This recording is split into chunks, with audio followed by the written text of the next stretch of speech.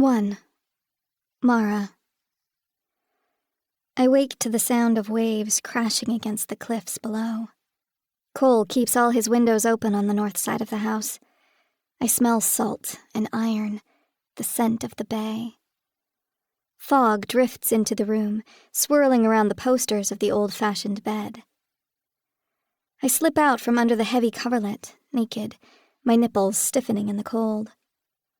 The fog condenses on my warm skin, making me slippery as a seal. Cole has left a silk robe for me, the kind a vintage film star would have worn. It swirls around my body, heavy, sumptuous, and ridiculously extravagant. He left slippers for me as well, but I ignore those, preferring to pad across his thick Turkish rugs in my bare feet. Walking through the halls of Seacliff is like walking through Versailles after hours. It seems outrageous that I'm even allowed inside this place, let alone that I live here. I could never have imagined what real wealth looks like, what it feels like to the touch. Palatial, empty, echoing space. Priceless art hung in distant wings where months or even years could pass without a single person viewing it. The aesthetic perfection of every last faucet and doorknob, each made of the finest materials, patinaed with age, but never becoming broken or run down. Motion sensors are everywhere. He already knows I'm awake. Cole is the most observant person I've ever met. He uses technology to enhance what he can see, what he can hear, until he's godlike in his reach. Inside this house, he could always be listening. He could always be watching. I want him to be. I'm safe from the rest of the world when I'm under his eye, under his protection. No one can hurt me. No one can touch me. Except Cole himself. I walk down the wide, curving staircase to the main level, the long train of the robe trailing behind me like a wedding gown. I haven't belted it. I see the hunger in Cole's dark eyes when he sees my bare breasts slipping in and out of view within the folds of the liquid, shimmering silk. He's already dressed for the day, the soft black waves of his hair still damp from his shower. Freshly shaved, the sensual curves of his mouth and the sharp line of his jaw look impossibly youthful. He's ageless, eternal. Beautiful in a way that hurts me, that grabs hold of my heart in my chest and squeezes hard.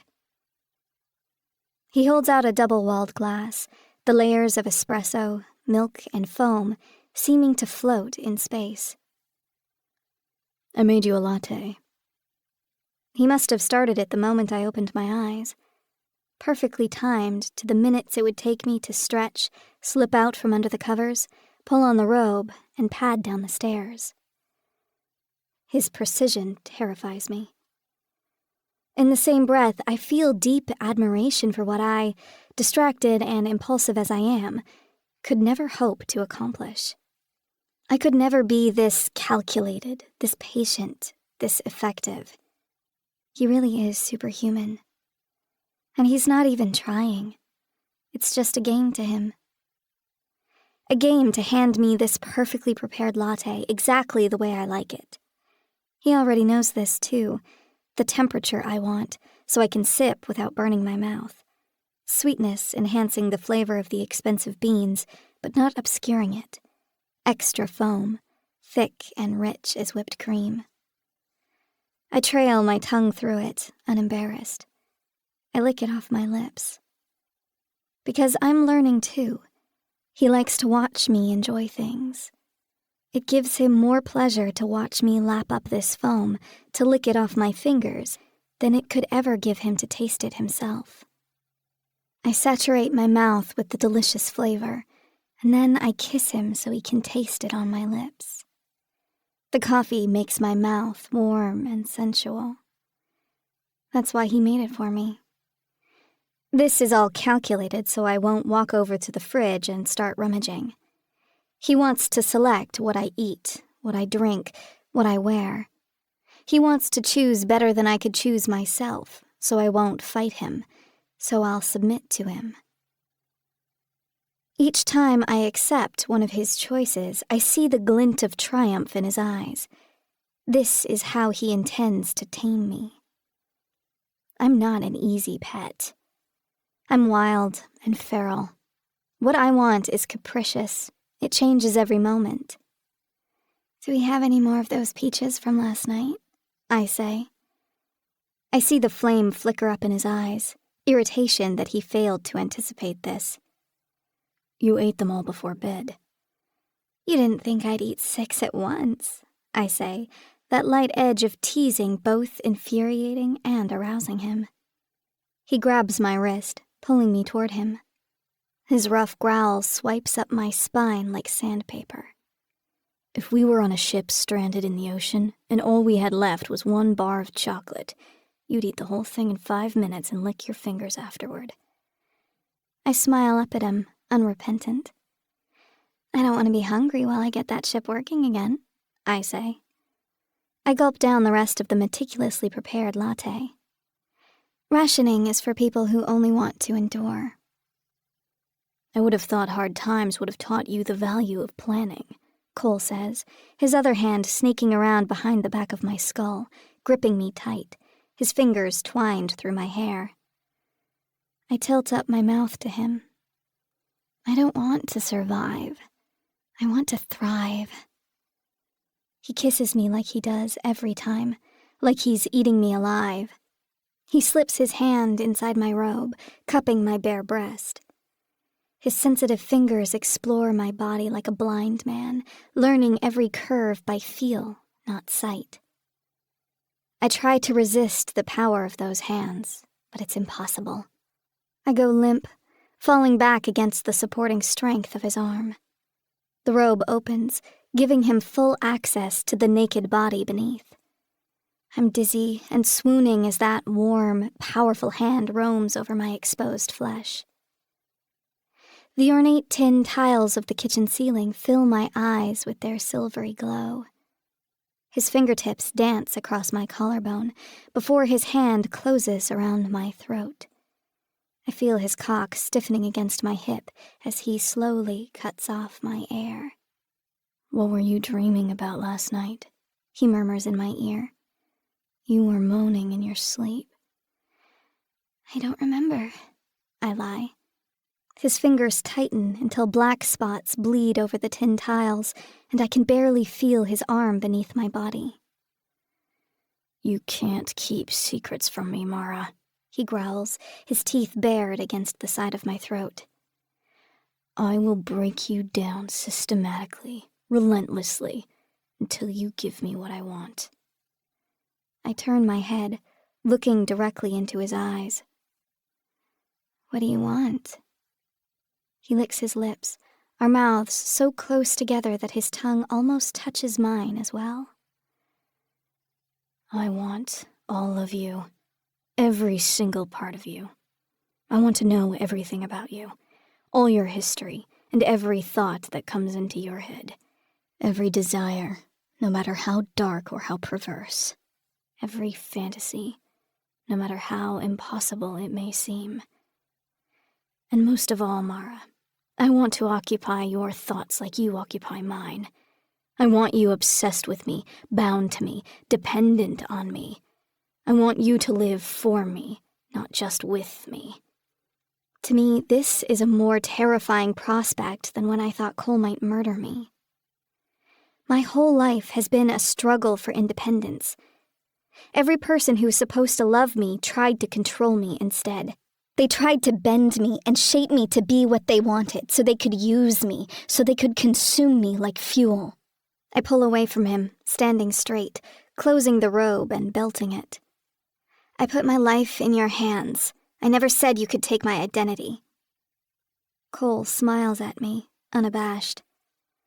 I'm not trying to change who you are. I'm trying to reveal it. A diamond can't shine until it's cut.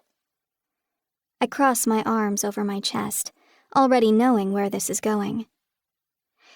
And where do you plan to cut me today? He's trying to hold back a laugh. Never a good sign. Always so suspicious, Mara. It's quite unjust, considering I've yet to make a plan for you that you haven't enjoyed. That's a generous interpretation, especially since the journey to enjoyment tends to be nothing less than horrifying. Now he does laugh, a sound that flushes me with heat. When the devil chuckles, the world tilts a little on its axis, and somewhere, someone makes a fatal mistake. There's nothing horrifying about me taking you shopping. No fucking way, I snap. You promised to get my things from my old house. And I have. Your things will be delivered this afternoon, though I ought to have them fumigated first. He sniffs. Don't want my thrift store jackets hanging in your immaculate closets. Don't worry, I'm sure there's some wing of this house you've never even seen. Oh, I know every inch of this house, Cole assures me. There's nowhere you can hide from me out in the world, let alone here in my own home. Locked in his dark gaze, I believe him. Opposing Cole feels like standing in the path of a freight train. Yet here I stand, staring down the headlights as the horn blares in warning. I like my clothes, I hiss. You don't have your clothes, Cole says. I do. And I'm not giving them back to you until you come shopping with me. If you don't like what I pick out, then you don't have to wear it. But you will accompany me. Or you'll have to go to the studio in that robe. He grins. Or naked. I'm happy with any of those options. I'll wear this damn robe all week long to spite him. That would offend his sensibilities much more than mine. It's only the chill gray fog outside the window that dissuades me. Silk isn't warm. Fine, I say grudgingly. But I mean it. I'm not wearing anything I don't like. I'd expect nothing less, Cole replies with irritating smugness. Taking my latte glass to the sink and setting it down a little harder than necessary, I say, let's get this over with. Cole raises one black slash of an eyebrow. You need to shower first. My hand itches to snatch up the glass again and fling it at him. It's never enough for him to get what he wants. It has to be exactly the way he wants it. Instead, I slip out of the robe and drop it in a puddle in the middle of his kitchen floor. As you wish, master. The tone is all sarcasm, but I see the flush of pleasure it gives him all the same. He picks up the robe and follows me like a dark shadow, silent and close. I walk back up the stairs to the master suite. Cole's bathroom is triple the size of my old bedroom. The sinks are massive slabs of raw gray stone beneath waterfall faucets. The bathtub, nearly the size of a small swimming pool, sits directly in the hardwood floor, right up against the window like an infinity pool. The shower is the size of a car wash, with dozens of nozzles pointing in all directions. Cole turns them on for me while I send the playlist on my phone to his Bluetooth speakers. The music echoes off the stone walls, bouncing around the space, melding with the thick steam of the shower. Why do you need music for everything? Cole asks me. Because it makes everything better, I say, stepping into the pounding spray. Cole stands outside the glass, his eyes roaming over my wet body. He has no shame in watching me. He does it openly, all the time, not bothering to hide his pleasure. It's flattering. I'm an exotic creature to him. Everything I do is interesting. Cole's gaze makes me more aware of what I'm doing. How I tilt my head back under the spray, exposing my throat. How the soap suds slide down between my breasts. How my skin flushes in the heat. I shower slowly, sensually, running my palms over my own curves, rotating in place so he can admire me from every angle. When Cole watches me, his eyes come alive in his face. He leans back against the wall, arms folded over his chest, the clean-cut muscle of his arms visible through the thin material of his shirt. Every turn of my body sends a twitch down the tight line of his jaw. His eyes crawl up my thighs, my ass, over his own artwork running from my hip to my ribs, even over the ugly scars marking both my arms. He likes it all. I lift the shower head down from the wall so I can direct the flow exactly where I want it. I let it rain down on my face, eyes closed, mouth open so the droplets pound on my tongue. I run the water across my breasts in slow strokes in time to the music.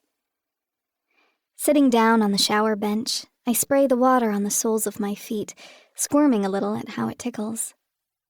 Then I run the water all the way up my leg, first one, then the other. Cole stands motionless, watching me. His endless fascination creates a voyeuristic energy that spurs me on to stranger and stranger behaviors. Leaning back against the cool stone wall, I spread my knees apart, opening my pussy to his view. Now he steps forward, eyes darker than an oil spill, lips pale. I point the shower spray directly at my pussy. It's almost too hot to bear, so I splash the water lightly against my exposed lips until I'm used to it, until I can direct the pressure right at my clit. My head falls back against the wall, eyes closed. I'm not watching Cole watching me anymore. I'm feeling it. The water caresses me, sliding in and out of my folds, running everywhere. It's warm and powerful. The closer I bring the shower head, the more intense the sensation becomes. "That's right," Cole murmurs. "Good girl. Don't stop." The flush rises up my body, filling my breasts, crawling up my neck. The heat is almost too much. I want to turn it down. Sensing this, Cole steps inside the shower. He drops to his knees in front of me, closing his hand over mine on the shower head, locking my fingers in place. He points the spray right where he wants it and holds it there as the heat and pressure rises. His trousers are drenched, as well as his expensive Italian loafers. Cole barely notices. For all his perfectionism, Cole is a pleasure seeker just like me. He wants what he wants, and he's willing to pay for it. Right now, he wants to make me come, and he doesn't give a fuck what clothes he ruins. "You've done this before," he growls. "Yes," I gasp. "Is this how you learned to come? In the bath, spreading your legs under the faucet?" I press my lips together, hating how he uses sex to dig information out of me. Hating how arousal makes me weak. Cole brings the shower head closer until it's only an inch from my pussy, until the pounding spray is almost unbearable. He wraps the rope of my wet hair around his hand and jerks my head back, growling in my ear. "Admit it, you dirty girl. You were taking baths to come, not to get clean." "Fuck being clean," I snarl. "I'll sleep in a dumpster if I feel like it." Cole's chuckle is what tips me over, rich and wicked, vibrating down to my bones. "I know you would, you little psychopath." The orgasm is as hot and pounding as the shower spray. My lungs fills with steam. My skin blushes redder than rose petals. When I'm panting against the wall, limp and loose, Cole orders, "Stay right there. Don't move a muscle." I couldn't even if I wanted to. Cole exits the shower to retrieve something from his drawers. He's not rummaging. His toiletries are so perfectly organized that it only takes him a moment to gather what he needs. He returns seconds later, carrying shaving cream and a straight razor. "I can shave myself," I inform him. "Not as well as I can." It annoys me how true that is. Even though I'm pretty fucking good with my hands, I still can't match Cole in precision. He's a machine, if a machine had a soul. Or part of a soul, at least. I lean back against the wall, thighs open, pussy swollen and flushed from the hot spray. It's deeply thrilling to offer him access to my most vulnerable parts. My heart races as he flips open the razor, clearing the gleaming steel blade from its bone handle. "Hold this for me," he says, pressing the handle into my palm. I close my fingers around it, looking at the cruel edge of the blade, thinner and sharper than any knife. Cole kneels before me. He squeezes a puff of shaving cream onto his palm, then gently massages it over my bikini line. His cheek is only inches from the razor, his neck exposed as he tilts his head for a better view. I could cut his throat right now. Cole spreads the shaving cream all across my pussy and upper thighs. It feels thick and cool after the heat of the water.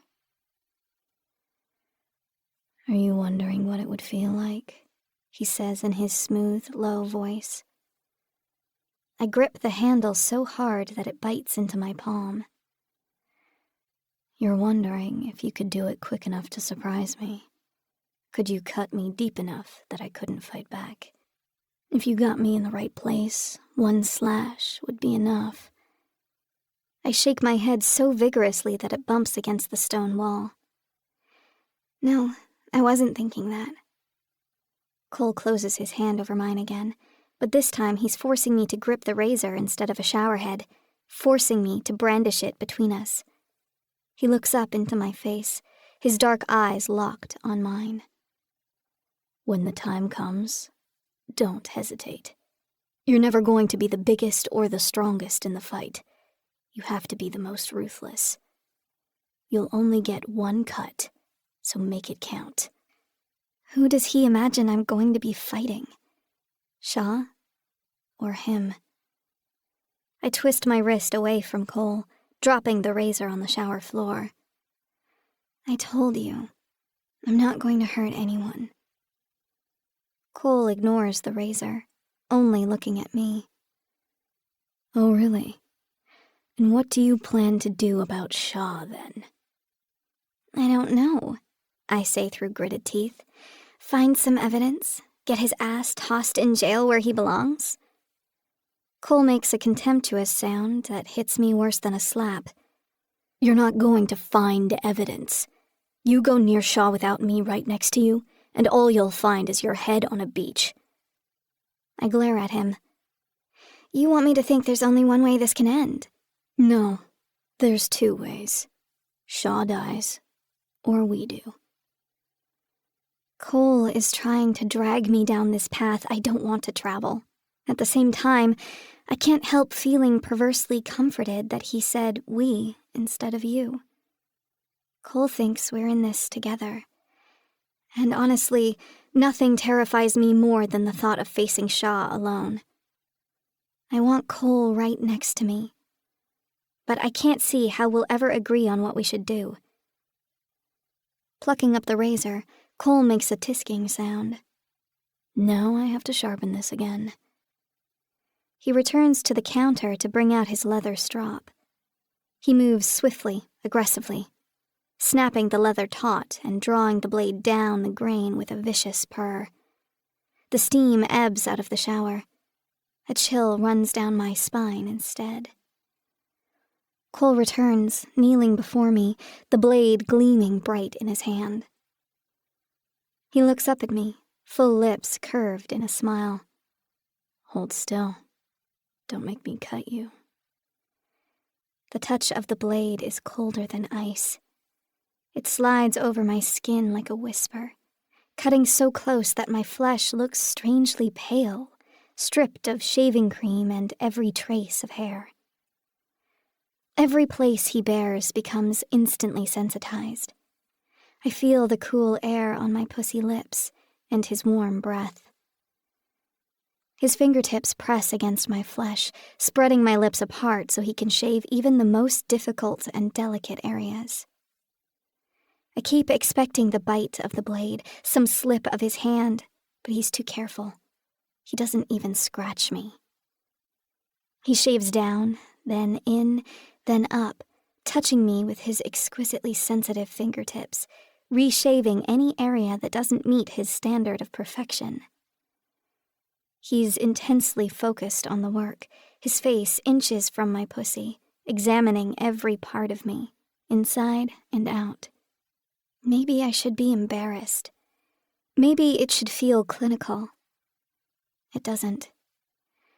Instead, I find myself shivering under his touch, hardly able to hold still when I'm dying to press my clit against his palm, aching for him to rub the ball of his thumb across it. I want his fingers inside me, his cock inside me. Cole lifts the shower head once more, rinsing the last remnants of shaving cream off my skin.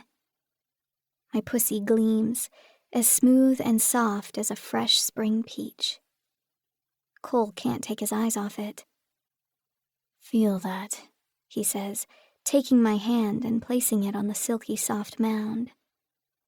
My fingers glide over the skin, 10 times as sensitive as it's ever been. It feels like I was made this morning, like nothing bad has ever happened to me. Venus rising from the sea foam. Putting his hands on my knees, Cole pushes them all the way apart.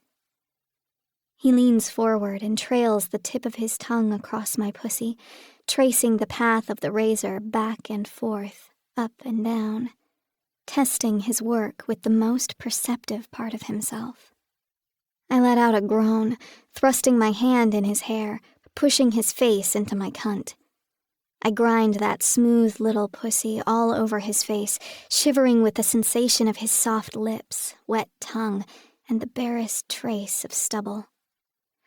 I feel it all like I've never felt it before, and I melt into his mouth, starting to come before I even realize what's happening.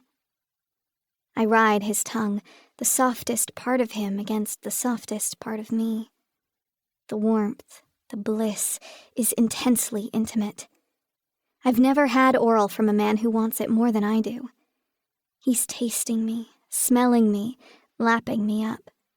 So hungry that I could never satisfy him, even while he's gorging me with pleasure. When the second climax passes, I almost feel guilty. I reach for him, wanting to return the favor. "Let me suck your cock." "No." He pushes me back down on the bench, still holding the razor in his left hand. "I don't want a blowjob." "What do you want, then?" His right hand rests on my thigh, holding me in place. "I want to taste you." That's what he just did. My wetness is all over his mouth. Then Cole lifts the razor over my thigh, and I understand. My heart skips. Every time we cross another line, the edge of what I used to know retreats in the distance. "Do it," I say. He makes one thin slash on my inner thigh, so quick and sharp that the pain flares and vanishes all in an instant before I even register it. Blood wells up, darker than wine. He catches it on his tongue, lapping the shallow wound, and then closing his mouth over it. I feel his tongue sliding across a raw nerve, and then the gentle sucking as he latches on. His mouth soothes me. I lean back against the wall, eyes closed, fingers slipping into his thick, soft hair once more. I scratch my nails gently against his scalp while he sucks at the cut. When he pulls back at last, I'm no longer bleeding. I look at the mark, thin and clean. I know from experience this won't scar. It's the ones you cut deep, the ones that are ragged, the ones you make over others that are still healing. Those stay forever. Cole rises, pulling me up with him. He kisses me on the mouth. I taste the sweet musk of my pussy and the metal of my own blood. Neither feels wrong. In fact, it's a combination so perfect I might have come up with it myself, given enough time to experiment. The orgasms have made me placid and calm. "What do you want me to wear?" I ask Cole. He drives us to Neiman Marcus on Geary Street. The venerable stone building stands on the corner, its layers of glass display windows impossibly chic and imposing even from a distance. "Can't we just go to Urban Outfitters or something?" I grumble. Already I'm regretting the cooperative spirit that prompted me to climb in Cole's passenger seat. I don't want to go in some stuffy store where the sales ladies are sure to give me the kind of side-eye employed on Julia Roberts in Pretty Woman. They can tell when you're poor, when you don't belong. "Or better yet," I say, "I can keep wearing your clothes." Cole let me borrow a pair of his old money woolen trousers and a cashmere sweater. He even punched a new hole halfway down one of his belts to keep the pants up. It's all way too big for me, but I like baggy clothing. "Absolutely not," Cole says. "That was a desperate measure, one we're about to rectify." Just walking through the doors makes me uncomfortable. We have to pass under the glare of 2 security guards entrusted with keeping the homeless people out. I'd feel more relaxed in one of the many tents camped out in Union Square. I'd rather smoke a blunt with one of those dudes than cringe under the aggressive, "Good morning! What are you two shopping for today?" from a lipsticked blonde brandishing a perfume bottle. "Good morning," Cole replies, coolly ignoring the rest of the question as he sweeps past her, keeping his vice grip on my arm while he steers me onto the steep escalator to the upper levels. Compared to the crowded streets outside, the ladies' department feels oddly empty. I stare around at the pristine racks of clothing, organized by designer, bright and rich and appealing, but unseen by anyone else. We're alone up here, except for a few scattered sales associates. "Where is everyone?" I whisper to Cole. "There is no everyone. You're shopping with the 1%. There's not that many of us." The surreal silence unnerves me. I approach a rack of fall coats, gingerly lifting one sleeve. The material is thick and heavy, with elaborate embroidery along the cuff. Real elkhorn buttons are hand-sewn along the placket, and the fur trim on the collar is so rich and soft that it immediately makes me think of Arctic animals that burrow in the snow. Flipping over the tag, I let out a startled bark of laughter. $8,000? I squeak to Cole. For one coat? What's it made out of? Hair clippings from Ryan Gosling?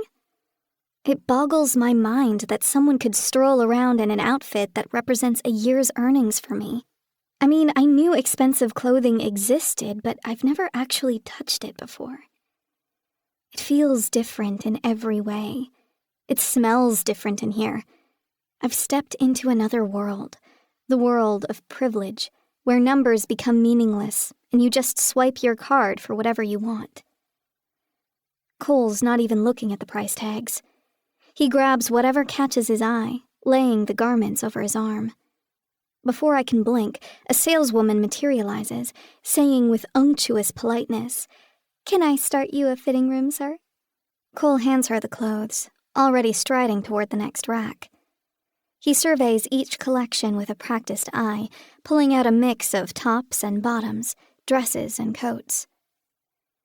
I don't even try to help him. I'm intimidated and conflicted. I always wanted to make money, but I never really pictured myself using it. I have too much resentment for the rich to ever really believe I'd become one of them. Besides, I'm not rich. I sold one single painting. Cole is beyond rich, and apparently planning to splash out a lot more money on a new wardrobe than I was expecting. I grab his arm, muttering, "This stuff is too expensive." He takes my hand, pulling me toward the fitting room. "You don't know anything about money. This isn't expensive, it's pocket change." That only makes me feel worse. The economic chasm between Cole and me is far wider than any of our other differences. We both lived in 100-year-old San Francisco houses, but mine was a moldering shack and his a literal palace. The more I step into his world, the more I see how little of it I understood from a distance. He knows everyone in this city, everyone that matters. They're intimidated by him. They owe him favors. He can accomplish things with a snap of his fingers that I couldn't manage in 100 years. Even people who don't know the Blackwell name, like this woman waiting on us, even she falls under the spell of the effortless confidence that tells her Cole is someone of value, someone who must be obeyed. I have never been someone of value. Not to anybody.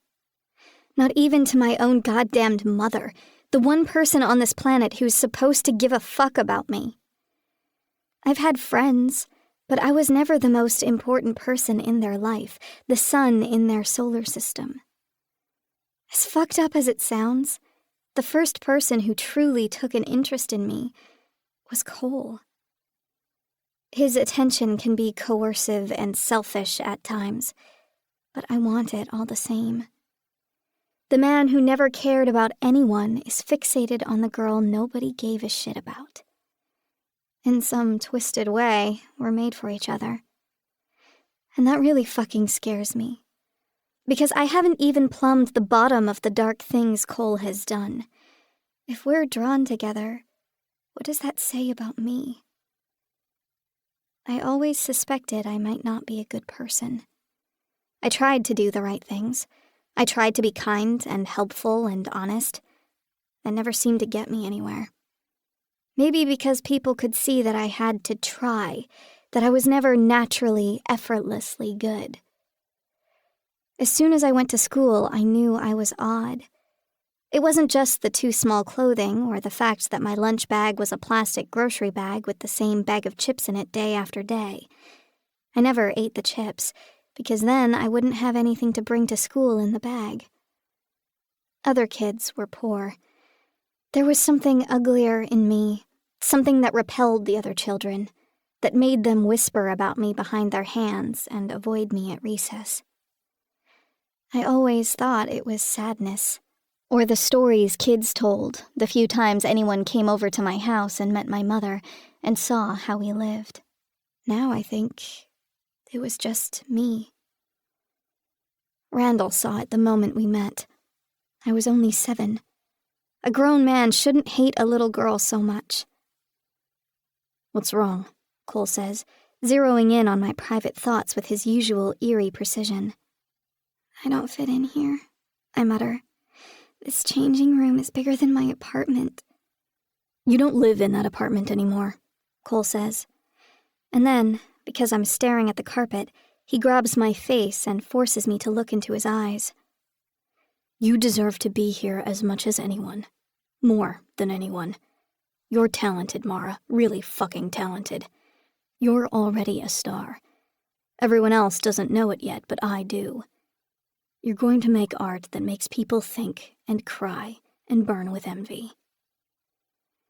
If anyone else said that, I would assume they were only trying to cheer me up. Cole doesn't say things to be nice. I loved his art before I ever laid eyes on him. It spoke to me long before we met.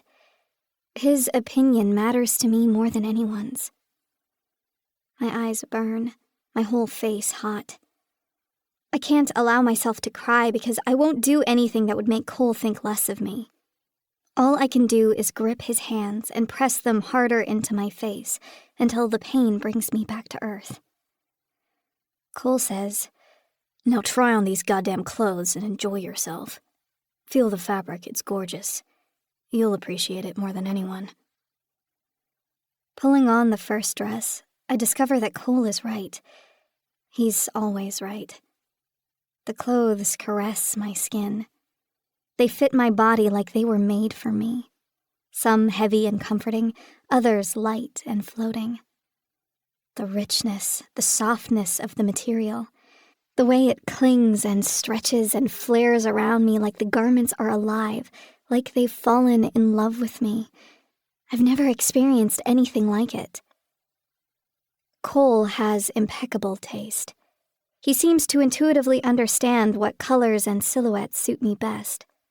He's chosen rich jewel tones, mostly solid fabrics, a few prints. The embellishments are rustic embroidery or sumptuous draping, nothing that would scratch or irritate me. He hasn't picked out anything that would make me feel like I was cosplaying as a socialite. It's all bohemian styles with vintage influences. He knows me. He knows what I like. I had only intended to let him buy me a few things, but piece after piece piles up in his arms, each so lovely that I can't seem to choose between them. Mini dresses with bell sleeves, satin rompers, peasant blouses, leather skirts, embroidered bell-bottom jeans. I, too, have to stop looking at the price tags so I don't make myself sick. As he orders the sales clerk to ring it all up, I turn to him, forcing myself to meet his eyes, even though I'm deeply embarrassed. I never meant to take charity from anyone. I always told myself I was strong and independent, that I could take care of myself. "Thank you, Cole," I say humbly. "Not just for the clothes, for everything you've done for me." "Feeling grateful, are you?" he says, those dark eyes glinting wickedly.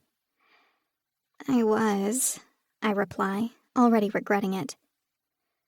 "Then why don't you do me a small favor in return?" Oh, God. What is it? "Don't worry. This will be fun." Cole's idea of fun terrifies me. He's leading me back inside the changing room, though I already tried on all the clothes. I try to keep my heart rate within range of a light jog instead of an all-out sprint. What are we doing? "Calm yourself, little Caravaggio. I just want you to wear something for me." He holds up what looks like a small piece of rubber, soft, curved, and about the size of my thumb. What is that? "It goes right in here." Cole pushes me up against the wall, slipping the little piece of rubber down the front of my underwear. It nestles in place between my pussy lips. I can feel it, but the softness of the rubber prevents discomfort. I have no idea the purpose of this. Still, I go along with it. Cole is so odd that almost nothing surprises me anymore. Obediently, I follow him out so I can watch him swipe his credit card for a sum that eclipses my entire net worth, including the painting I just sold. Breathless, I say, "Well, I guess we should head over to the studio." "Not even close." Cole laughs. "What do you mean?" "We're not done shopping." "What could you possibly—" "Come on." He grabs my hand, dragging me along. So begins the second half of our shopping spree, wherein Cole attempts to clean out Neiman Marcus in a single afternoon. I tire of arguing with him long before he tires of swiping his card. He buys me earrings, necklaces, perfume, cosmetics, shoes, and a collection of lingerie so scandalous that it would make Joseph Corey blush. I can hardly focus on the purchases because Cole is amusing himself in an entirely different way. It starts as I'm sampling a selection of perfumes laid out by the willowy blonde who accosted us on our way in the door. She's wafting a sample of Maison Francis Kirkjohn beneath my nose when I feel a sudden buzzing in my nether regions. I jerk upright, almost slicing off my nose via paper cut. "What the hell?" I gasp. I whirl around, finding Cole with his hands in his pockets and an artfully constructed expression of innocence on his face. "Mosquito bite?" he says. My face is burning and my knees are going wobbly beneath me. The buzzing has dialed down to a low thrum, steady and insistent. I see Cole's hand shifting within his pocket as he manipulates the controls. The buzzing ramps up again, almost loud enough for the perfume counter lady to hear. I take several steps away from her, trying to squeeze my legs together, then quickly separate them again because that only makes it worse. "Are you all right?" she asks me, her Botoxed brow unable to wrinkle in concern. "Could I have some water?" I squeak. I'm trying to get rid of her so I can yell at Cole. Wheeling on him, I bark, "Turn that off!" Instead, he turns it up. I have to lean against the glass counter, cheeks burning and hands sweating. "Stop," I beg him. He turns it off, giving me a moment of blessed relief to recover myself. The perfume lady returns with a small bottle of water. "Feeling better?" she says, handing it to me. "Yes, thank you," I pant. "I think the perfume was making me dizzy." "Try this," she says, passing me an open canister of coffee beans. "It can help clear your head." I lean over to inhale their scent. Right as I do, Cole activates the vibrator again. "Oh my God," I gasp, clutching at the countertop with both hands. I'm helpless as the sensation thrums up and down my legs, churning in my lower stomach. Cole has discovered a fatal weakness, one I didn't even know I possessed. Vibration is my kryptonite, and Cole is employing it with Lex Luthor levels of evil genius. How the fuck did he even find one this small? He probably made it himself, that crafty bastard. He's ramping it up again, while I desperately try not to moan in front of the confused blonde. "Do you need a doctor?" she says.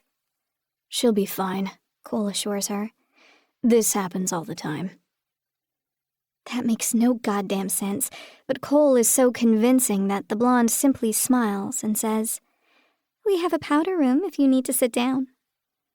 Cole puts his arm around my shoulders, leading me away from the perfume counter, but not shutting off the vibrator. I turn into his chest, holding him for support, hiding my face against his body as I start to come. My legs shake like an earthquake, my arms wrapped tight around his waist. I'm making a muffled, groaning sound. When it finally passes, I gasp, "Turn that damn thing off." Cole complies, though I can feel him shaking too, from laughter. I look up at him. Cole is illuminated with the purest, brightest amusement I've ever seen. It lights up his whole face, making him beautiful on a level that awes me. I can only stare. Then I start to giggle as well. Maybe it's the rush of dopamine, or maybe it's the fact that for the first time, Cole and I are laughing together at a secret that only we share. "Why are you so awful?" I snort. "I don't know," he says with real wonder.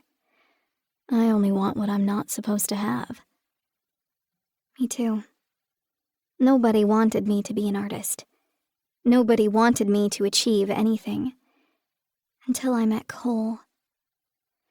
He turns the vibrator on several more times while we're shopping. It becomes a game between us, him trying to do it at the most inopportune times, and me fighting my hardest not to show any sign of it on my face, to keep talking and picking out mascara while my knees tremble and my skin flushes as pink as a baby pig. Soon I'm giddy and overstimulated, hanging off his arm because I can barely stand up. Cole carries all the bags for me, laden down like a Sherpa. I've never felt so spoiled.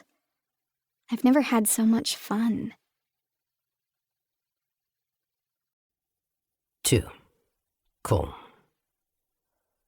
When we return from shopping, Mara pounces on me, shoving me down on the nearest chaise, saying, "Now it's my turn," in that husky voice of hers. If I could describe the attraction I feel for her and the way it eclipses what I've ever felt before, I'd have to say that Mara is just gritty. She has an edge of roughness, wildness, neglect. Even though I should dislike certain aspects of her person, the way she bites her nails ragged, for instance, it all becomes the spice that I crave more than any bland and perfect beauty. The artist in me desires what is truly unique. The slope of Mara's upturned nose, her wild fling of freckles, the fox tilt of her eyes, the lower lip's ratio to the top. These proportions are so exaggerated that they ought to be wrong. Instead, they could never be more right. She looks up at me, a wild creature, no captive pet. I've lured her here, but not yet tamed her to my will. I lean back against the cushions, arms spread across the scrolled woodwork, looking down at her, watching her work. She unzips my pants, looking up into my face, her sleek gray eyes flirting with mine. She's smiling, licking her lips with anticipation, her fingers fumbling with the zipper. Her excitement ignites mine like a firestorm. The more eager she seems, the more my cock throbs and rages for the touch of her tongue. The sunset flowing in through the plate glass windows colors her skin pink, peach, and gold. Her hair illuminates like electrical filaments. She seems to glow with energy and light. She wore home one of the dresses I bought for her, cloud-light linen, soft and floating around her shoulders. My cock springs out, almost slapping her in the face. Mara jumps and lets out a peal of delighted laughter. When she's happy, she laughs so easily. Each throaty note runs down my spine like a scale. She floats her fingertips over the head of my cock, teasing me. Her hands look naked, bare and unadorned, no rings or polish, stained around the nails by ink and paint. Her mouth hovers inches away, partly open, the tip of her tongue curled up to playfully dance around her teeth. Her lips are swollen as a bruise. I'm aching to feel them closed around my cock. I might blow the instant they touch me. Mara puts out her tongue and runs it softly up the sensitive underside of my cock. It feels like she's stringing a wire all along the path of her tongue, then sparking it to life. She enfolds the head of my cock in her warm, velvety mouth. I make a sound I've never made before. My brain exits my skull, floating several inches up in the air. She sucks slowly, gently, for what seems like forever. She's not trying to make me come. She's blowing me like she intends to do it all night long. I look down at her. Her eyes are closed in peaceful satisfaction. Her ear rests against my thigh. She might be asleep, except for the warm, steady pressure of her mouth, licking, sliding, sucking. Some mistake has been made. I died, heaven exists, and they let me in. After a long, blissful eternity, I start to come. While I drift through this dreamy, eternal orgasm, Mara never stops sucking for a moment. She finally raises her head to look at me. I ask her, "How did you do that so long?" She shrugs. "I like it. It feels good." "I know it feels good," I say. "For me. Doesn't your jaw get sore?" "Sometimes," she says. "But I just switch the angle or depth. The longer I do it, the more sensitive my lips and tongue and throat become. The better it feels, the longer I can do it." I'm struggling to understand what she means. "You're saying the better it feels for you?" "Yeah," Mara says, squinting at me like this is obvious. It's not obvious, and I must look confused because she frowns and says, "Doesn't it feel good for you when you touch me?" "It does." I pause, trying to articulate something I've never consciously considered. What I'm enjoying is the effect on you, the way it puts you under my control. If I can make you feel pleasure, I can get you to do anything I want. When I'm getting what I want, I can eat your pussy for hours. So, when you suck my tits, you're doing it for me because it drives me insane, not because it makes your tongue feel good?" Mara says. That's right. We're looking at each other like we just discovered one of us has been speaking Spanish and the other Portuguese. Slowly, Mara climbs up onto my lap, straddling me on the chaise. She pulls her linen dress overhead, letting it drop on the floor behind her. Underneath, she wears only a skimpy lace thong, no bra. Her bare breasts sit directly in front of my face, small, round, soft, and ripe. Her tight little nipples poke out, brown as her freckles pierce through with silver rings. Cupping the base of my skull in her palm, Mara draws my head toward her breast. "Close your mouth around my nipple," she says. Flushed from that long orgasm, I don't think or plan, I only obey. "Suck on my tits," Mara says. Soft, slow. Feel what they feel like in your mouth, against your tongue. My mouth latches onto her breast, taking the whole nipple in my mouth. Its stiff, pebbled tip lies firmly against my tongue. The round swell of her breast presses pleasantly against my lips. Her skin smells of the intoxicating perfume Mara chose at the store, selecting the one that incited me the most without me ever saying a word. I suckle on her breast, trying to shut off my impulse to look up at her face to gauge how effective I am. I close my eyes, focusing on my own sensations, letting the soft sounds of her moans and the tightness of her waist between my hands guide me. Her nipple swells in my mouth, warming and softening against my tongue. The silver ring remains cool and unchanging, ice that can never melt. Slowly I increase the pressure, not because I can feel that it causes Mara to grind harder on my stiffening cock, but purely for the satisfaction of sucking harder. Mara pushes herself up, then lowers down on my cock. Her lace thong pulled to the side. Her pussy is drenched, so wet that I feel it on my thighs. She's so close to climax that she's already riding me hard, starting at a gallop. I release her breast and seize the other in my mouth, sucking hard, ravaging it, trying to fit as much as possible in my mouth. The silver ring like the tine of a fork or the lip of a glass, serving her nipple to me. The sensation satisfies, like eating, like drinking. I'm devouring her, gulping her down. Mara starts to come. She's clutching the back of my head, pushing my mouth harder against her breast, slamming her pussy down on my cock. I swallow her breasts. When I'm full to the brim, I explode inside of her. Sometime later, we're still sitting on the couch in the same position. Mara's head rests on my shoulder. I'm trailing my fingertips lightly up and down her spine. I can tell she likes it. Her body is heavy and sleepy, her soft sighs tickling my ear. I'm not thinking about that.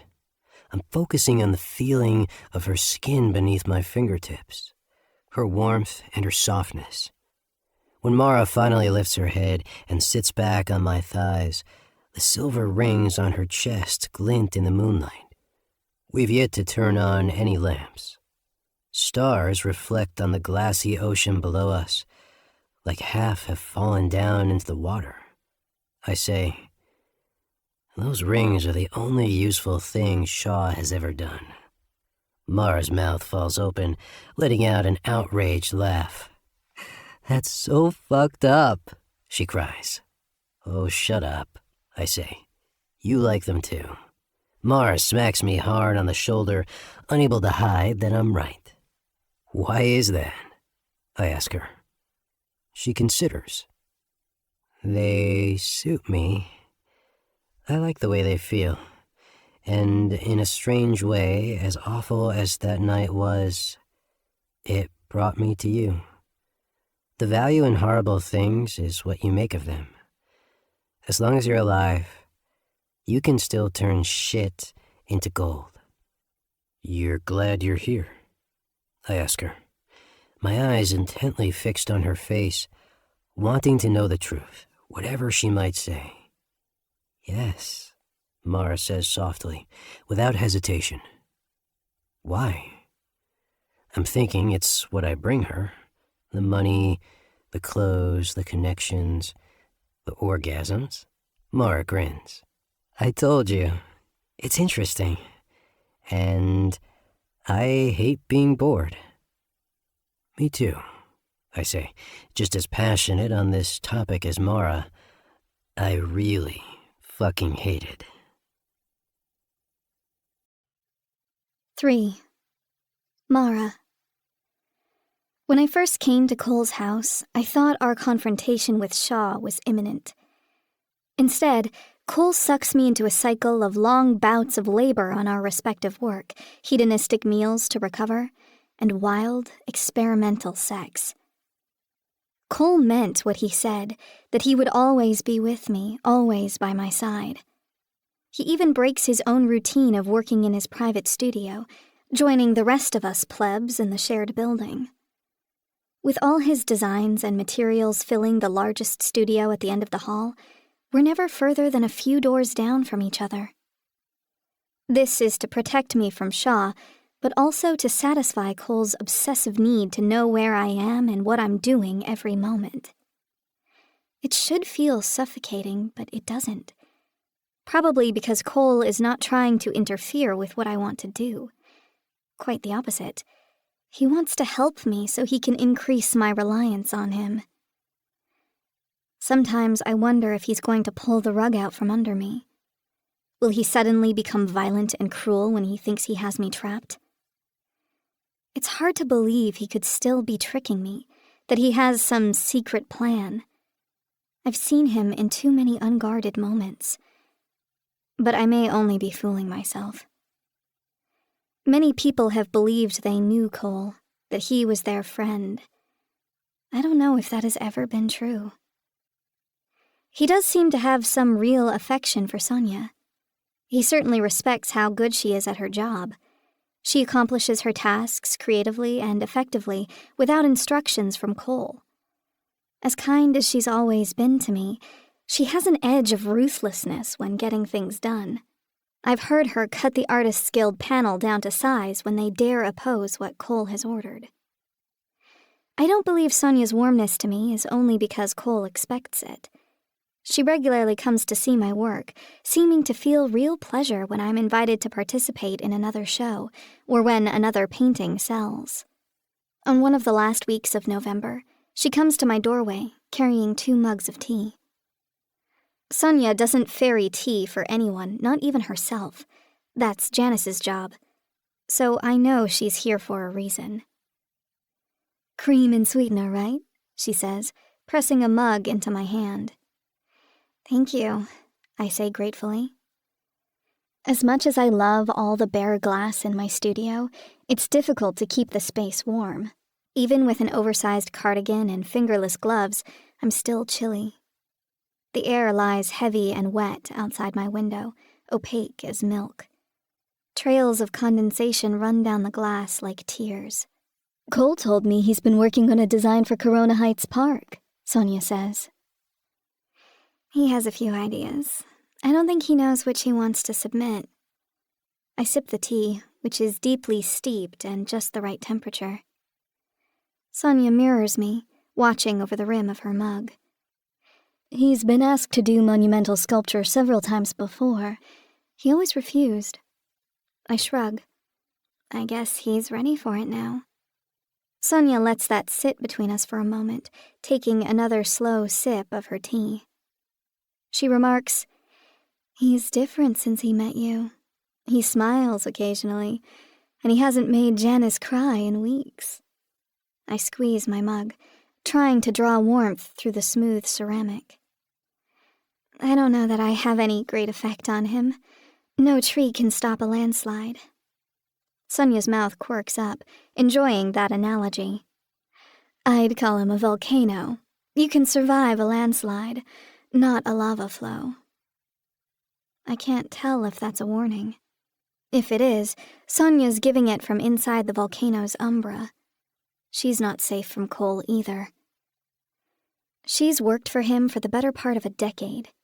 As brilliant and observant as Sonia is, I have no doubt that she's learned some of his secrets, whether he intended to share them or not. Yet she remains unusually loyal to her boss. I set my tea down, picking up my brush once more, loading it with paint.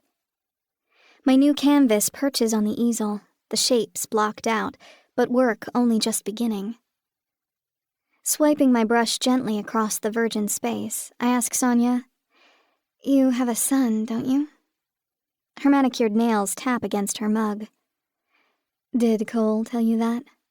"No, I saw you carrying a backpack out the other day. From the Cuphead patches and the skateboarding stickers, I guessed he's about 12? 13. I can hear Sonia's smile, the affection in her voice. "His name is Will. He goes to the STEM school in Laurel Heights." "Oh, so he's a genius then." I grin. "Yes," Sonia laughs. "And like all geniuses, absent-minded, he forgets that damn backpack in my car at least once a week." I dip my brush onto the palette, adding a little more navy into the silvery gray. "Will lives with you full-time?" Sonia wears no ring, and I've never heard her mention a boyfriend, let alone a husband. "That's right." Sonia takes another leisurely sip of tea. She's dressed in a tailored pantsuit, no blouse beneath. The streaks of premature gray around her face look stark and bold, like she was struck with lightning in just that spot. His father was an aerospace engineer, designing drones for military applications. That's where Will gets his math skills. God knows it's not from me. My respect for Sonia battles against my curiosity. As someone who hates personal questions, I don't want to pry. On the other hand, I'm sure Sonia will have no problem shutting me down if she doesn't want to talk about it. "Where's his father now?" Sonia perches on the edge of my table, her long legs stretched out in front of her, crossed at the ankle. She looks down into her tea, swirling the mug slowly in both hands. "It was an ugly divorce," she says. "Will was 8, just starting 3rd grade. His father wouldn't agree on split custody. He worked long hours, weekends too, but he couldn't stand the thought of me having Will even half the time. He hired a men's rights attorney, a fucking snake, and they threw everything they could at me. Month after month, drowning me in paperwork and court hearings, trying to intimidate me, trying to drain our bank account to the point where I'd hand over my son just to make it stop." I stop painting, turning to look at her. Her face falls into deep lines of exhaustion, remembering the ordeal.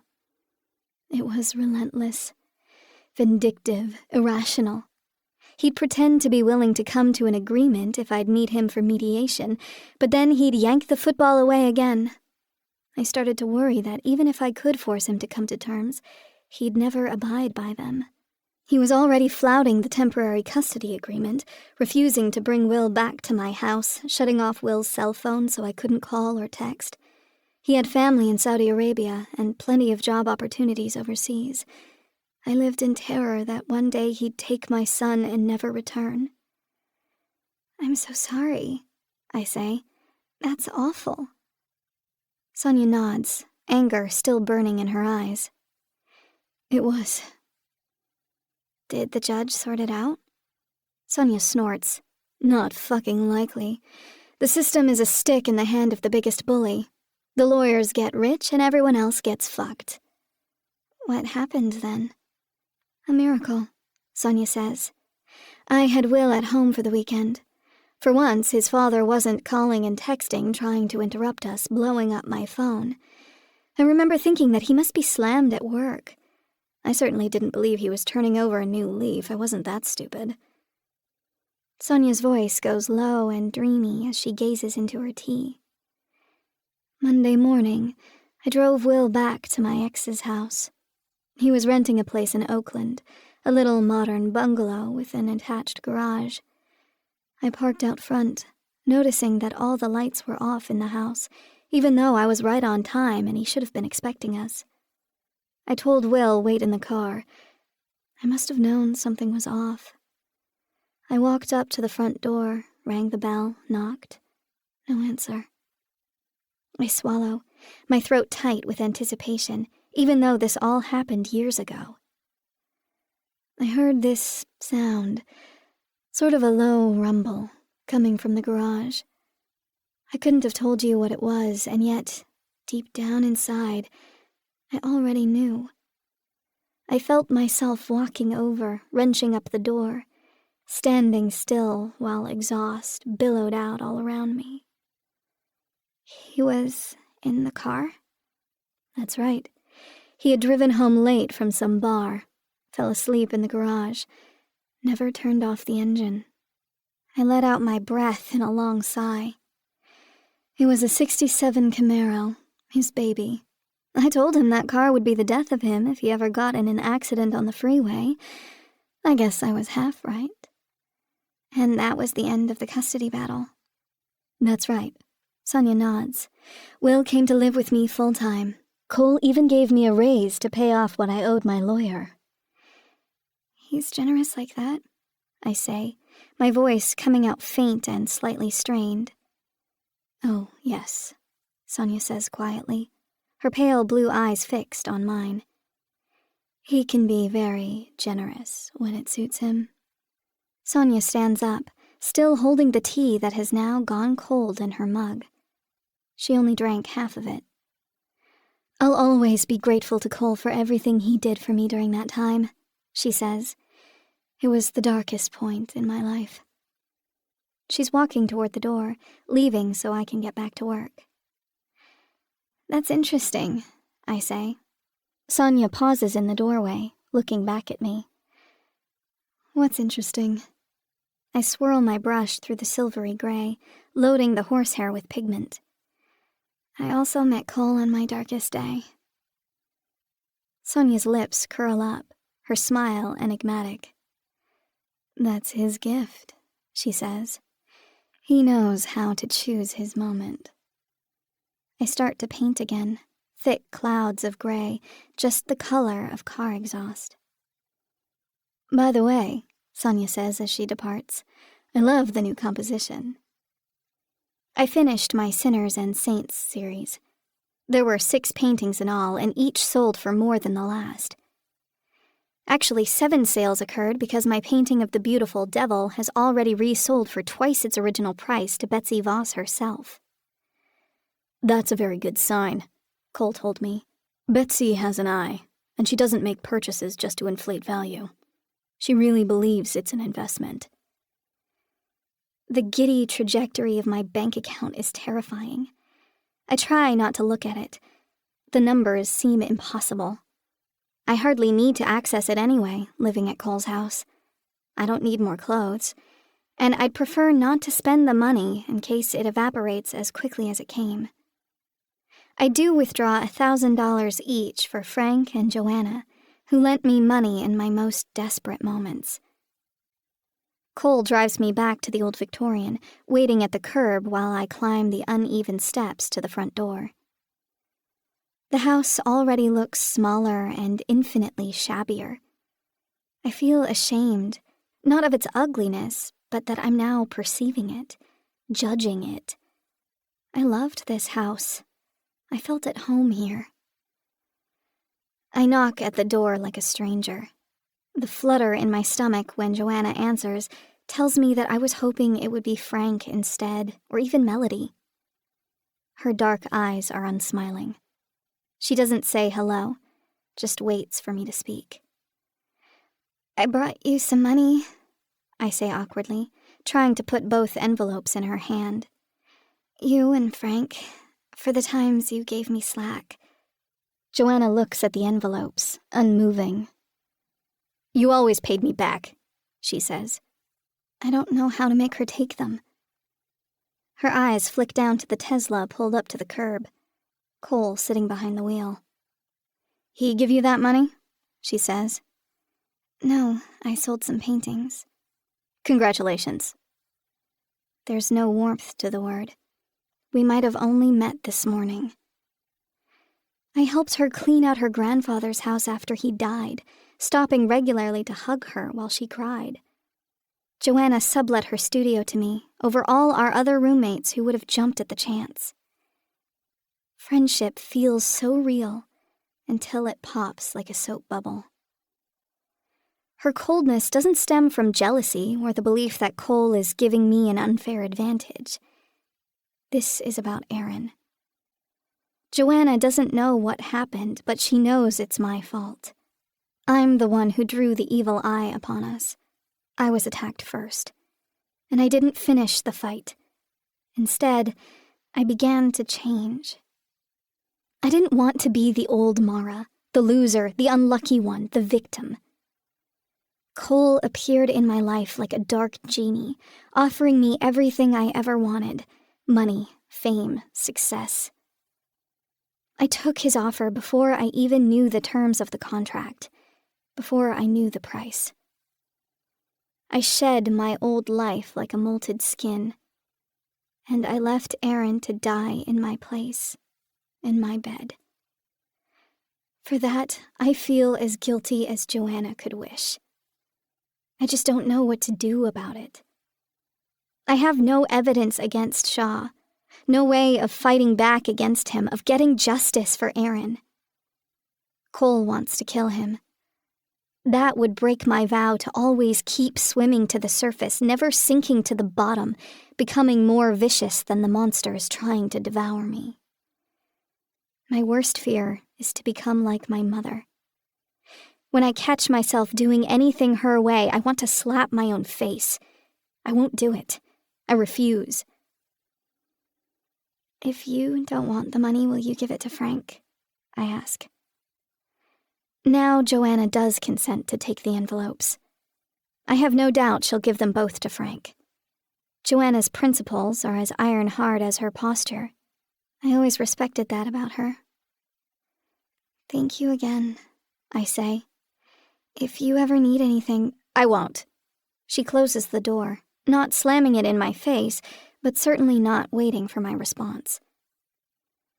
Making the long descent back to the car, I can tell Cole has followed the conversation as closely as if he could hear it. She's still upset about Aaron, he guesses.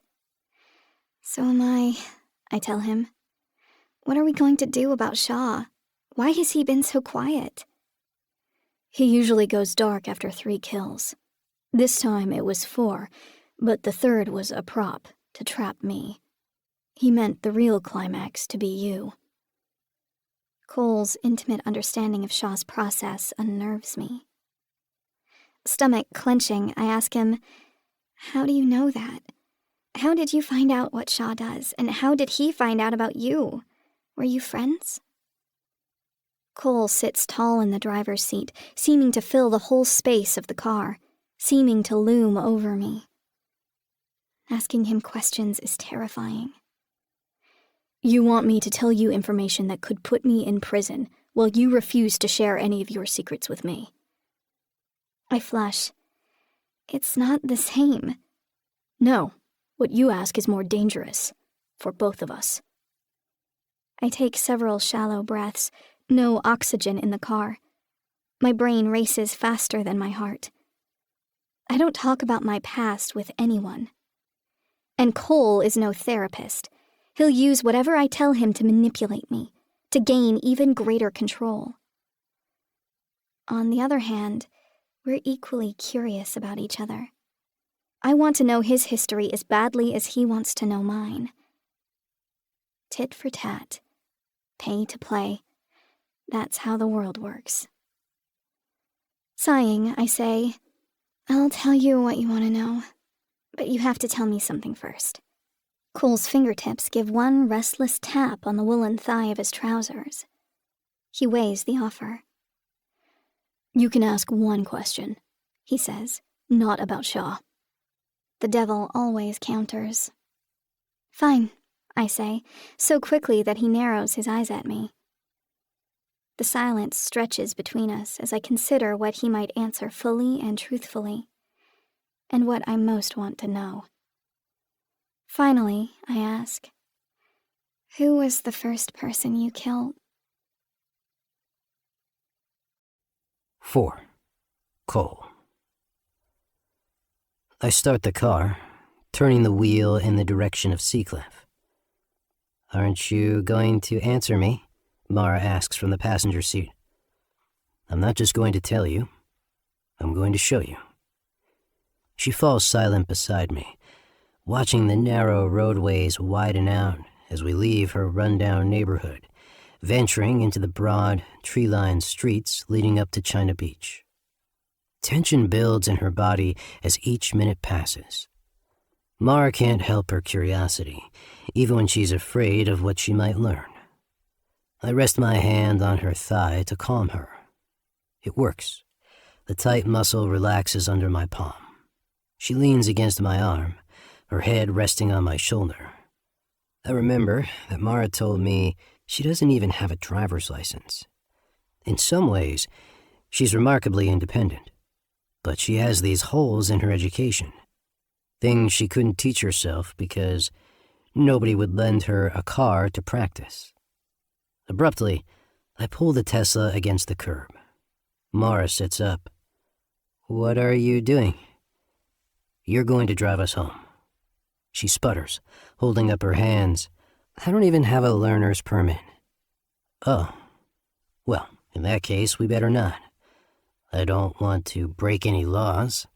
Mara snorts, but remains stubbornly seated on the passenger side. "What if I scratch it?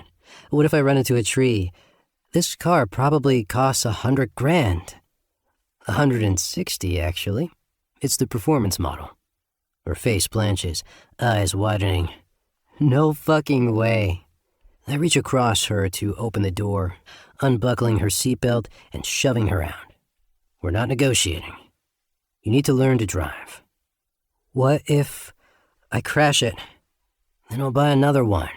It's a hunk of metal. I really don't give a shit." I'm climbing out myself, trading positions with her. We cross paths in front of the headlights, Mara warily eyeing the car as if it's an animal, crouched and ready to swallow her whole. "Doesn't it drive itself?" she asks, slipping behind the wheel.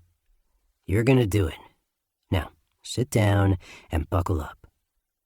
Once we're both seated, I walk her through the controls, showing her the paddle shifters, the turn signal, the accelerator, and the brake.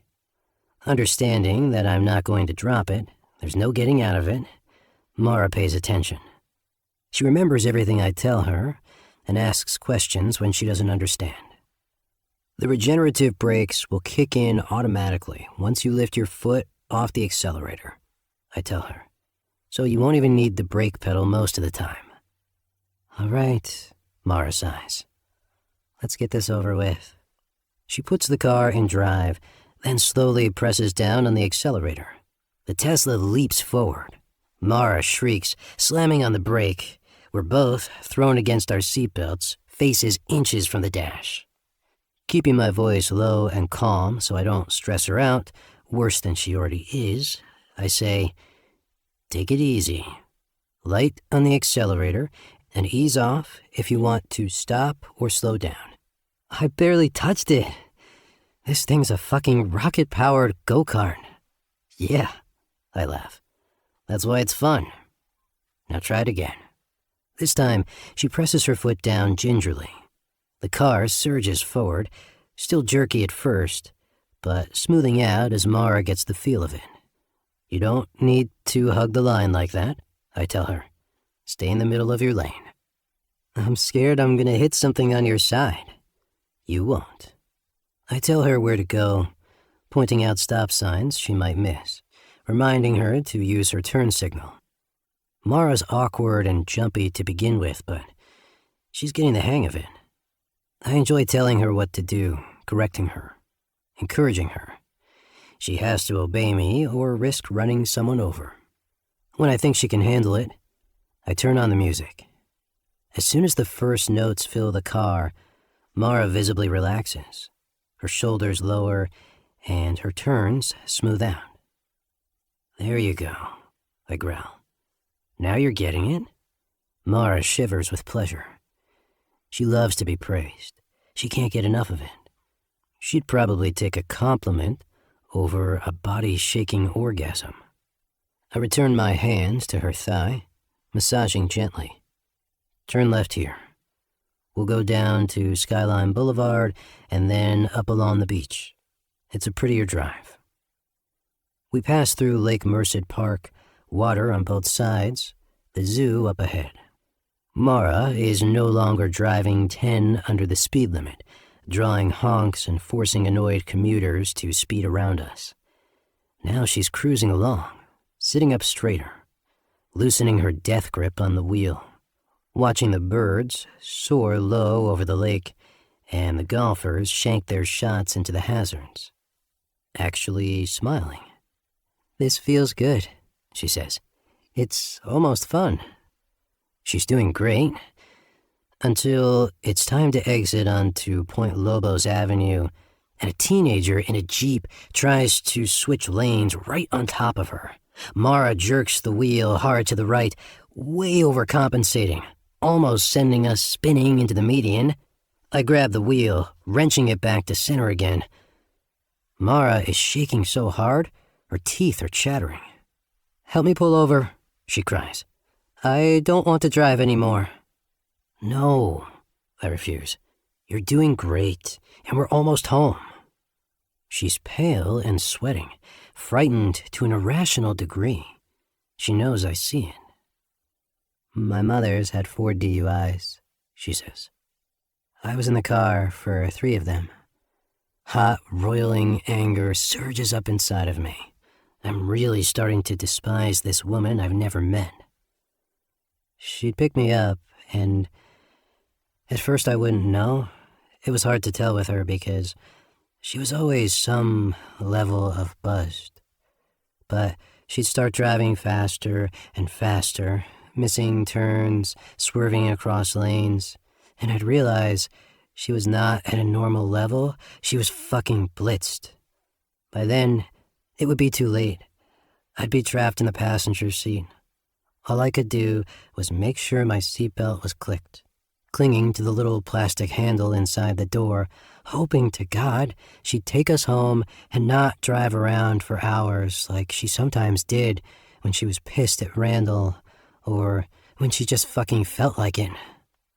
Mara grips the wheel tight in both hands, staring at the street in front of her, but probably seeing a different road, one where the painted lines swoop back and forth under the tires of a weaving car piloted by no one. "Anyway," she says quietly, "cars scare me. Everyone should be more careful when they're in a 3,000-pound death machine," I tell her. Mara glances at me quickly, her lashes going up and down like the flick of a butterfly's wing. "You're very understanding," she says. "It's not difficult to understand you. Of course you're scared of driving if your mother used to careen around like the fucking teacups ride. People drive their cars with one hand, scrolling on their phones like nothing can happen to them. Meanwhile, they're terrified of some statistically improbable event like a shark attack on their vacation to Hawaii. The real dangers are all around you, all the time. Maybe even in the car with you, right now," Mara says, throwing me another quick look, this time with a hint of mischief in it.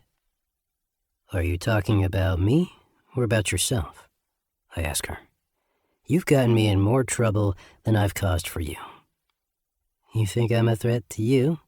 Mara says, her fingertips lightly caressing the wheel as she turns, already knowing the way to my house.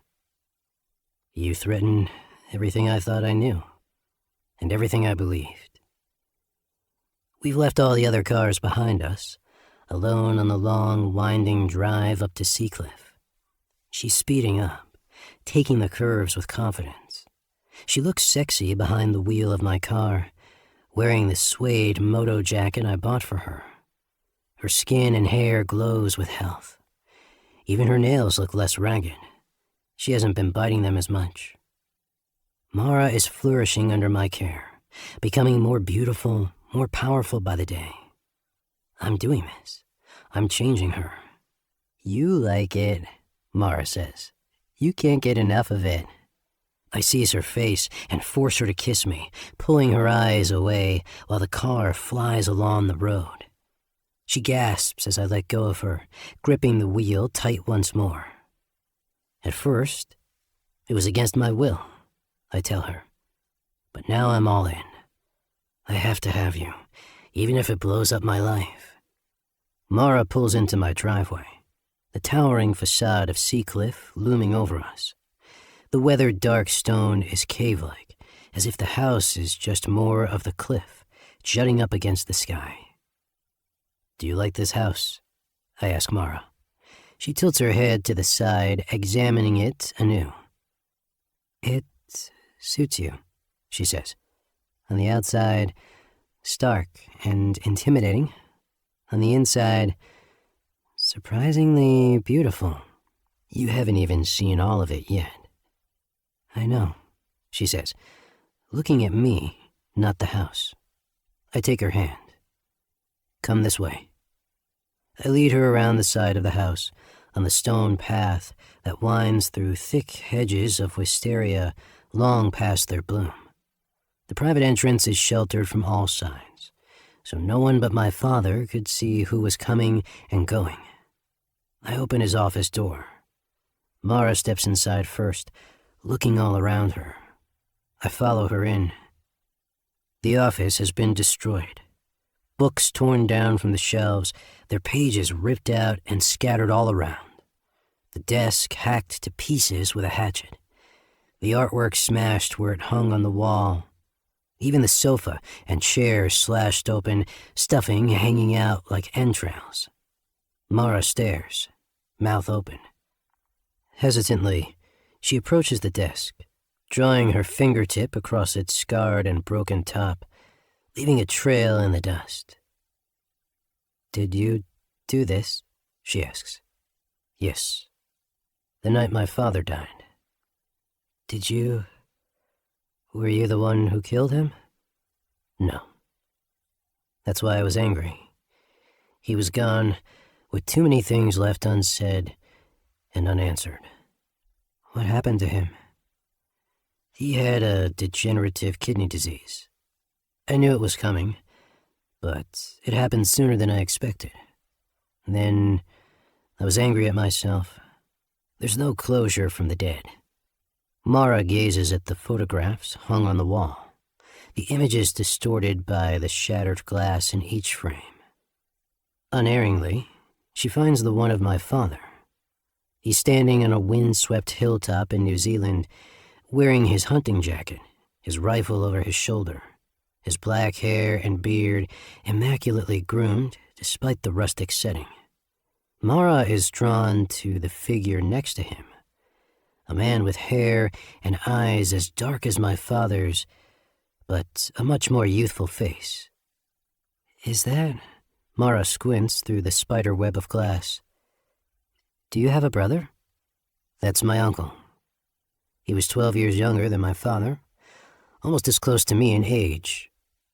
Mara turns, understanding that this photograph is the reason I brought her in here. He looks just like you. That's not the only thing we had in common. She crosses the detritus blanketing the floor, her boots crunching on splinters of wood and glass. Sinking down onto the slashed sofa, she says, Tell me everything. I sit next to her, my weight causing her to slide closer until her thigh rests against mine. My Uncle Reuben was the only person my father ever loved. My grandparents had him accidentally, late in life. He was wild and unruly, and they didn't know what to do with him. My father was the only person he would listen to, at least some of the time. Mara sits up straight, hands clasped in front of her, eyes fixed on my face, like a child enthralled by a fairy tale. My family's money came from hotels and breweries, but by the time Reuben came along, most of it had been parceled out or frittered away, so the Blackwells were no longer truly rich. Meaning, my grandparents still lived well, but there was only a modest trust fund waiting for their sons. My father used his to start his venture capital firm. He offered Reuben a job, but Reuben didn't want it. He waited till he turned 21, got his money, then fucked off to L.A. to spend it. Around that same time, my father married my mother. Mara interrupts. How did they meet? Have you ever read The Great Gatsby? Mara nods. It was like that. She was from a level of wealth that made the Blackwells look poor. My father wanted her from the moment he laid eyes on her. She was very beautiful, but innocent and sheltered. Her parents had full control over her. My father had to impress them first to get access to her. When his company went public, he donated $6 million to the Bay Area Youth Center, her mother's foundation. That's how he got an invitation to one of their dinner parties, so he could start the process of seducing their daughter. Do you have a picture of her? Mara asks. Upstairs. There's none in here. I can't hide the bitterness in my voice. Mara presses her lips together, understanding. My father wanted anything he couldn't have. I guess that's the one thing we shared. He had a chip on his shoulder and wanted to prove himself to anyone who'd ever looked down on him. But he was petty and vindictive. He didn't just want acceptance. He wanted to rub their noses in it. That extended to my mother. He had to have her. But once they were married, he treated her like she had been the enemy all along, like she was the one keeping him out of the Pacific Union Club. She told you this? Mara asks, brows drawn together in sympathy. I read it in her journal. She was confused how the man who wined and dined and complimented her could turn into a completely different person the moment they were alone in his house. I closed my eyes, quoting from memory the words she wrote out in her delicate script. It's like he hates me, and I don't know why. I don't know what I've done. He used to kiss my fingertips and tell me I was the most exquisite thing in the world. Now he snarls if I even touch him. Why did he change? Mara asks. He never liked anything once he actually had it. It took him years to get this house. He had to bully and threaten the old woman who owned it, had to fight with the zoning commissioner and the society that was trying to get it named a historic landmark. Once he moved in, he never stopped complaining that it was cold and drafty and the wiring was ancient. You're not like that, Mara says. No. To me, something has value if it's rare. I value things if they make me happy, Mara says. But why do they make you happy? Mara considers. Because they're beautiful or interesting. Because they make me feel good. I put my hand on the nape of her neck, rubbing her gently, making her purr. That's because you're a pleasure kitten. You like anything that feels good. Mara cuddles up against me, comfortable even in this destroyed space. That's true, she says. I continue the story. He was cold to her, cruel, even. She wrote in her journal that she wanted to leave, but by that point she knew him well enough to be scared of what he might do.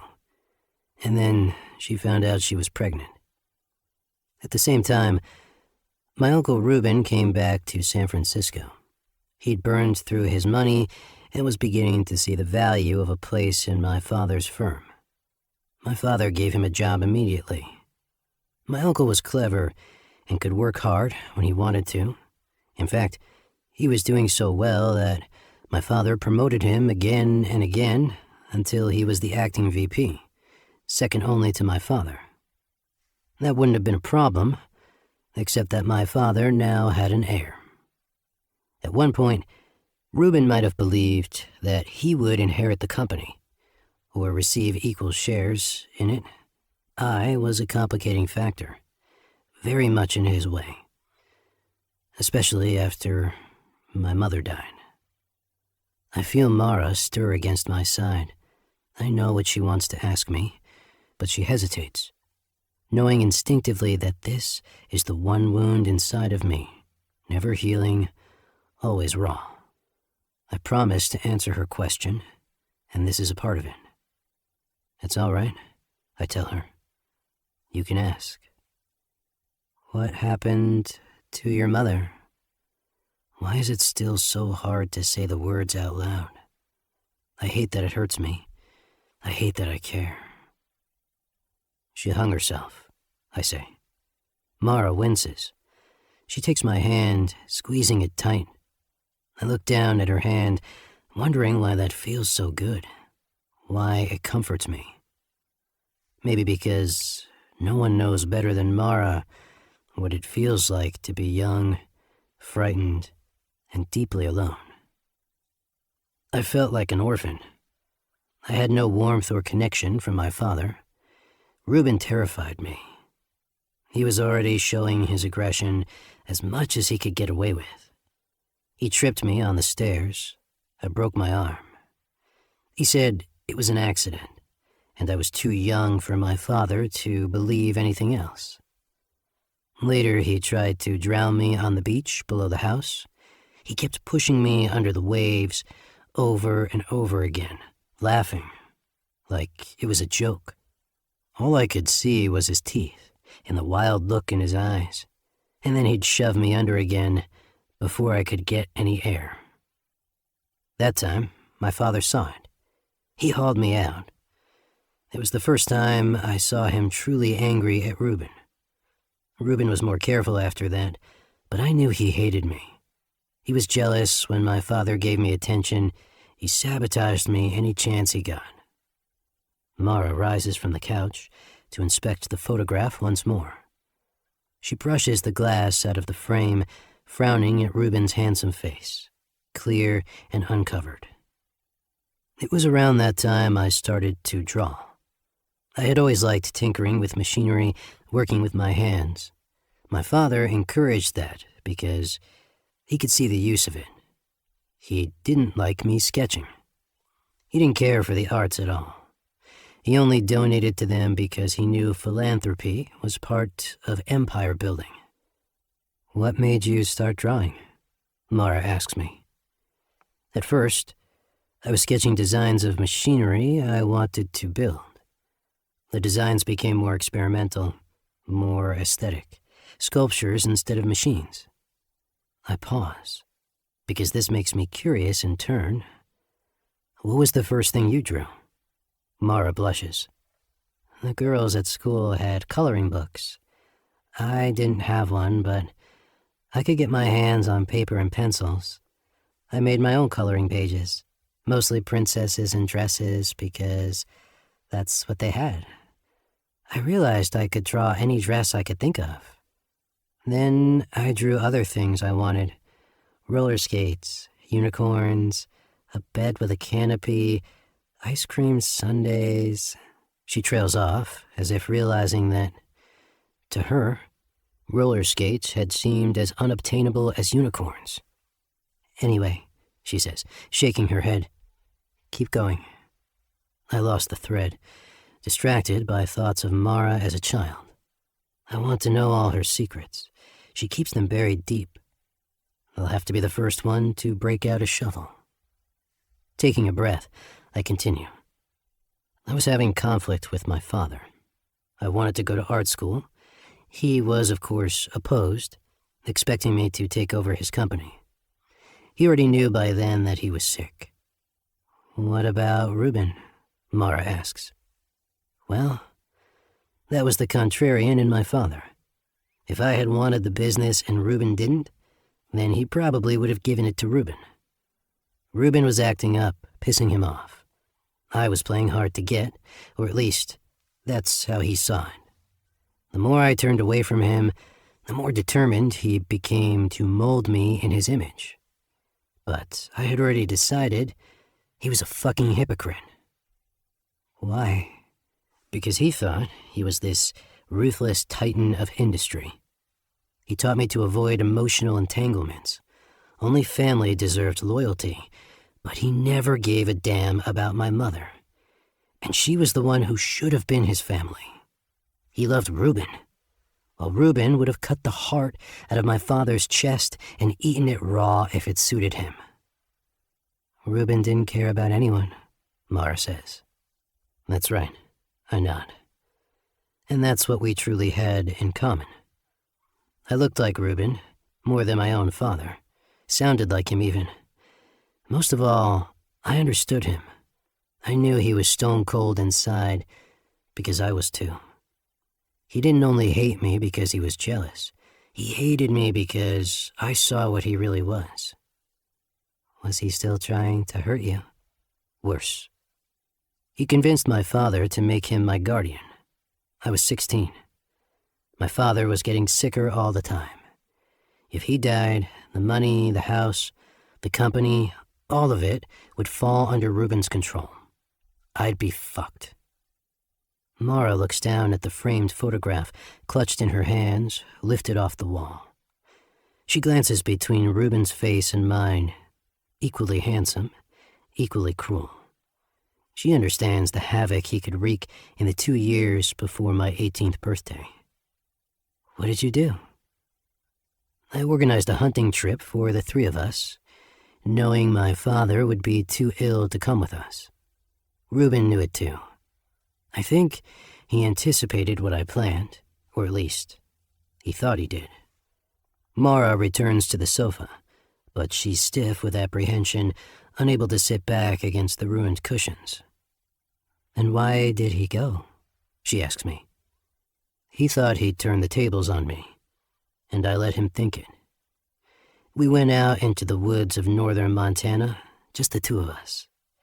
It was the coldest week of January. That forest is thick and wild. I had been there before, and so had Ruben, but not together. You have to leave long before sunrise to hunt mountain lions, tramping through snow up to your knees. Mara rubs her palms against her upper arms as if she can feel the chill. I was a teenager, skinny, half-grown. He was 28, bigger than me, stronger. He thought he was smarter, too. I let him load my gun with blanks, pretending not to notice. I let him walk behind me in the woods. I could hear his breath slowing, his steps pausing. I could feel him lifting his rifle, pointing it at my back. Mara has her fingers pressed against her mouth. I know she desperately wants to bite her nails, but she refrains for my sake. I heard the rifle blast, and I thought I timed it wrong. I was dead. Then, I turned around and saw the hole in the ground. He'd walked across the deadfall, just as I hoped. The rifle shot went up in the sky, and he plunged down 20 feet into the pit. Mara lets out the breath she's been holding, her sigh caressing my forearm. Was he dead? She says.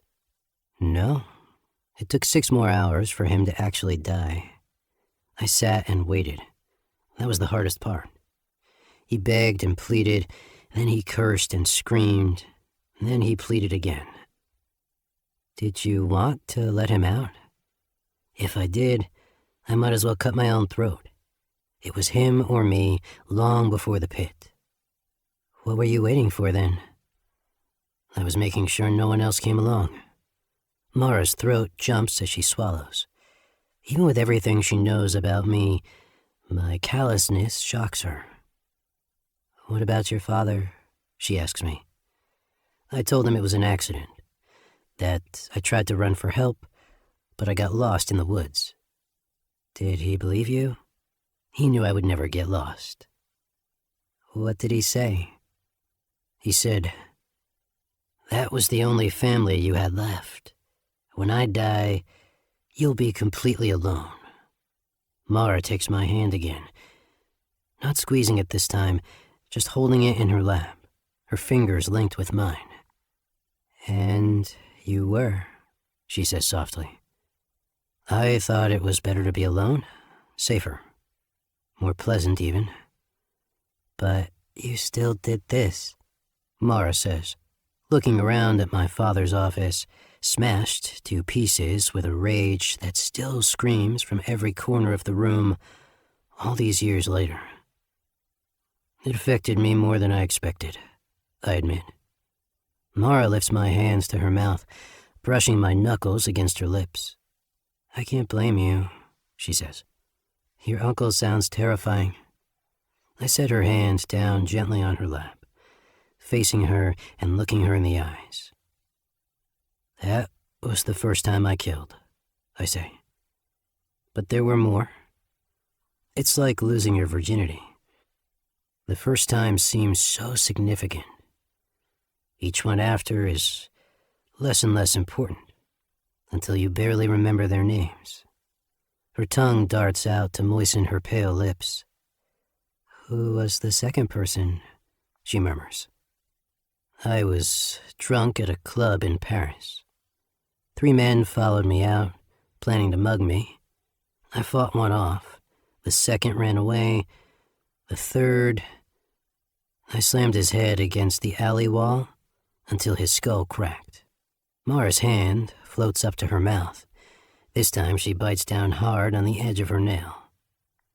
That was the only time I killed on impulse, without a plan. The others were more strategic.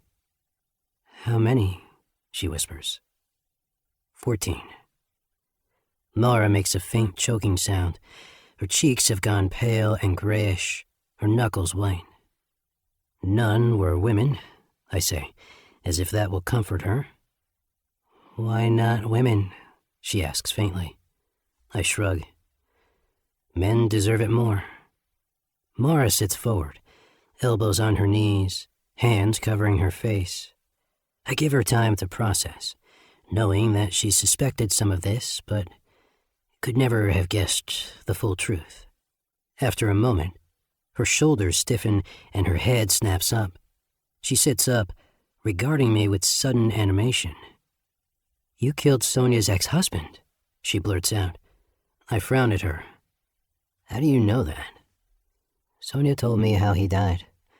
I thought it was very convenient." "It was very inconvenient when he was dragging her to court for months on end. It affected her work." Mara squints at me. "You could have just fired her. Hiring someone new is even worse." "You wanted to help her." I helped myself. It just happened to benefit Sonia as well. Mara shakes her head at me, already recovering her amusement. "You have a soft spot for women." "The fuck I do. Don't forget how we met." "I remember." The office is growing dark. I never switched on the lights because I shattered the overhead fixture along with everything else in the room. We've been sitting in the little light that could filter through the wisteria and the dusty windows. Now it's all fading away. You know, that wasn't the first time I actually saw you. Mara blinks, her lips forming a small circle of confusion. "What do you mean?" "I saw you at the Oasis show. Shaw did too. He saw me watching you. Jack Brisk spilled wine on your dress. I thought you'd leave the party. Instead, you used more wine to dye the dress. It surprised me that you were so innovative. Surprised me more how beautifully you did it. I was impressed. Shaw couldn't understand that, of course. He thought I wanted to fuck you." Mara stares at me, mouth open. She says, "Is that why he took me?" "Yes," I admit. I insulted him. I said he was undisciplined, out of control. He wanted to prove I was the same, under the right temptation. Mara blinks slowly, finally understanding. "You chose me." I didn't know it then, but I already had. I tried to leave you on that mountain. You survived anyway. From that moment, I was obsessed. I had to know how you did it. I had to understand. Mara's eyes are dark and liquid in failing light. "And do you? Do you understand now?" I rest my palm against the edge of her jaw, stroking my thumb across her lips. "I know you can't be broken. I'm still testing if you can be tamed." Mara catches my thumb in her teeth, biting down. "You're not tame yourself." I like how hard she bites, the little savage. It makes me want to bite her back.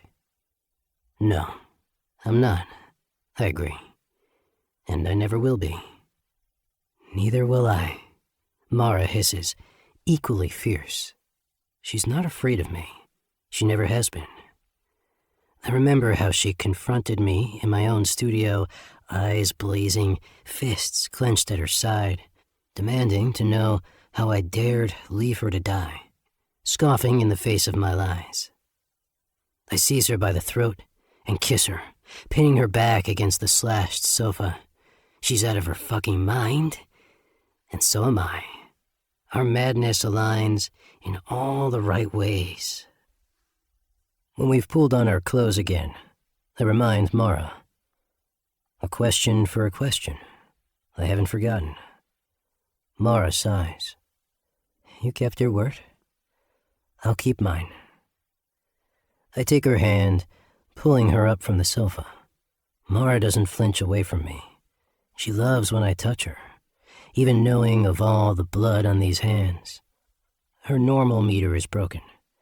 She's been around too many horrible people. She doesn't know how brutal I truly am, how unredeemable. Lucky for me, I suppose. Come up to the kitchen, I say. I can't get you a unicorn, but I can damn sure make you an ice cream sundae. Mara follows me up to the main level. Despite me telling her exactly what I was going to do, she's still delighted when I put down a giant bowl of vanilla ice cream in front of her, covered in chocolate syrup and mounds of whipped cream. She's always more surprised by kindness than by cruelty. Mara takes a massive bite, eyes closed, letting the ice cream melt on her tongue before she swallows. I needed that, she sighs. Then, setting down her spoon, all right, I'm ready. What do you want to know? I sit next to her at the counter, our knees almost touching. Leaning forward, I say, tell me about Randall. 5. Mara. 12 years ago. I'm walking home from school, slowly so that I won't catch up to the group of girls in front of me, but not so slowly that Randall will be angry that I'm late. Mandy Patterson is at the center of the pack like usual, impossible to miss with her long flow of ash-blonde hair, perfectly curled and tied with the kind of oversized cheerleader bow that has become such a trend at school. I don't have any bows. I asked for one for my birthday. Randall and my mother got me a used violin instead. I have to take lessons with Mrs. Belchick every Tuesday and Thursday. Her house smells like rancid cooking oil, and I'm allergic to her budgies. My eyes swell up every time, and my fingers are so itchy that I can barely grip the bow. I've begged my mother not to make me go anymore, but this is my punishment for not practicing piano enough. I fucked up bad at the recital. I hate performing in public, hate everyone staring at me. I had never played on that particular piano, and when I sat down on the bench in the awful silence of the auditorium, the glaring overhead lights reflecting off the glossy black Steinway, I was hit with the horrible realization that I wasn't sure which key was middle C. It sounds ridiculous after all the years I've played, but I always orient my hands relative to the chipped golden script on our own piano, which reads Busendorfer across the fallboard, only missing the second O.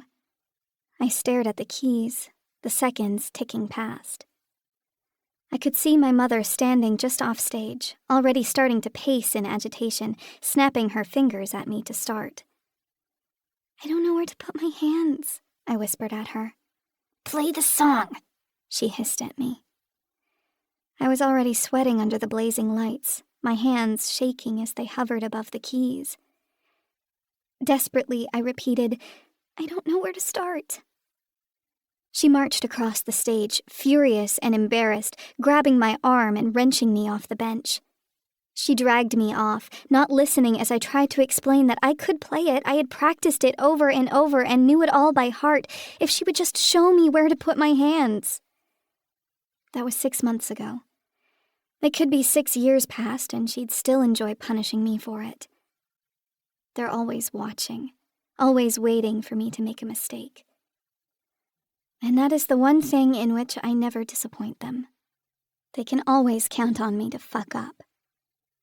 The girls ahead look back over their shoulders, giggling and whispering behind their hands.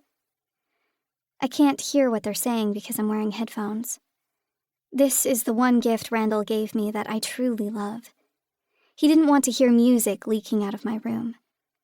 Wearing the headphones encloses me in my own bubble of song. It protects and comforts me. My own little pod that follows me wherever I go. I drag my feet, trying to create more distance between me and the girls.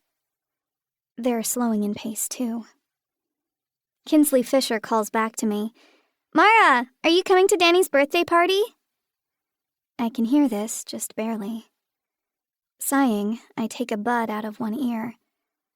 Before I can answer, Mandy replies for me, "She can't.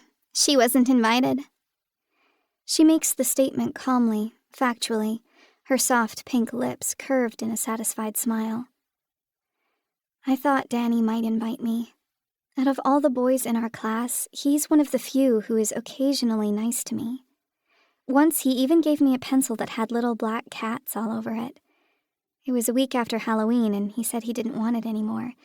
But I thought maybe it was because he knew how much I like cats.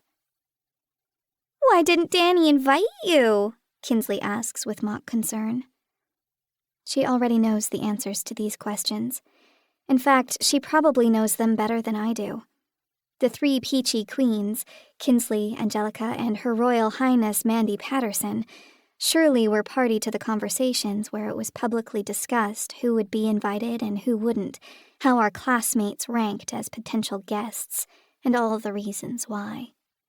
"Danny said his mother wouldn't like it," Mandy explains in the same matter-of-fact tone. Mandy is not above lying, but this has the uncomfortable ring of truth. The parents at Windsor Academy are much more involved than at my old school. They seem as highly interested in the social lives of the middle schoolers as the children themselves.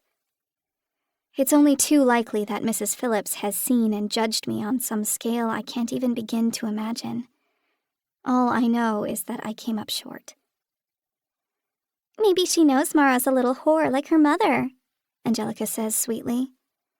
Angelica has the round, cherubic face you'd expect from her name, but she's the meanest cunt in that whole group. Worse even than Mandy. "Everyone knows she married your stepdad for his money." This is something so fundamentally acknowledged, even between Randall and my mother, that I can't possibly deny it. The problem is, Randall doesn't have that much money anymore. From the shouted arguments I've overheard, even with my pillow pressed over my ears, I've gathered that Randall's sons are running his business into the ground, and my mother is trying to spend whatever is left before it all runs out. "I guess those short skirts don't work on Danny," Mandy says, smiling enough to show her pearly white teeth. We all wear the same uniform at Windsor Academy, the same white blouse, plaid skirt, maroon knee socks, and loafers. That's why accessories like cheerleader bows and smartwatches are so important. They're the only way to show who's in and who's out. I'm out. I was never even close to in. The short skirts are a different problem entirely. Randall refused to buy me new uniforms this year, even though I'd shot up 2 inches. My homeroom teacher keeps making me come to the front of the class and kneel in front of everyone to prove that my skirt doesn't come down to my fingertips. She's given me detention 6 times. Randall punishes me every time I'm late coming home, but he won't buy me new clothes. I'm going to be late now if I don't run the rest of the way home.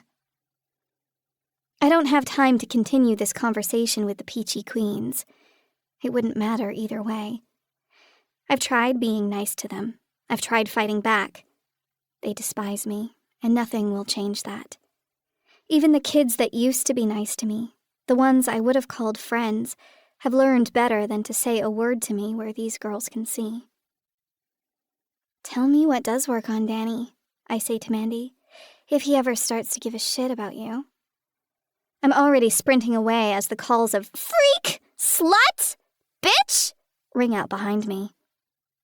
I run until my chest burns and the backpack full of books slams against my ass with every stride. Still, once I reach the red brick colonial, I stop and stand on the sidewalk, dreading opening the front door and stepping inside. It's hard to believe I was excited when I first saw this house. I'd never lived in a house before. I'd never had my own bedroom or even a proper bed with a frame. Back then, I still believed I could win Randall's approval if I was very, very careful and very, very quiet. I knew I annoyed him. He wanted my mother, not another kid. His own sons were already grown. I met them at the wedding, where they barely consented to shake my mother's hand. She laughed and said they were worried about their inheritance.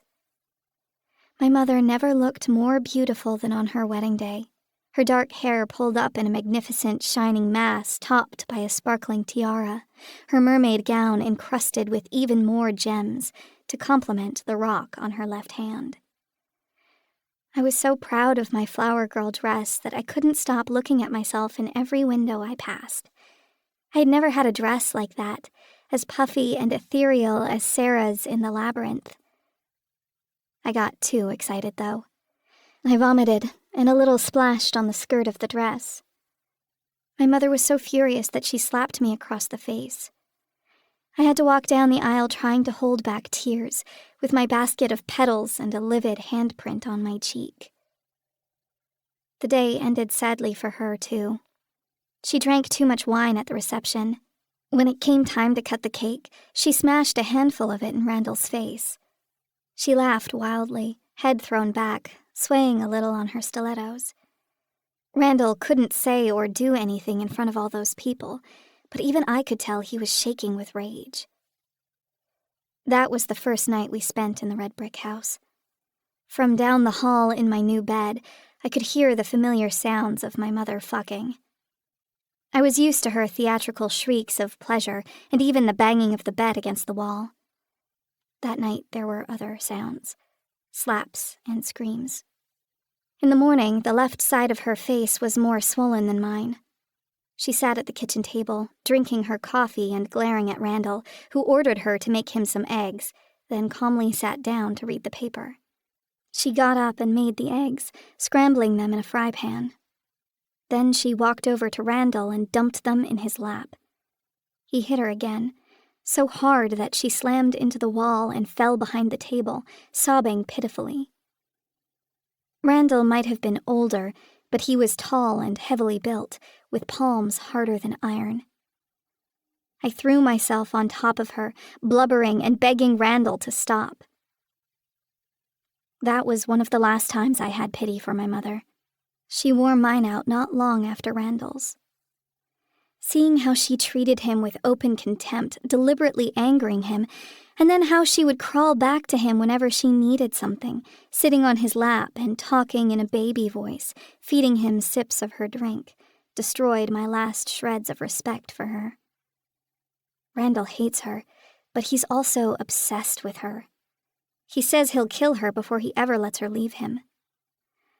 I don't know whether it's worse when they're fighting or when they gang up on me. They're both home all the time. Randall retired right before he met my mother, and she's never held down a job unless she absolutely had to. Her only piano students were those who would put up with our succession of shitty apartments and her constant canceling of lessons. Her real work has always been leeching off men. Randall has lasted the longest because he was the first one stupid enough to marry her. Even my father didn't marry her, whoever he might be. When I can't stay outside any longer, I slip my key in the lock and open the door as silently as possible. I hate the smell of Randall's house. It stinks of dirt from his back garden, in which he is always laboring without ever managing to make it actually pretty, and of the brand of cheap boxed wine my mother likes to drink, and Randall's pine-scented aftershave. The only part of the house I like at all is my own room. My goal is to get there as quickly as possible without being seen. I creep down the hall, forced to cross the open doorway leading into the living room. I can see the back of Randall's head as he sits in his favorite recliner. I hate the blocky shape of his skull, the buzzed gray hair, and the fold of fat between his hairline and his plaid button-down. I'm tiptoeing across that opening when Randall says, "Get in here." My stomach sinks down to my loafers. I creep into the living room, my hands already clammy. He expects me to come stand in front of his recliner. I take a quick glance at his face, trying to gauge how bad his mood is today. 3 empty beer bottles sit on the side table next to him. 3 isn't too bad. However, the ruddy flush on his face makes me think those aren't the first 3 of the day. "You're late," he grumbles. Randall's voice sounds even older than he is. It sounds like a bag of rocks tumbling around in the back of a truck. "I didn't have detention," I say swiftly. "I was walking home with some girls, Mandy Patterson and some others." I'm hoping this will appease him. Mandy's father is a real estate agent so successful that his handsome grin is plastered across every billboard and bus bench in our town. "I don't give a fuck if you're walking home with the Pope. You get here on time," Randall snarls. There's no actual reason I need to be home by 3:50. Other than Tuesdays and Thursdays at Mrs. Belchick's house, I have no appointments.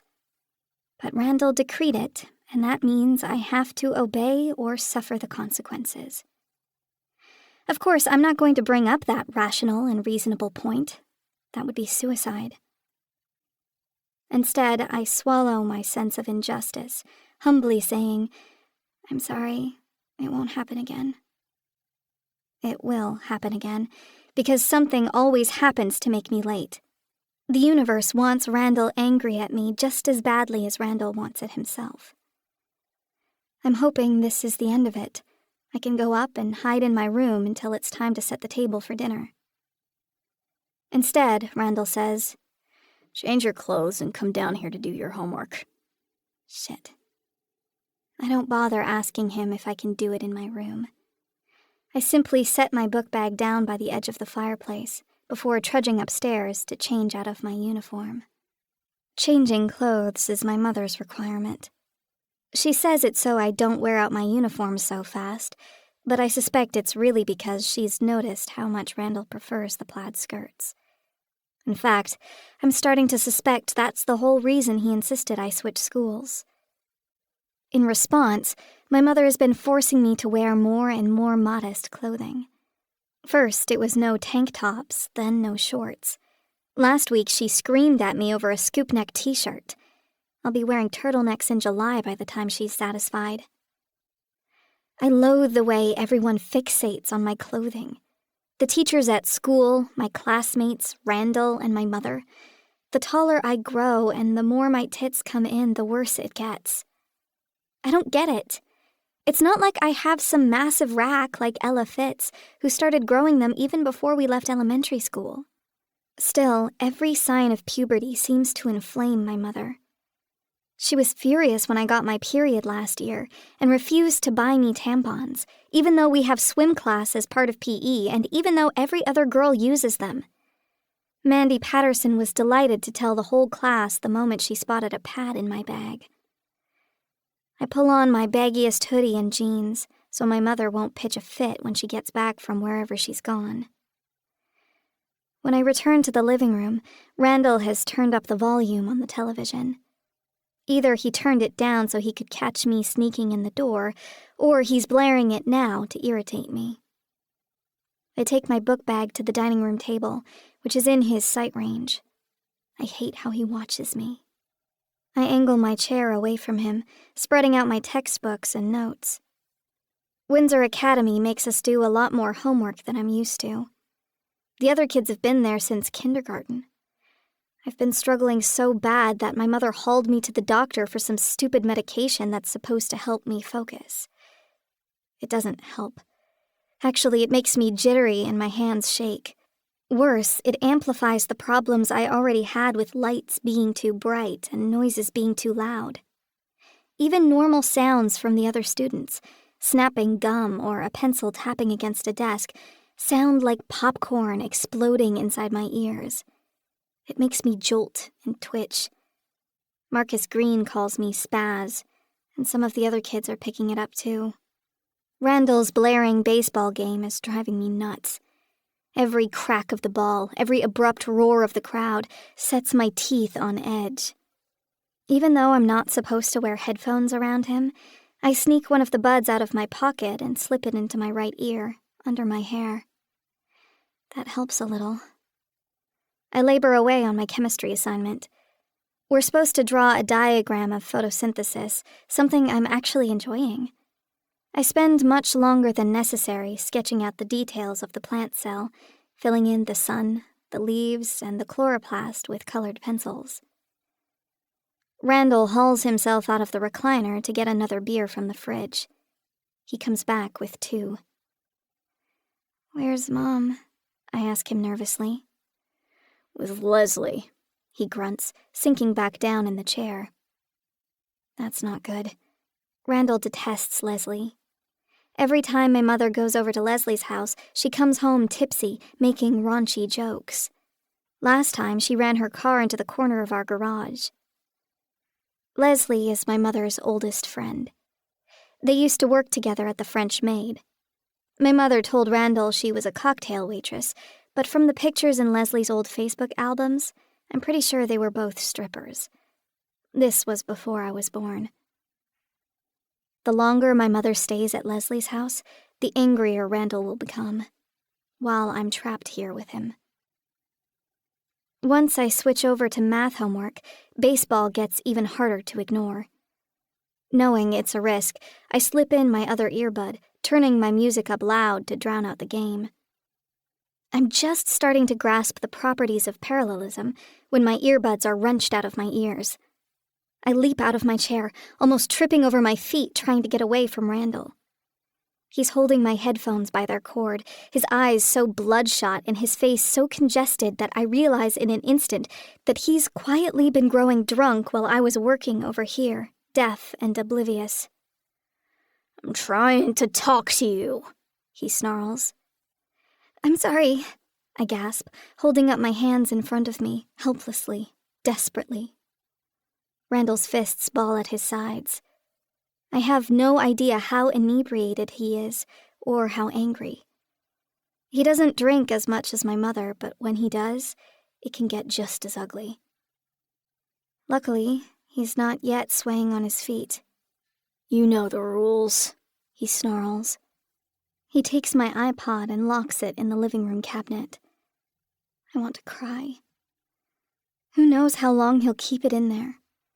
I'll have no music, none at all, until he deigns to give it back to me.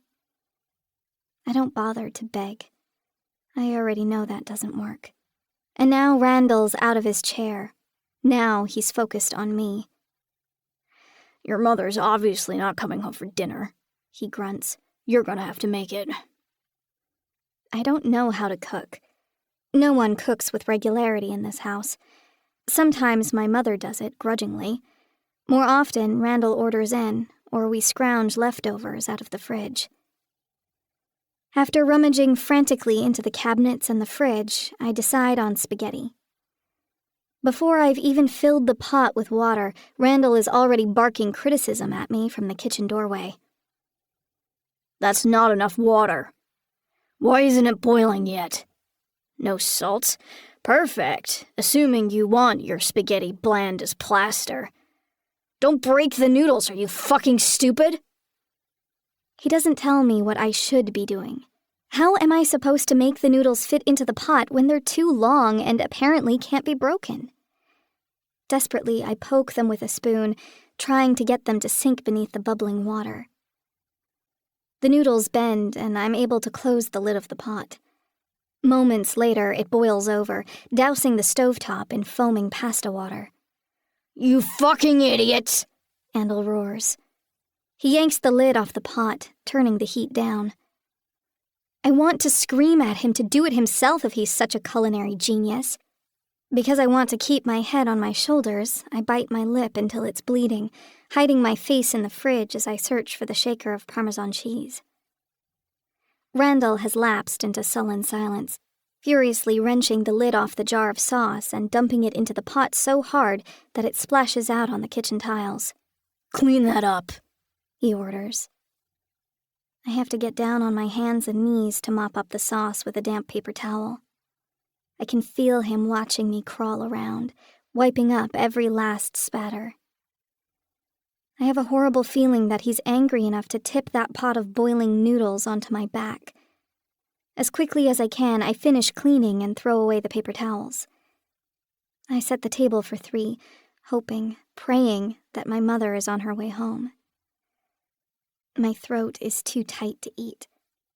Randall takes one bite and then spits the noodles out and shoves away his plate.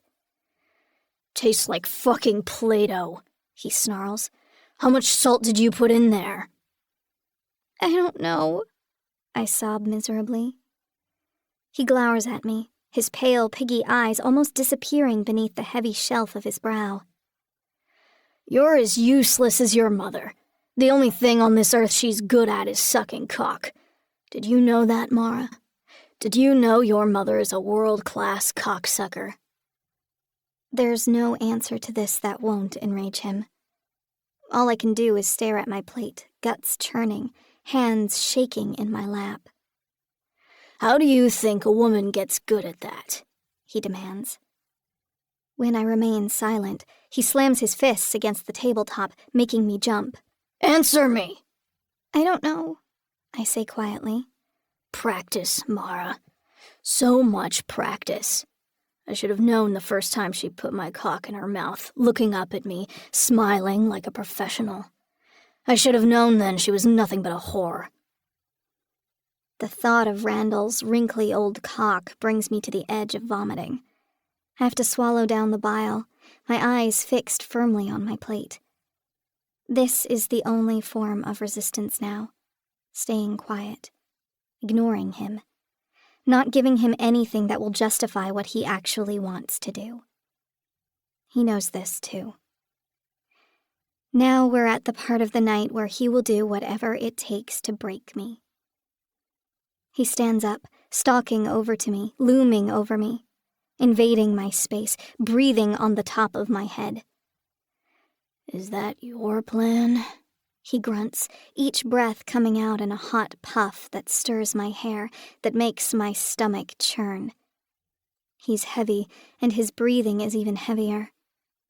I can hear it all over the house, anywhere he goes. "I've seen your grades. You're not going to be a doctor or a lawyer. I doubt you could bag groceries right." He's leaning over me now, trying to force me to move or make a sound. Trying to get me to crack. "No, there's only one career path for you." His chuckle is cruel, sending spit flicking out onto my cheek as he bends even closer. "You'll be sucking cock morning, afternoon, and evening, just like your mother." He puts his finger in his mouth and wets it with a loud pop. Then he jams it in my ear. That's what makes me snap. I leap out of my chair, already screaming at him.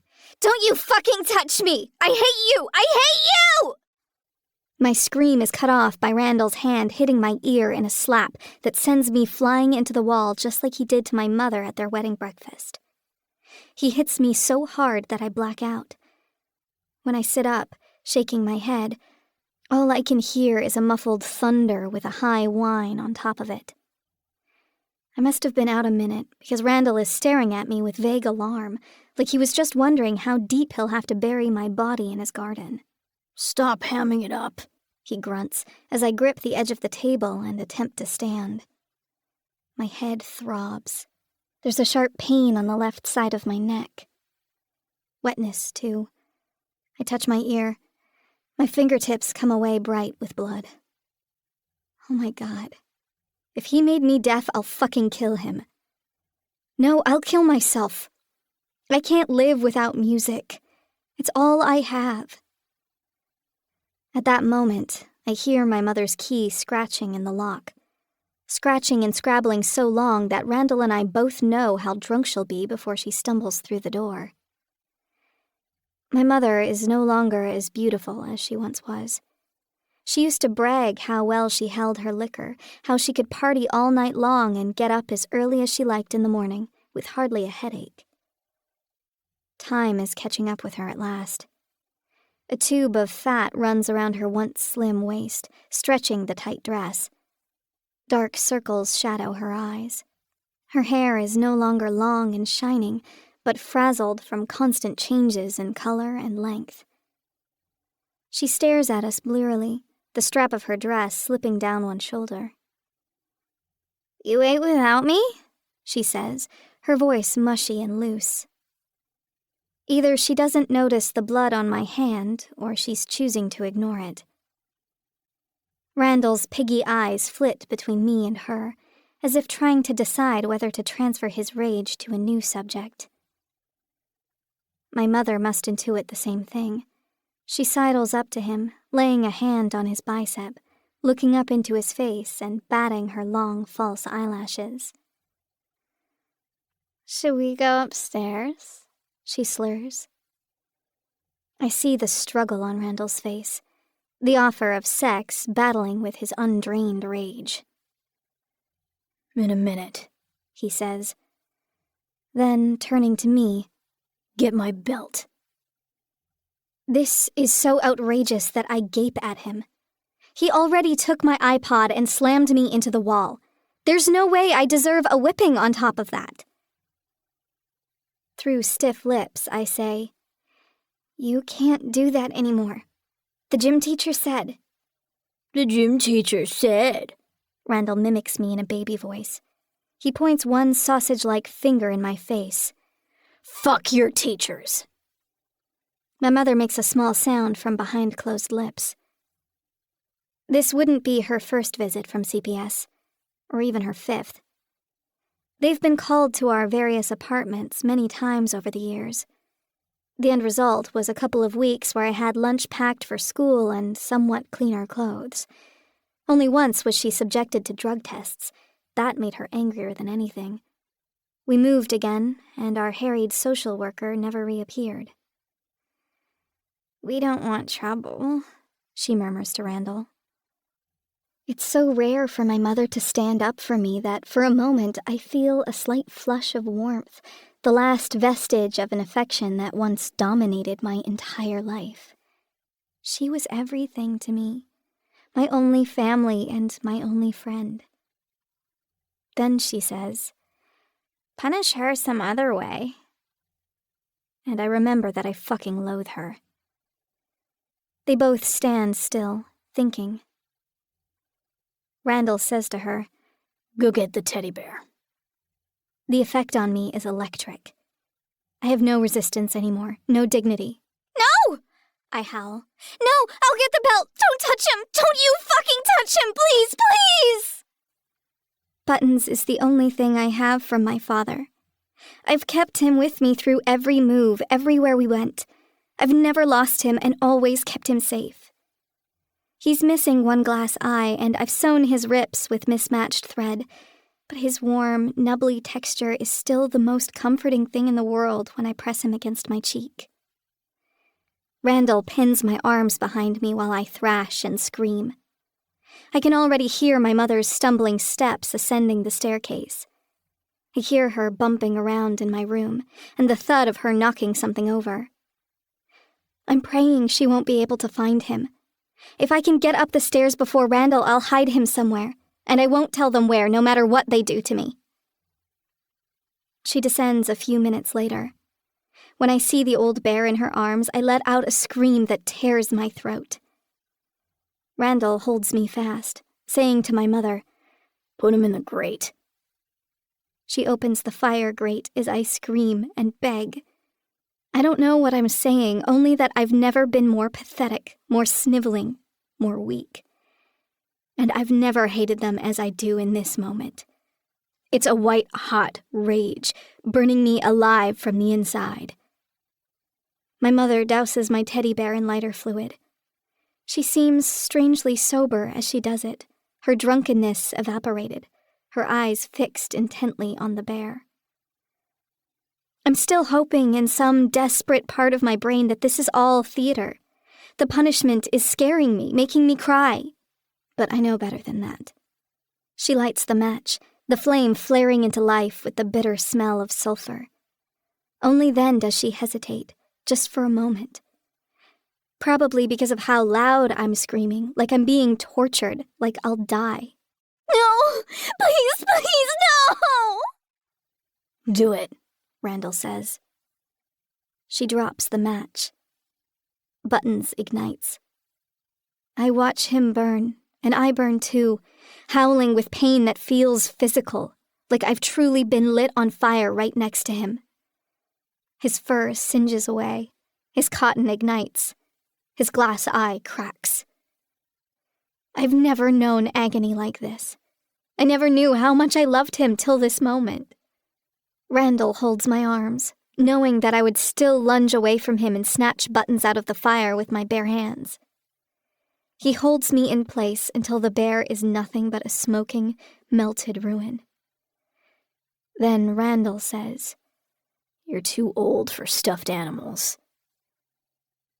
All the love I had inside of me is turned to hatred. I'd light this whole house on fire if I could. I'd burn them in their beds like they burned my bear. I turn to my mother. She's pretending to be drunk again, eyes half closed as she sways in place, refusing to look at me.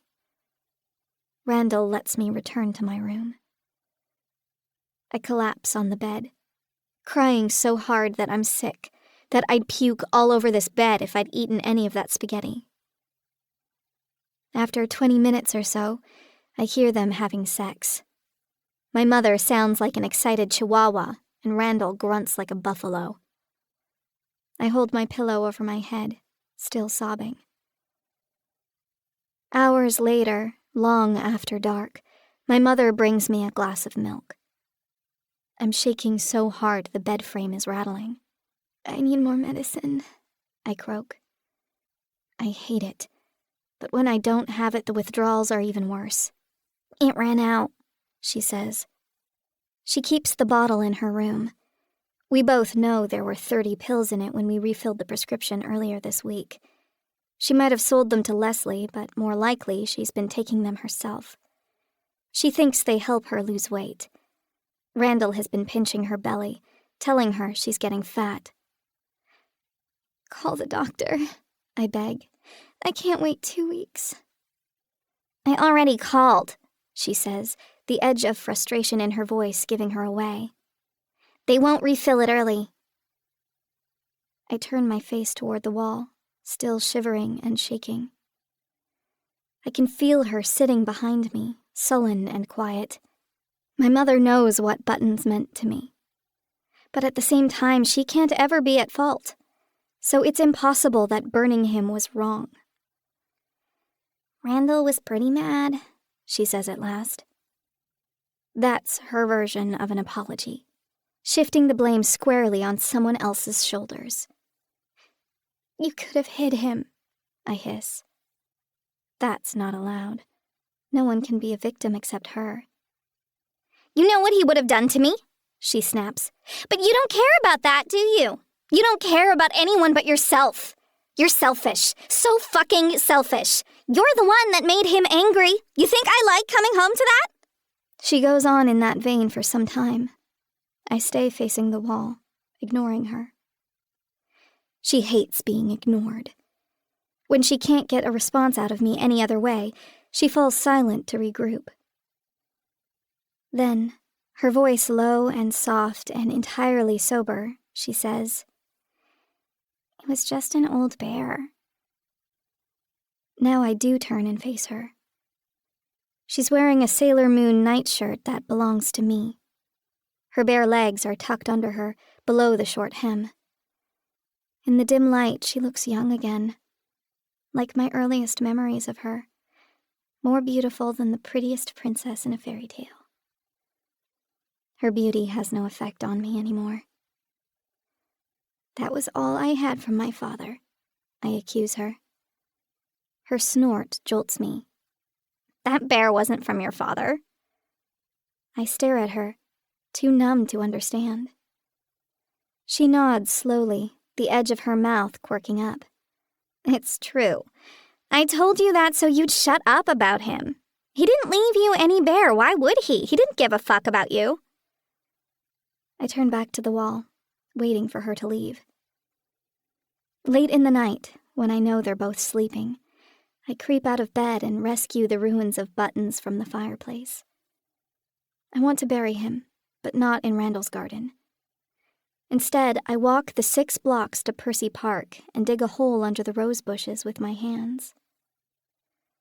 Then I trudge back home, feeling a level of misery so heavy that I might be standing on the bottom of the ocean with 9,000 pounds of cold, black water on every inch of my skin.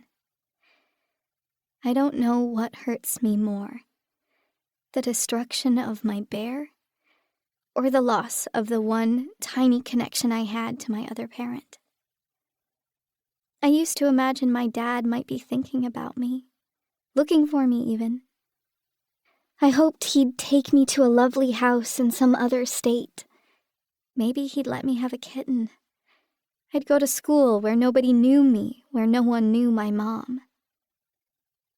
My mother won't tell me anything about him. She relishes the secret that only she knows, that I can never discover unless she tells me. Enough time has passed that I no longer think he'll come find me. Still, the bear meant something. He meant my father had loved me once, if only for a moment. I don't even have that anymore. When I lay down in bed without buttons, I'm lonelier than I've ever been. I think to myself, there are 1,794 days until my 18th birthday. That's when I can leave, when I can run far, far away from here. In school, we learned that fish brought up from the deep pressure of the ocean will explode when they come up into lighter water. They can only stand what they're used to. I'm leaving either way, whether I swim or burst. Assuming I can survive 1,794 more days. 6. Colm. The next morning, I wake much earlier than usual, long before the sun is up. Mara sleeps heavily beside me, exhausted from relating just one of the countless ugly stories from her childhood. I'm sure she could tell me one like that every day for a year and never run out. I'm filled with an anger that sickens me, that makes my muscles shake. I've never been furious for someone else before. Never felt this need to right the scales, to wreak vengeance on their behalf. The fact that Mara's mother and stepfather have never been punished for their rampant child abuse is an injustice that rankles like a spike jammed in my side. The only time I've killed for someone else was when I spiked Michael Bridger's drink, drove him home, and left his car running in the garage. Even then, I was telling Mara the truth. It was mostly for myself. I was tired of Sonia showing up to work, puffy-eyed and exhausted, distracted by streams of calls and text messages from her fuckwit ex and his rapacious lawyer. Maybe an infinitesimal portion of pity influenced my decision. If so, it was unconscious. I'm a selfish person. I always have been. I've always been alone. No one was going to look out for my interests but me. Even now, the things I do for Mara are really for me. I like the way she looks dressed up in gorgeous clothes. I like watching her eat ice cream. I like the way she melts under my touch. I like that I have the power to further her career. It feels just and right when she gets the attention she deserves because she's fucking talented, and her art is far more interesting than the shit turned out by commercial-minded egoists like Shaw. Everything I do for her binds her closer to me. I want her dependent on me, so she can never leave, so she never even wants to. Mara is distracted by everything beautiful, everything interesting. I have to be more interesting, more useful to keep her attention. When I have her focus, her energy surges into me. She fills me with life. I can't lose her. I can't go back to numbness and boredom, which puts me in a dilemma. I want her parents punished, but Mara is vehemently opposed to revenge. She doesn't even want to kill Shaw, which has locked us in a bizarre three-way stalemate. I hate how she binds my hands, and yet I know Mara's stubbornness. Her boundaries are not where they should be, but they do exist. If I cross a hard line with her, I risk severing the fragile ties between us. She'll bolt, and I may never capture her again. I slip out from under the covers, careful not to jolt her. Mara lets out a sleepy sigh. I tuck the blankets around her so she stays warm and cocooned. Her laptop sits on the dining room table. It's a piece of shit Lenovo. Yet another thing I should replace for her. I hate when Mara touches anything shitty or cheap. I open the lid, letting out an irritated tisking sound when I see that she has no password protection. It only takes me a moment to open her email. She told me that she has her mother blocked on every social media platform, and she hasn't shared her phone number in years. But Tori Eldridge still emails her, the messages piling up in a folder Mara never reads. I knew the messages were here. The volume still surprises me. There are hundreds of emails, thousands even. The blue dots show that Mara hasn't opened a single one. I start to read through them. Thousands of messages, but each basically the same. Threats, insults, and above all, guilt trips. How could you? I'm your mother. What kind of daughter abandons her family? After everything I did for you, you're ungrateful. You're selfish. You're so dramatic. You think you had it hard? It's your own fault. Who do you think you are? You think you're an artist? Don't make me laugh. Everything you do is for attention. You have no talent, no brains. You're lazy. You're the reason I'm divorced.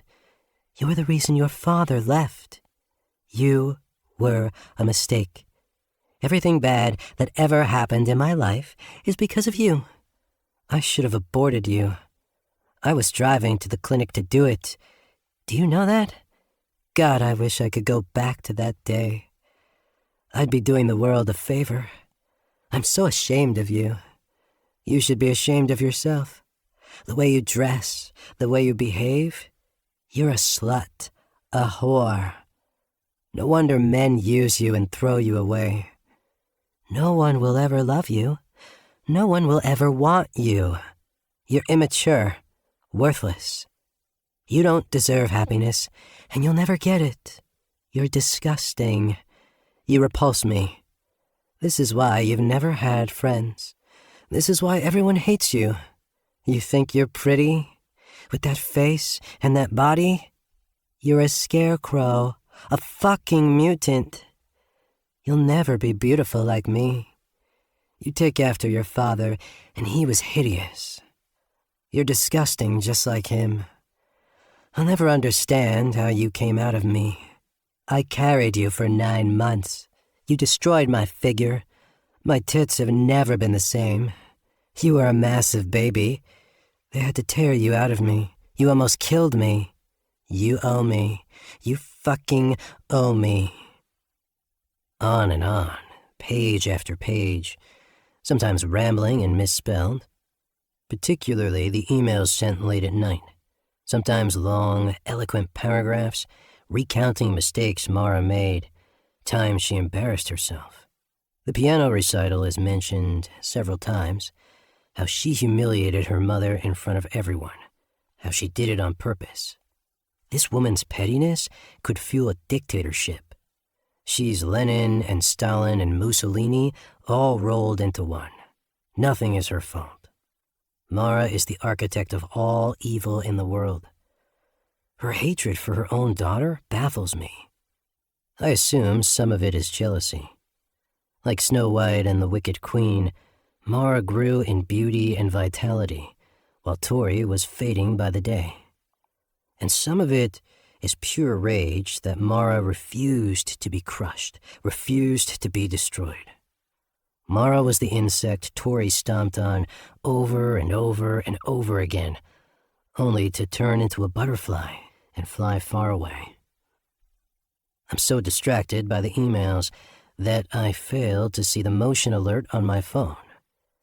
Mara rises and dresses, padding down the stairs while I'm still deeply absorbed in reading. "What are you doing?" she asks. I look up from the laptop. I must have an awful expression on my face because Mara takes a step back, eyes widening. It's hard for me to speak. "I was reading your mother's emails." "Oh," Mara says. She isn't angry. We each have our own brand of relentless curiosity. She knows me too well to expect privacy or reasonable behavior. "They're all the same," Mara says. She can't stop insulting me even when she's trying to get me to come visit. "She wants you to visit?" I scoff. "When she found out where I lived, she showed up at my apartment. I wouldn't let her in, and she broke in the next day when I was at work. Went through all my things, read my journal." "You have a journal?" I'm just as nosy as her mother. Worse, probably. Mara snorts. "Not anymore." And I moved the next week. She can't stand not knowing where I am, not having control over me, not having the power to fuck up my life. She used to show up at my job, trying to get me fired. She trails off, laughing softly to herself. "Actually, you two have a lot in common. You might really get along." "Oh, fuck off. First of all, I'm way better at finding people than she is. She wishes she had my skills. And second, I don't fuck up your life. I fix it." "I know," Mara says, her expression serious. "I'm grateful to you, Cole. Do you know that? You better be. I'm taking you to Betsy's party tonight." "Are you really?" she squeaks. Then her excitement fading. "What about Shaw?" "He'll probably be there." "What does that mean? What will we do?" "Nothing in the middle of a gallery, and neither will he. It's safe." "I don't want to see him, though," Mara shudders. "We can't avoid him in this city. Besides, I want him to see that you're living with me. If he doesn't already know, I want him to see you under my protection. If we talk to him, I'll make him believe there's a truce. That I'll leave him alone as long as he stays away from you." "Will you?" Mara asks, her fog-gray eyes fixed on my face. "Never. Shaw is a threat. There's no fucking way I'll ever relax enough for him to put a knife in my back, or Mara's." It's then that I realize Mara is wearing her old clothes, jeans and her favorite battered boots. "Where do you think you're going?" I demand. "Sweet Maple," Mara says. "The fuck you are? I'm working this morning and you're not stopping me," she says, jaw set. "You can come along if you like, but I'm doing the full brunch shift." "What the hell are you talking about? You don't need a side job anymore." "I'm not doing it for the money. I owe it to Arthur. He can find another waitress," I say dismissively. Mara crosses her arms over her chest, refusing to back down. "My last year of high school, I applied to the Academy of Art. I spent that entire year working on my portfolio. The week I was supposed to submit it, my mother threw it in the tub and soaked it in bleach. Then she cleaned out the $1,200 I had hidden inside a book in my room. She thought I couldn't leave if I had no money and no scholarship. I left anyway, the day I turned 18. I bounced around a few couches, halfway to homeless. When I showed up at Sweet Maple, I had a backpack of clothes and $6 to my name. No resume, hadn't taken a shower in a week. My sneakers had holes big enough for my toes to poke through. Arthur hired me anyway. He gave me $200 up front so I could buy some better shoes. I bought these boots. Mara sticks out one foot, showing the boots that look like they've been through a war. He didn't know me, didn't know if I'd take the money and never show up for a shift. He helped me anyway, so I'm not ever quitting that job until Arthur doesn't need me anymore. All right, I say, holding up my hands. I'll drive you over. Flushed with victory, Mara grins at me. Can I drive? 7. Mara. It feels good to be back at Sweet Maple. This place has been my anchor through some of the most chaotic times in my life. So is Arthur. He might be the only man who's ever done something kind for me without trying to put his hand on my ass afterward. "There she is," Arthur says, chucking my apron directly into my face. "You know you're in the paper this morning." "I am?" He tosses that at me too, already helpfully folded back at the right page. It's an article in the Chronicle, in the arts section. Just 2 columns on the bottom of a page, but it includes a large color photograph of the mercy of men and a smaller picture of me lifted off my Instagram. This is Cole's doing, I'm sure. He's constantly working behind the scenes, pushing me into the spotlight. He seems to get more pleasure out of grabbing attention for me than for himself. I try to catch his eye, where he seated himself at the furthest corner table, but true to his word, he's not distracting me and is only quietly taking out his laptop like any normal business bruncher. Assuming that person just so happened to look like an off-duty supermodel in a cashmere button-down. Arthur raises one thick, grizzled eyebrow at me. "Isn't that your other boss over there?" "Yes." "I could be wrong, but didn't you drive into work together? Quite early in the morning?" I can feel my face flaming while I try to maintain a dignified expression. "Yes, that's right. I've been staying with him." "What?" Arthur cries with mock surprise. "How did that happen, when you weren't even trying to date him?" I take back everything nice I said before. Arthur is the fucking worst. I scowl at him. "We're not dating. It's complicated." "It always is." Arthur nods wisely. I throw myself into the business of waiting tables so I can avoid further interrogation. Arthur is not going to be repressed that easily. He's in a shockingly chipper mood, whipped into something approximating actual happiness at the prospect of teasing me all shift long. This is catnip to Cole. He immediately shoves his laptop to the side so he can gang up with Arthur against me. I'm actually quite fucking busy, as Sweet Maple hasn't stopped being delicious. The sidewalk tables are crowded with people clamoring for bacon. Meanwhile, Arthur has completely abandoned his duties and is sitting down with Cole, laughing and chatting like old friends. 1000% for sure discussing every intimate detail of my life that I'm heartily regretting sharing with either of them. As I carry a back-breaking load of mimosas past them, I hear Cole saying, "I'm setting up a show for Mara in December. You should come. I'll put your name on the list." The thought of Arthur coming to see my new series is too much to bear. The more intimate and personal my work, the more it frightens me for other people to see it, especially people who know me. Paradoxical as it seems, I'd rather strangers view it because they won't know how deeply self-referential my work has become. They won't recognize how I've opened myself up, guts and all, laying myself bare across the canvas. It feels good to work for money again, in a direct exchange where a tray of food carried out equals a $5 tip. I'm puffing and sweating, but in a nice way. The way of good, honest labor. Cole has never had to work for money at a menial job. That's why money is only an abstract concept to him. He knows its power, of course, and wields it like a weapon, but he has no attachment to it. It comes easily to him, and he can always get more. I don't know if his way is better than mine. In so many things, there is no better or worse, just differences. Cole will never feel the wild thrill of opening up a billfold and seeing a $20 tip on a $50 bill.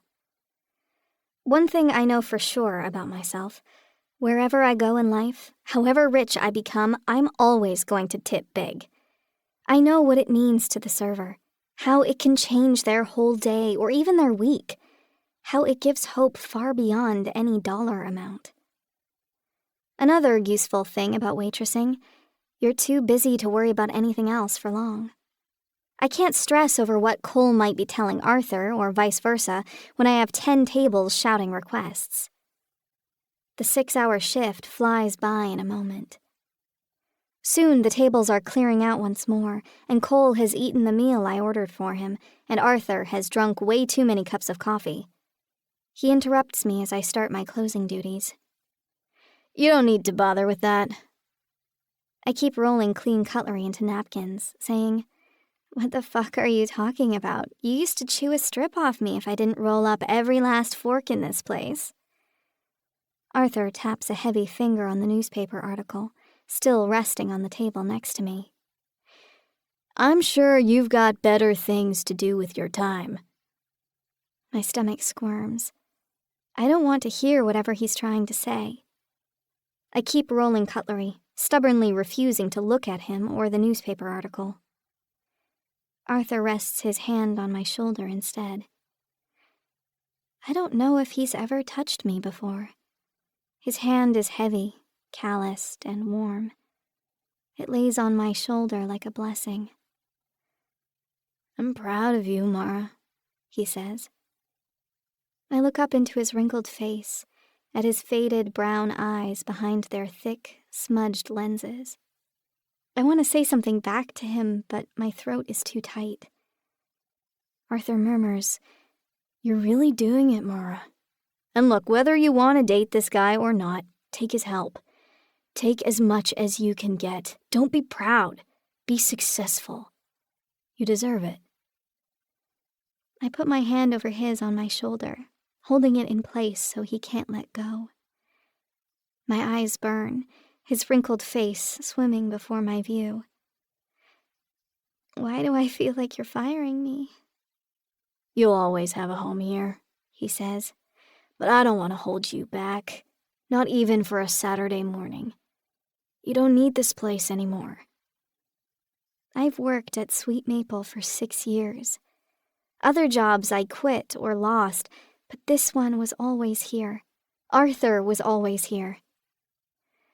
"Come back to eat breakfast with everyone else who's rich and famous and doesn't have to carry a tray." "The best people carry trays," I say ferociously. "You carry a tray." "I will if you come eat," he says, squeezing my shoulder once more before letting go. I leave quickly so Arthur won't see me cry. Tears run down my face, hot and fluid, like there won't be any end to them. Cole chases after me, still stuffing his laptop back in his bag. "Mara," he cries, "what's wrong?" I wheel on him, furious. "What did you say to him? What did you say to Arthur?" Cole grabs me by the shoulders, forcing me to stop. I was running away from him down the tree-lined street, and I'm still torn between the impulse to shout at him or flee. My life is hurtling down this new path, and I don't know if I want it. It looks like a dream, but it's mixed up with a nightmare. Cole's looking at me with his beautiful face set in an expression of concern, but I know what he is. I know what he's done. Am I insane to think he cares about me? Arthur does. But now Arthur is pushing me away because there's no place for my new life in my old. I can't be the Mara I always was, poor and desperate, and this new Mara, replete with money and success. Cole forces me to look at him, into those dark eyes that have always been the real window inside of him. Why do you hate when I talk to Arthur? Why are you worried what I'll say to him, or him to me? My face crumples up. I cover it with my hands, ashamed. I don't know, I sob. I'm not used to people saying nice things about me. Cole wraps his arms around me, pulling me close against his chest. He's warm and strong, his heart a metronome that never falters. He tilts my chin up so I'll look at him, so I'll know he's telling the truth. Mara, I will never tear you down to other people. I will never degrade you in their eyes. I want to build you up. Do you understand that? I never knew until this moment that I believed every conversation about me had to be negative. It had to be an airing of all my mistakes, all my flaws. What else could they talk about? I thought you told him to fire me, I admit. Why would I do that? We made an agreement. You can work here as long as you want, if you don't mind me camping out in the corner. I'll admit it's not just to protect you. I have to be around you. I'm addicted to you. You fuel me. You light me up inside. Just knowing you're in the house enlivens me. I can't go back to the way I was before. I'm afraid of it. I've never heard Cole talk this way before. I've never seen his face so naked, so exposed. Not blank and emotionless, raw and confused. I look in his eyes and I see that he's telling me the truth. He's afraid of losing me.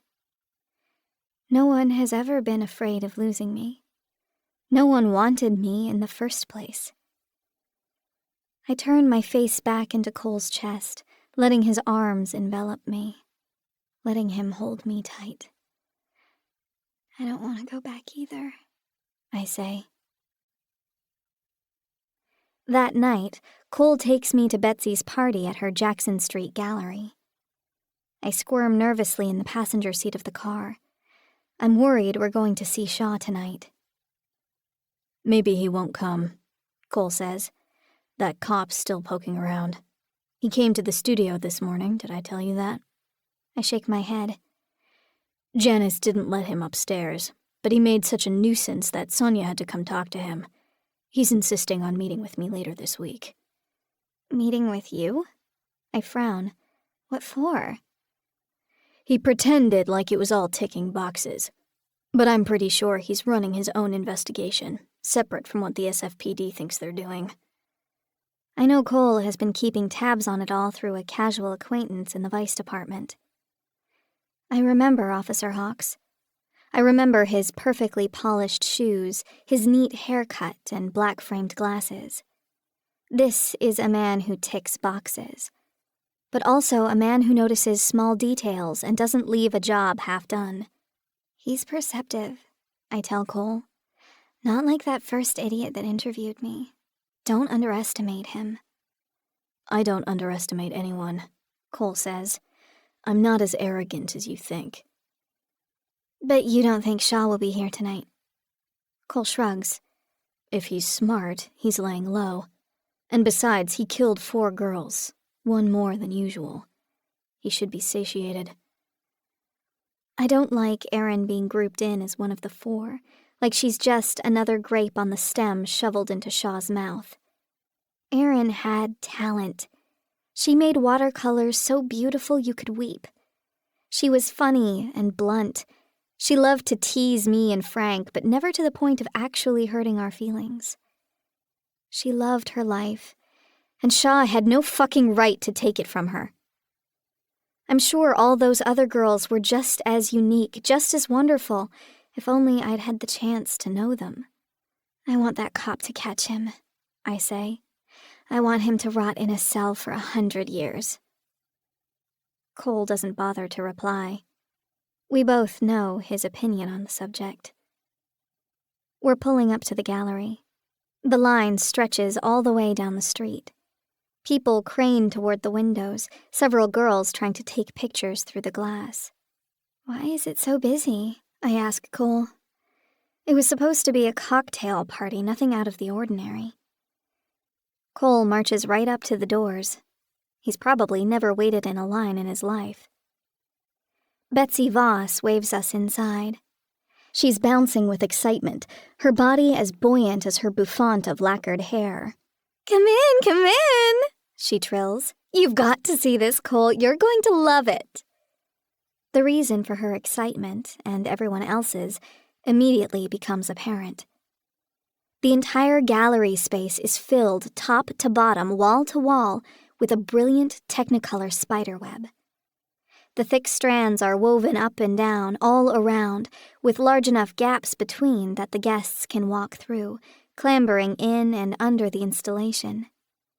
You're forced to interact with it, to grip and touch the thick ropes. The puffy, loose-woven wool manages to look sticky and dripping, but also soft and enticing. The eye-searing shades of magenta, lemon, and teal are so vivid and wet that the strands might have been spray-painted via some sort of pressure cannon. The aggressive color envelops you, making your eyes burn and your head spin. You're trapped inside a rainbow prism that seems to go on and on forever, disorienting and intoxicating. Cole stares around at the installation, not touching anything. We both know the architect of this piece. The signature colors give it away. But it's nothing I could have imagined from him. Guess he's not laying low, I murmur to Cole. Cole is unusually silent. I think I know the reason why. Cole's disdain for Shaw has been apparent to me since before I ever met either of them. He's never spoken of Shaw's work with any level of respect. But for the first time, Shaw has created something truly impressive, something even Cole can't deny. It's slapping us right in the face. Marcus York comes bustling up to Cole, his frizzy orange hair puffing out on both sides like a clown wig, an impression not helped by York's short legs and too tight waistcoat stretched across his large belly. Oh, Cole, someone's putting you on notice. What? Cole snaps irritably. This is Shaw's bid for the sculpture in Corona Heights Park. If chosen, he'll do a larger version of this. And I haven't even received your design yet. The deadline is this week. I know the deadline, Cole hisses. Well, better hurry, York says, his eyes glinting wickedly. You'll have to come up with something good to beat this. York hurries away again, probably spurred by the murderous look on Cole's face. My own feelings of repulsion are so strong that I find it hard to speak. I feel exactly as Shaw intended. Enveloped in this web, trapped by it, screamed at from all sides. Cole says he would never have had the confidence to do something like this before. What do you mean? I ask, turning to look at Cole's black stare. Everything Shaw has ever made is commercial. Cole gestures around at the brilliant, dripping ropes. You can't sell this. It's an experience. I nod slowly. He's leveling up. As if summoned by those words, Alistair Shaw himself materializes, striding toward us. He navigates the web with confidence, easily maneuvering his bulk through the fluorescent strands. Shaw glows with health and happiness. His golden hair, rich tan, and shining white teeth beam at us. His shoulders seem a mile wide as he stretches his arms open, greeting us in his booming voice. Mara, Cole, so glad to see you. He's so loud that a dozen people turn to observe our meeting. Camera flashes wink at us. Everyone loves a tete-a-tete between their two favorite rivals. We're frozen in place, trapped in his web, watching the spider approach, grinning at us both. Cole! Shaw slaps Cole on both shoulders with such a loud sound that it feels like a detonation between us. My oldest friend. Look at you. You know the thing I love about you? You're unchanging. Your principles unwavering. That must be what Mara loves about you, too. While I still don't know everything about the dynamic between these two, I understand the barb all too well. Shaw abducted me as a provocation, to try to tempt Cole into breaking his own rules. And it worked.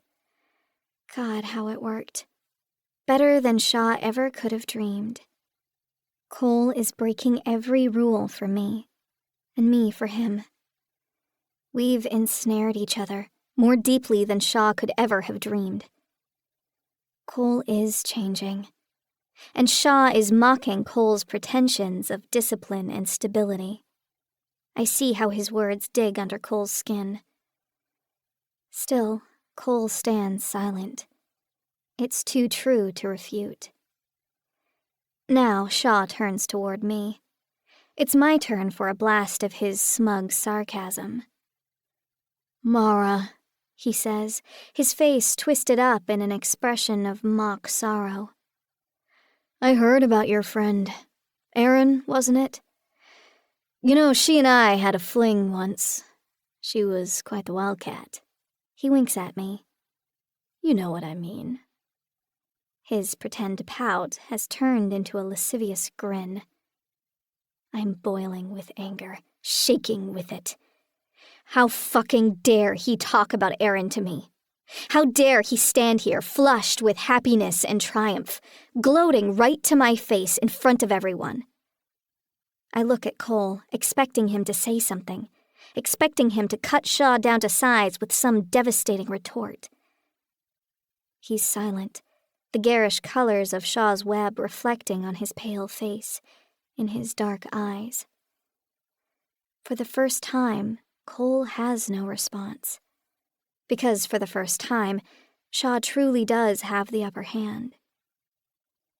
Raising his voice a little louder so everyone can hear, Shaw says to me, "And don't worry, Mara. I forgive you for pointing the finger at me. You must have been in a terrible mental state after how brutally your friend died in agony. What you must have felt finding her there in your bed. No hard feelings from me. It's all water under the bridge." All his shots fired, and every one landing right on target, Shaw gives us one last aggressive, "Good to see you both," and strolls away. His departure feels like a vice around my skull, finally releasing. I can breathe again, but I'm shaking harder than ever. I'm sick, furious, choking on everything I wanted to shout at Shaw that I had to stuff down inside instead. Everything about him enrages me, from his taunts to his gloating grin. Even now I can hear the excited babble of guests interacting with Shaw's vast, triumphant installation. Why should Shaw get to experience a night like this when he's taken so many lives and caused so much pain for everyone else? He doesn't deserve this. Cole looks at me. "Are you ready to kill him yet?" My fingers itch with violent impulses. My mind runs wild, too far and too fast for me to rein it in. I mutter, "I'm damn sure getting closer. Right now, I might be angry enough to do it. But you told me what it does to a person. It changes you, breaks you away from humanity." "Good," Cole hisses, jerking his head toward the throngs of people fawning around Shaw. "Why do you want to be like them? A blind fucking sheep." I can't take my eyes off Shaw, who stands surrounded by admirers, bathed in his own private golden glow. This motherfucker killed my friend, and don't forget he abducted me too, cut my wrists, pierced my fucking nipples. He's living flagrantly, joyfully, rubbing it right in our faces. He can kill anyone he wants, do anything he wants. I want revenge, I mutter. But I don't want to take it. I don't want to give in to it. I said I'd always rise above. I swore it. For the longest time after I left my mother's house, I was tormented by anger. I had run away from her and Randall, but the memories of everything they'd ever said to me, done to me, came along with me, jammed in my head. I couldn't get them out. The longer I was away from her, the more I realized how wrong it all was, how monumentally fucked up. I wanted them to pay. My mother's always gotten away with everything. CPS came to our house, summoned by teachers who reported the bruises on my body, the lack of food in my lunch. My mother cleaned the house and bought groceries for a week, until they went away again. She was pulled over multiple times for DUIs. She got the fines reduced or charges dropped on technicalities, on overcrowded dockets, by begging and pleading and deploying her best sob stories. She brought men into my life and me into theirs. Not just Randall, a succession of assholes of every flavor. Drug dealers, ex-convicts, even a fucking neo-Nazi who pushed hand-printed copies of American Renaissance and the Daily Stormer into my hands. Well, Randall wasn't the first one who put his hands on my mother, or on me, and some of them went so far as to shove a gun in her face or push her down a flight of stairs. The devastation she wreaked in their lives was always greater than anything they did to her. She's sailed through life unpunished, unrepentant. The worst people are free to maim and defame however they like. There is no justice. There is no fairness. Cole and I had intended to stay at the party for several hours, to network with the dozens of Cole's acquaintances all around us, but neither of us can stand Shaw's malevolent glee, or the omnipresent discussion of his work, to say nothing of the Technicolor spiderweb wrapped all around us. We leave a few minutes later. We're both silent on the drive back to the house, Cole gripping the wheel with a rigid expression, and me replaying every taunt Shaw threw at me. You know, we had a fling once. Don't worry, Mara, I forgive you. You must have been in a terrible mental state. The moment we step inside, into the dark, cool interior of the house, the tension between us snaps. Cole jumps on me, and me on him. He tears off the deep plum gown I was wearing, ripping the straps so that the expensive beading scatters across the hardwood floor. I attack him back just as hard, yanking open his shirt, ripping the material, losing the buttons. We're kissing each other with more than passion. We're exercising our anger, our resentment, our fear, and our rage. It's not directed at Cole, and it's not directed at me. It's a dark, swirling energy between us, a bitterness that has to burn out before it consumes us both. Cole hasn't even gotten my dress all the way off when he throws me over the arm of the couch and takes me from behind. He wraps his hand up in the long rope of my hair, jerking my head back, using it as reins while he mounts me and rides me hard. He's fucking me ruthlessly, roughly, the slap of his hips against my ass punctuated by actual slaps from his hand. More, I moan. Harder. I deserve this. My guilt over Aaron can only be assuaged by punishment. I want to be spanked harder, faster, meaner. I need the sadist in Cole. I need the psychopath. And Cole obliges. He forces me down on my knees, the back of my head against the arm of the couch. He shoves his cock into my mouth, my head pinned, no way to escape. He holds my head between both hands, fucking my mouth. His cock is iron hard and relentless, tunneling into my throat. I'm choking on it, drooling around it, trying to steal gasps of breath before he drills into me again. There is something so satisfying in this, something that I deeply need, that I've never been able to ask for before. The more I come to trust Cole, to believe that he won't actually hurt me, the more I want him to push the line. This is the broken, fucked up part of myself, The part that's furious over every time that I was hurt or used, but still craves the freedom to seek out roughness and even violence when I want it, on my terms. I'm a tree that grew in cruel wind, twisted and bent by it. Sex and violence, passion and intensity are inextricably entwined for me. I can't have one without the other. Right or wrong doesn't come into it. I am the way life made me. Only this satisfies. Biting, clawing, scratching, struggling. Cole and I fuck on the couch, on the floor. He slams me up against the wall, bodily lifting me off the ground. I need to experience his strength, his power, his ruthlessness, because that's what I need in a man. It's the only way I feel safe. He has to terrify me, so I know he'll terrify everyone else. I've never met a real hero. I don't think they exist. Only a monster can protect me. We're fucking in the dark, so we can unleash the demons inside of us. Anguished sounds come out of me, sometimes sobbing, sometimes begging for more. Our clothes are all gone now, torn to ribbons on the floor. Cole's back is a mass of scratches, as if he's been whipped, his skin under my nails. His teeth marks print my shoulders and my breasts. Still, I moan in his ear, "Don't stop. I need more." "You fucking lunatic, I'll kill you," Cole snarls. "You don't know what I have in me." "Show me. You promised to show me." He throws me down on the floor, so hard that all the air slams out of me, and I see stars on his ceiling. He climbs on top of me, our bodies slick with sweat. It's dripping down from the inky tips of his hair, from the sharp planes of his jaw. It splashes on my face and my breasts.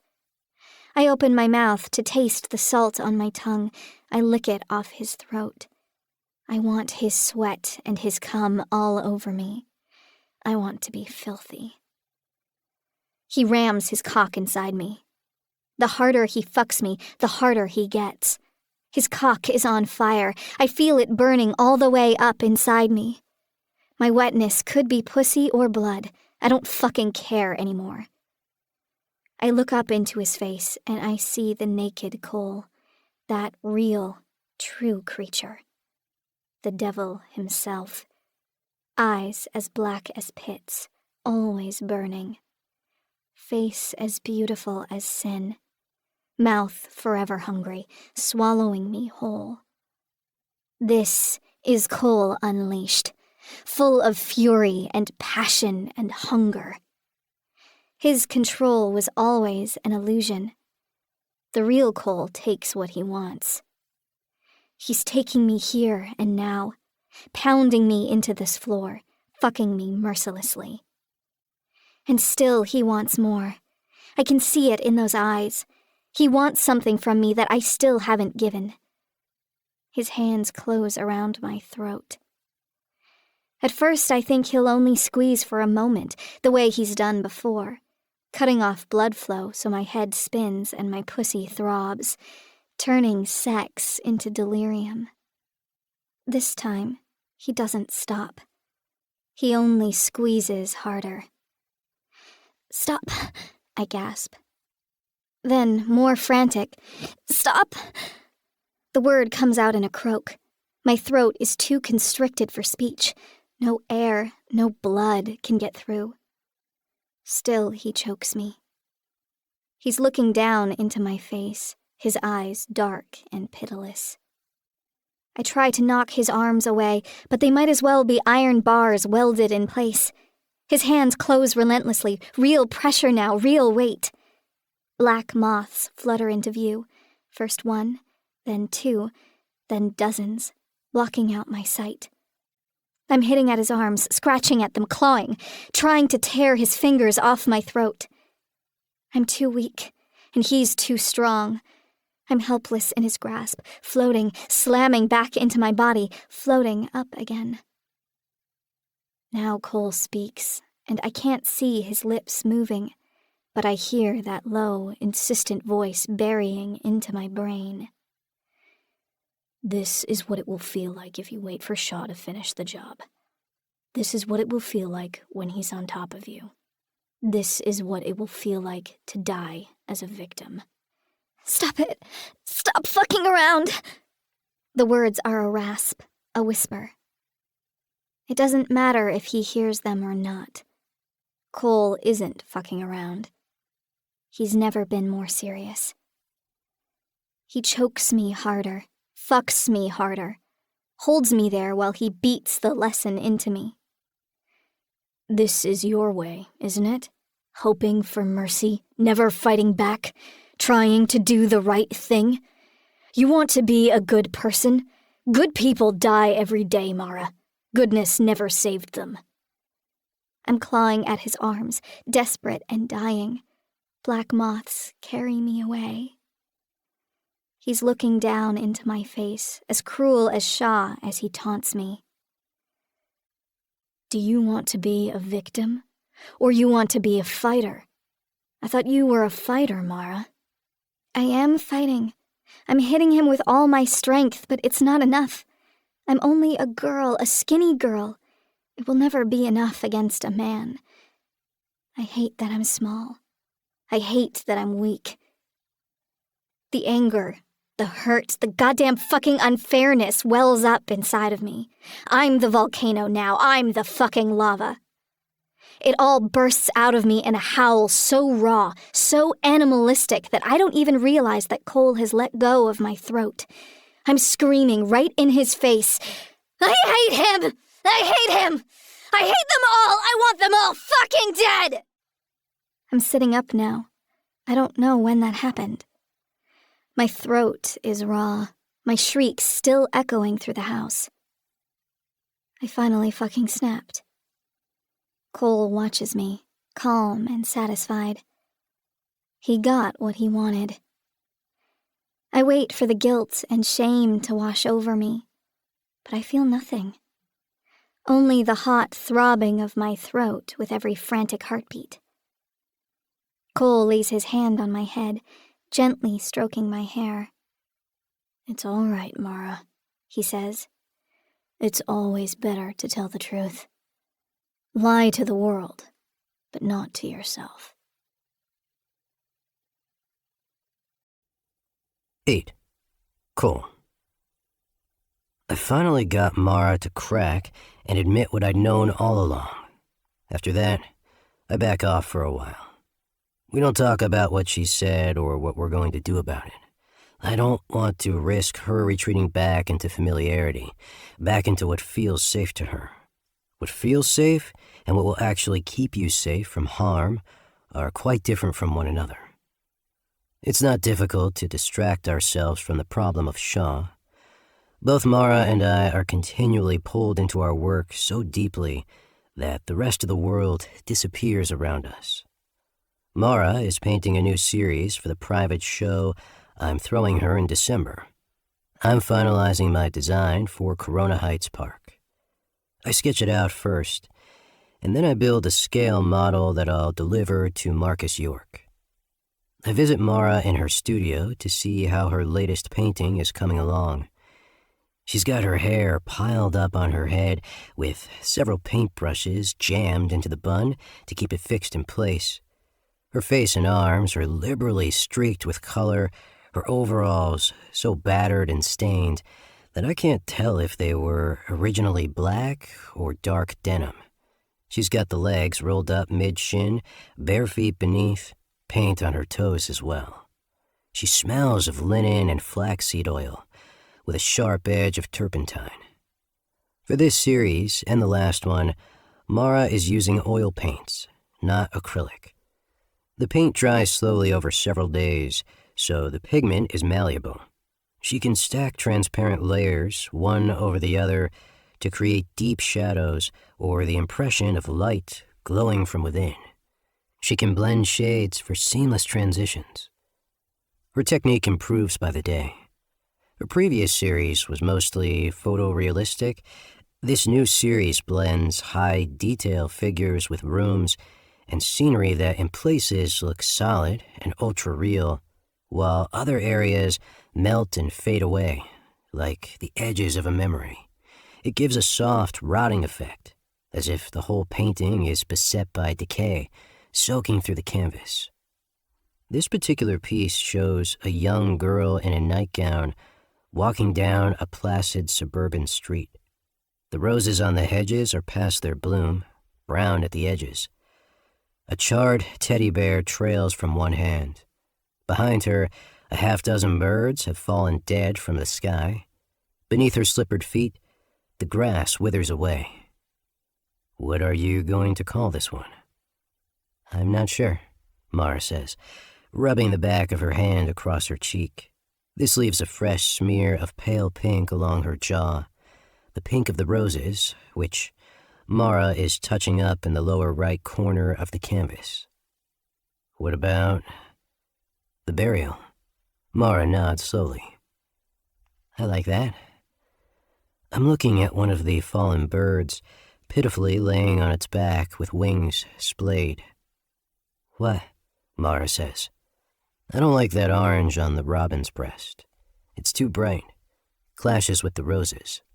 Mara squints at the robin, then at the roses, looking back and forth between them, comparing the shades. You might be right, she grudgingly admits. Here, tone it down. Make it a little more dusty. She holds out a paintbrush to me.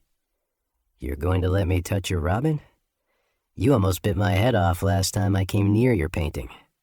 Well, you did pick my favorite design for Corona Heights. It was my favorite too. Mara inspired the design in a sense. Hearing her enthusiasm spurred me on to build the model so I can bring it to York this afternoon, right before the deadline. I had been debating whether I even wanted to enter.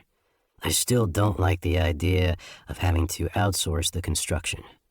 I add a little brown to the robin's breast, dulling the orange until it almost matches the edges of the rose petals. Mara examines my work. That's better, she agrees. Our heads are close together, examining the canvas.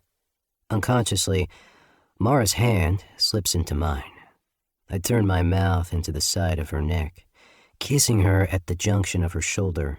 Her scent, laced with turpentine, makes my head spin. Do you want to come see the model? I ask her. Of course. She drops her brushes in a pot of solvent to soak, wiping her hands off on a rag. My own hand is paint-smeared where she touched me. Instead of washing it, I let the streak of dusty pink dry on my skin. Mara follows me down the hall to the studio I've been using on this same floor. I don't like it as much as my private space, but sometimes it's good to make a change. There's something energizing about the constant bustle of people in this building. The whistle of Sonia's kettle, Janice's snorting laugh, and the thud of Mara's music leaking out from under her door. The chatter of other artists meeting by the stairs. Isn't Officer Hawks coming to talk to you today? Mara asks. Oh, fuck. I forgot about that. I'm debating whether I should tell Sonia to cancel it. I don't want to waste even 10 minutes talking to him. On the other hand, it would be stupid to miss the opportunity to observe the detective while he's interrogating me. I push open the door to my own studio, which takes up half the floor on the opposite end of the building to Mara. Our studios are equally bright and sunlit, but in truth, Mara has the better view. Hers looks out over the park, while I'm facing the busy intersection of Clay and Steiner Streets. It doesn't matter. I'm here for the view down the hall. Mara strides directly over to the model, not waiting for me to close the door behind us. It's going to be incredible, she breathes. She looks down over the black glass labyrinth. The smooth, sheer walls will be glossy and reflective. The maze includes a dozen routes, but only one that will take you all the way through. The correct pathway is hidden within the walls. The openings can only be found by standing at just the right angle or running your hands along the dark glass to feel where it breaks. I hope they choose your design, she says. I want to see this built. So do I admit. Mara looks up into my face, her eyes bright with excitement. They will. They'll choose you. I could probably strong-arm York into doing it, but I won't. My art is the one area where I don't manipulate. My work will live or die on its own merit. My phone buzzes in my pocket with a text from Sonia. The cop is here. He's early, even more annoying than being late. I stuff the phone back in my pocket. I've got to go talk to Hawks, I say. Should I come? Mara asks, her expression strained. No need. I'll handle it. Keep working. Officer Hawks waits downstairs next to Janice's desk. He's not the lead detective on the case. That's an older officer named Potts. But according to my sources, the SFPD has egg on their face from all the young female bodies stacking up on their beaches. There's a good chance Potts is about to get the boot and Hawks will be promoted, a fact of which he is probably well aware. That's why he's here at my studio, digging down on every possible lead. I pause at the base of the stairs, examining him before I step into view. When he interviewed Mara, he wore the standard Navy uniform with his gold badge pinned upon his breast. Today he's dressed in plain clothes, button-up shirt, slacks, and a sport coat. That could mean he's off duty, or only trying to put me at ease, trying to make me think this meeting is a formality, not an interview. In the plain tan jacket and Buddy Holly glasses, he looks a bit like a professor. Only the haircut gives him away. Too fresh, too short, and too presidential. Our boy Hawks is ambitious. That's the haircut of someone who wants his promotion badly. He was polite to Mara when he interviewed her, which means I don't have to hunt him down off hours, at least not yet. I step out into the lobby, striding toward him. Officer Hawks. Mr. Blackwell. He holds out his hand to shake. Sometimes I don't shake hands, sometimes I do. It depends on what response I want to elicit. In this case, I take the proffered hand.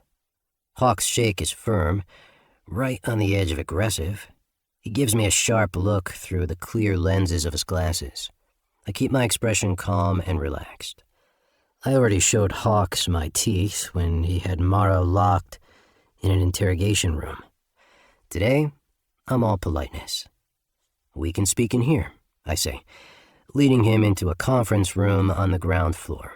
I have no intention of allowing Hawks any deeper into the building. Is Mara here too? Hawks inquires pleasantly. She has a studio on the 4th floor. That's not exactly an answer, something Hawks notes as well, his eyes flicking fractionally toward the ceiling before settling on my face again. I heard she's living with you now. That's right. How long have you two been dating? It's hard to put a time frame on these things. You know how intangible a relationship can be. The art world is small. We've been in the same circle for some time, orbiting one another. I'm evasive on purpose. I say nothing that can be contradicted or disproven. Hawks will notice this too, but I don't care. I want to annoy him. I want to push him to tip his cards. I gesture to the conference room table with its assortment of mid-century modern chairs deliberately mismatched. Hawks takes a seat directly across from me. He's not taking notes, but I have no doubt he'll remember everything I say and probably write it down afterward. Did you ever meet Aaron Wallstrom? Hawks asks. Once or twice. Like I said, it's an insular industry.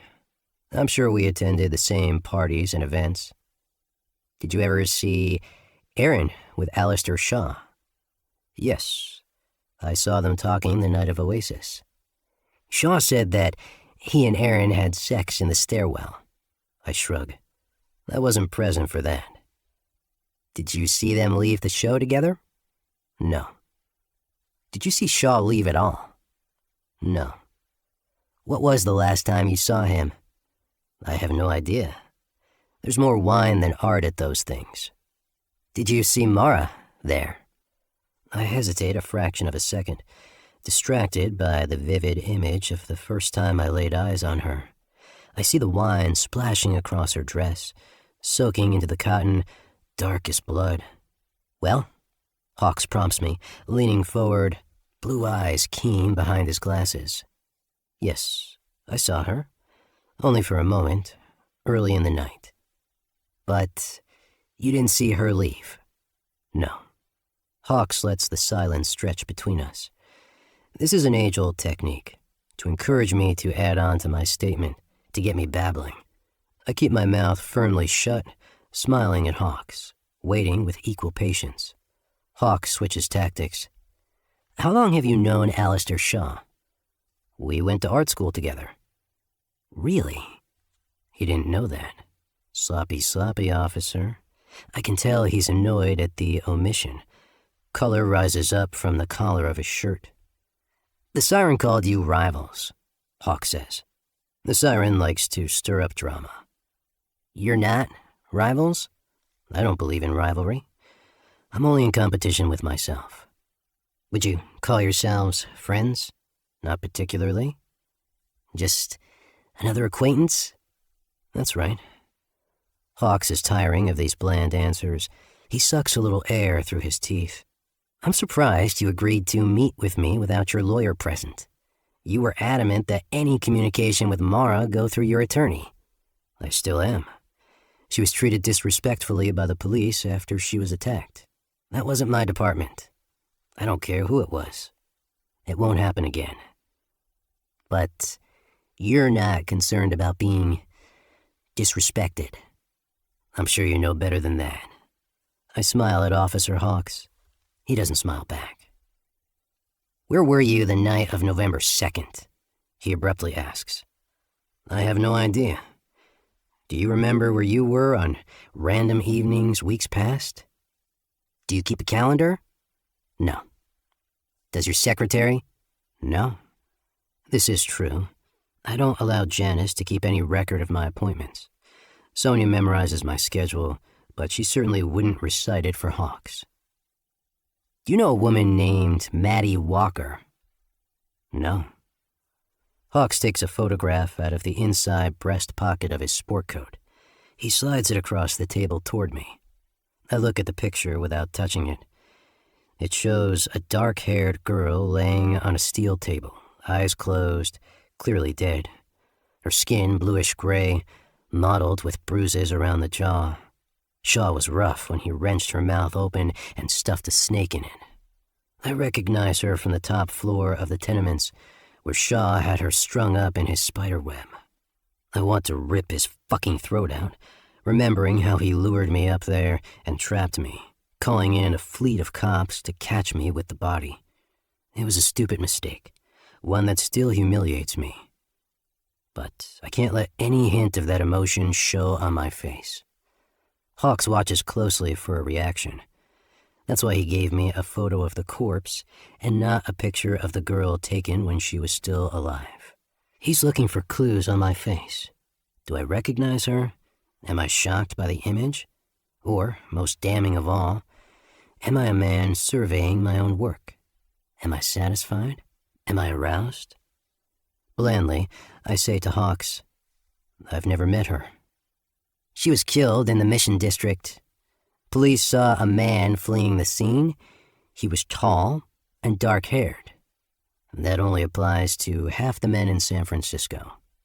It applies to you and thousands of others."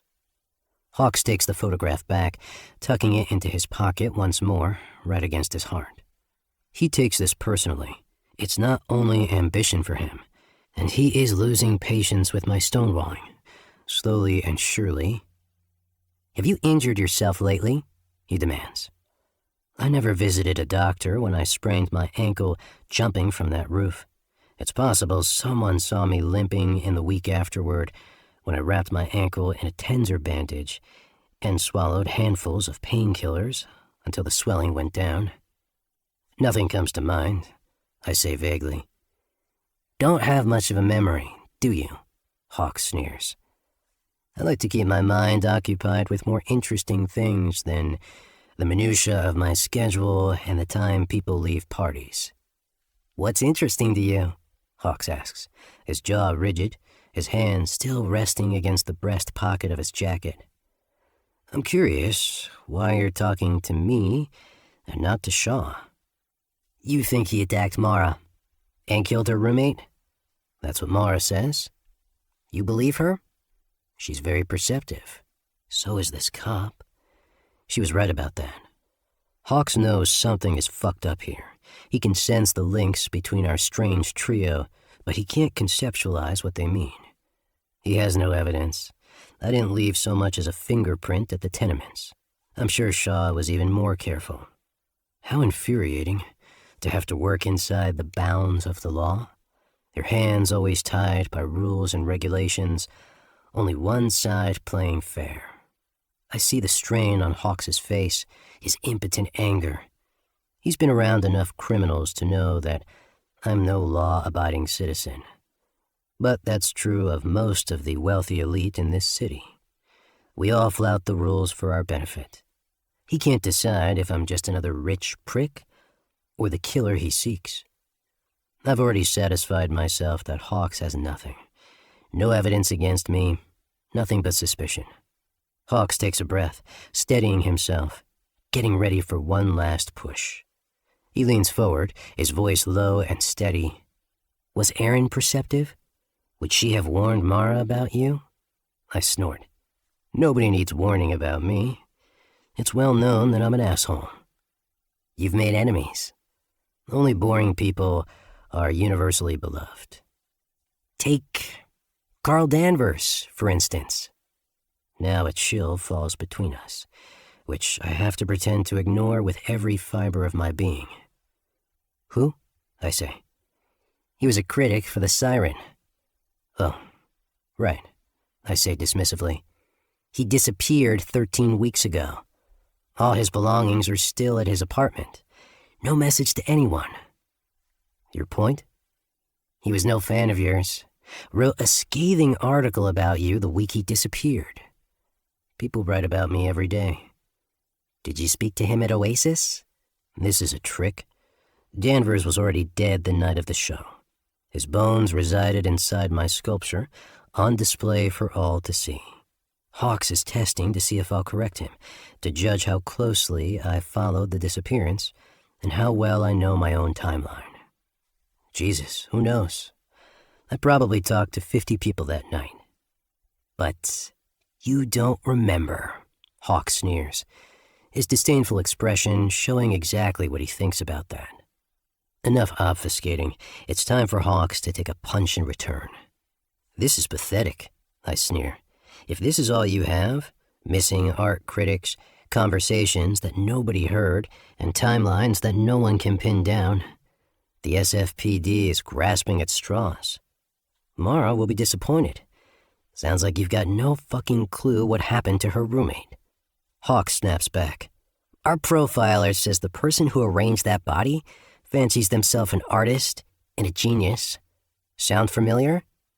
"Oh, wow." I roll my eyes. "Did they also guess it was a white male? Hope Captain Obvious isn't getting a Christmas bonus." "You think this is funny?" Hawks hisses.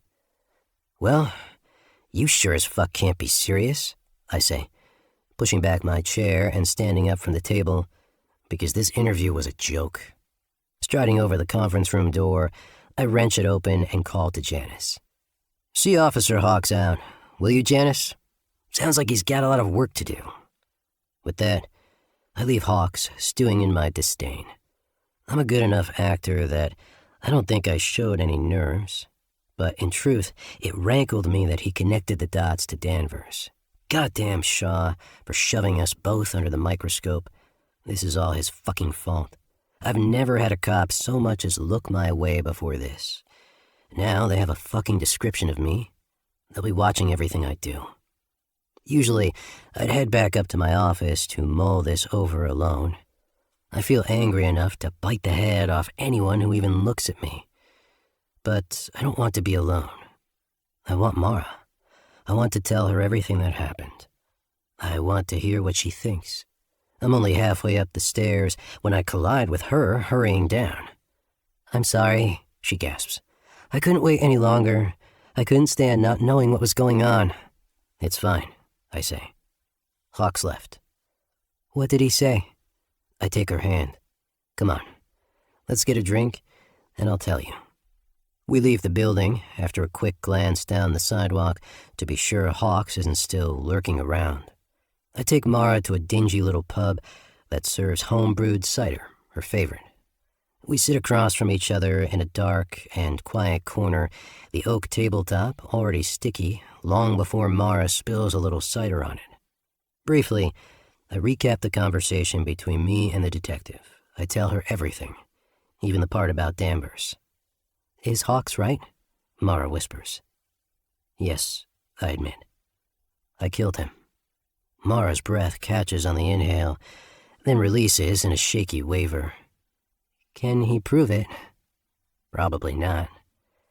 The only evidence is enclosed inside Fragile Ego. It was insane for me to sell it. In that moment, my own ego had swelled past all reason. No one knows about the bones, except Shaw. Yet another reason he needs to die. "The cop's a crusader," I say to Mara. "He's not going to drop it." Mara looks up at me from under the fan of her dark lashes. "Will you kill him too?" she asks quietly. "I'd prefer not to. Hawks is doing his job, and he's not that bad at it. Nobody else noticed Danvers. When the fuck did I make this rule for myself? Not to murder people I respect? It's inconvenient." "Please don't," Mara says, relieved. "Understand this, though," I tell her, my voice low and cold. "I'll do what I have to do. No one is going to take you from me, and no one is taking me from you." Now she shifts in her seat. She doesn't want me in jail, but she also doesn't want to be party to the slaughter of a decent human. "It probably won't come to that." Mara sips her drink, her throat clenching convulsively. She knows better than to ask me to promise. 9. Mara. After our drink together, Cole and I briefly part ways so he can deliver his submission to the sculpture committee. This is one of our first moments apart since I moved in with him.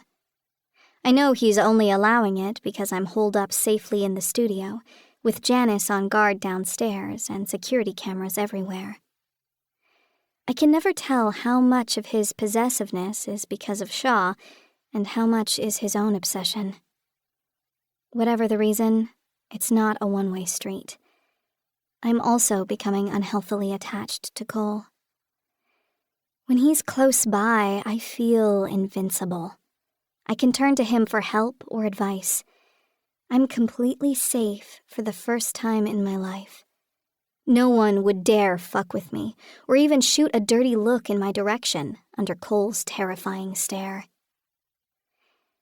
Even though we're so different from each other, I'm deeply comfortable in his company. His absence feels like a piece of me torn away. I want it reattached as soon as possible. The minutes tick by slowly. I work on my painting for a while, but I feel dull and listless. I keep staring at the robin's breast, now just the right shade of dusty orange. I like that Cole put his mark on my work in a small, subtle way.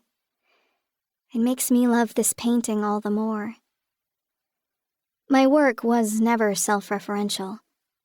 I kept my memories stuffed down inside me. I didn't mine them for material. I couldn't look at them at all. It was Cole who picked at the lock, finally forcing me to crack it open. Like Pandora's box, all the evil and ugliness came pouring out. I thought it would kill me. Instead, I pulled a splinter from my chest and a whole goddamn state came out. I'm bleeding, but maybe now I'll finally heal. Painting these scenes doesn't depress me. It feels like catharsis, like therapy. Once I have it down on canvas, the memory lives outside of me. where I can view it when I want, but it no longer festers, poisoning me from the inside. The paintings are so much better than anything I made before. They're dark and compelling. They pull you in. You stare and stare, a kaleidoscope of emotions turning before your eyes, each angle a new image. I'm proud of them. I'm proud of myself. I never would have gotten here without Cole. Not to the studio, the shows, or even the point of putting brush to canvas with this fount of inspiration surging through me. Cole says that I light him up, that I fill him with energy. Well, the same is true for me. His dark power surges through me, strong, persuasive, compelling. You can't deny Cole what he wants. And you can't deny me either. Not anymore. My phone buzzes in the pocket of my overalls. I pull it out, feeling a leap of excitement at the sight of Cole's name, even though he's only been gone an hour. "What did they say?" I cry, by way of greeting. "Marcus York seemed to like it," Cole replies. "When will you hear back?" "Soon. York is pushing this thing through as quickly as possible. He's got some finger in the pie, I don't know what exactly. Probably a kickback on the construction." "Do you want to win?" I ask him, wondering how disappointed he'll be if Shaw takes it instead. "I always want to win." "And if you don't?" Cole laughs. "I don't know how I'll feel. I've never lost before." I like the sound of his voice over the phone, like he's murmuring right in my ear. It makes the little hairs on my arms stand up. I don't want to hang up. "Are you coming back now?" I ask him. "I'm almost there already. I'm driving like it's the Grand Prix. Come stand at the window so I can see you as I pull up." Impulsively, I unfasten the straps of my overalls and step out of them. I pull off my shirt and my underwear as well. Then I step up onto the window frame, completely nude, looking down at the street below. I see Cole's black Tesla zoom up to the curb, stopping short with a jerk. He steps out, tall and lean, his long dark hair tossed back by the wind. He looks up at me. I press my palm against the glass, phone to my ear. "Fucking hell," Cole breathes. "You're a goddess." We head back to Cole's house, which is beginning to feel like my house. Not because I own it, but because I love it so much. I love the stark, forbidding face, the jumble of pointed dormers and dark gables, the ornate woodwork and the black stone. Most of all, I love this perch high up on the cliffs, with the endless cycle of waves crashing below. The wind blows off the bay, wild and cold. It's the chilliest November on record. People keep making stupid jokes about how we could really use that global warming right now. Janice said it to me this morning. As Cole opens the door for me, I think perhaps I like the smell of his house best of all. He's lived here alone for more than a decade. The scent is all his. Leather and clay, the spice of his cologne, ocean salt, wet rock after rain. And running through it like a vein, my own scent as well. As perfect a pairing as any I've created with food. More delicious than banana and bacon, or avocado and jam. The textures and colors of his house soothe me. Everything is muted and dark, but so lovely. Cole could never bear anything garish or loud. The deep chocolate boards creak beneath my feet. The diaphanous curtains blow back from the open windows with a sound like a sigh, letting the sea breeze into the house. Cole heads up to his room to change out of his clothes. He's fastidious and doesn't like to wear the same shoes and trousers that made contact with the outside world. He'll come down in a minute, probably wearing some old-fashioned smoking jacket and a pair of velvet slippers. I'll have to change clothes as well, as I'm still covered in paint. For the moment, my attention is caught by my laptop, still open on the table where Cole left it. I don't care that he was reading my emails. I would have been incensed if anyone had done it a few weeks ago, but we're well past that now. I walk over to the laptop, intending to close the screen. Right as my fingers make contact, I hear the soft chime of another email arriving. Usually, my mother's emails are shunted over to a folder where I don't have to see them. Because that folder is already open, I'm hit with her name and the heading, Your Mother's Day card. I stare, confused, forced to parse that sentence. I obviously do not receive Mother's Day cards myself, and I certainly haven't sent one to her. My index finger moves without my consent, floating over to the trackpad and clicking once. The email leaps up before my eyes. For once, there's no rambling diatribe, just an image, which appears to be an open card, scanned and copied. I recognize the childish handwriting. Happy Mother's Day, Mommy. I love you so much. I made you cinnamon toast. I'm sorry I make so many mistakes. You're the best, Mom. I'm not very good. I will try so hard. I will be better. I love you. I hope you never leave. Please don't leave, even if I'm bad. I won't be bad. You are so pretty. I want to be pretty like you. I love you, Mommy. I love you. Mara. Each word is a slap across my cheek. I can hear my own voice, my own thoughts, immature and desperate, crying in my ear. I love you, Mommy. I love you. I'm sorry. Please don't leave. I won't be bad. Even my name signed at the bottom makes my stomach clench, the bile rising in my throat. Little Mara. Desperate. Pathetic, begging. Every word of it is true. I wrote it. I felt it at the time. My deepest fear was that she would leave like my father did. She used to threaten me with it when I fucked up, when I forgot something or broke something of hers. Later, it was me who wanted to leave, who dreamed of doing it. She's throwing it in my face, the intense connection I had to her. The love to which I clung no matter what she said to me, no matter what she did. It took years longer for that love to wither and die. Even now, some perverse remnant endures, lodged deep in my guts. I still think about her. I still yearn for what I wanted her to be. I hate that about myself. I hate my weakness. I hate that she wields it against me as a weapon, shaming me because I loved her, guilting me because I want to stop. Cole comes into the kitchen, dressed as I expected in a dark brocade jacket. "What is it?" he demands, seeing the look on my face. Without waiting for an answer, he grabs the laptop and turns the screen toward him. He reads the email in a glance. The look that falls over his face would make a grown man stagger. "When did she send this?" he barks. "Just now." I'm shaking.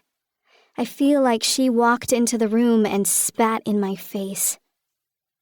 She still has so much power over me. I'll never be free of her. She'll never allow it. Cole slams the windows shut and strips off his jacket, wrapping it around my shoulders.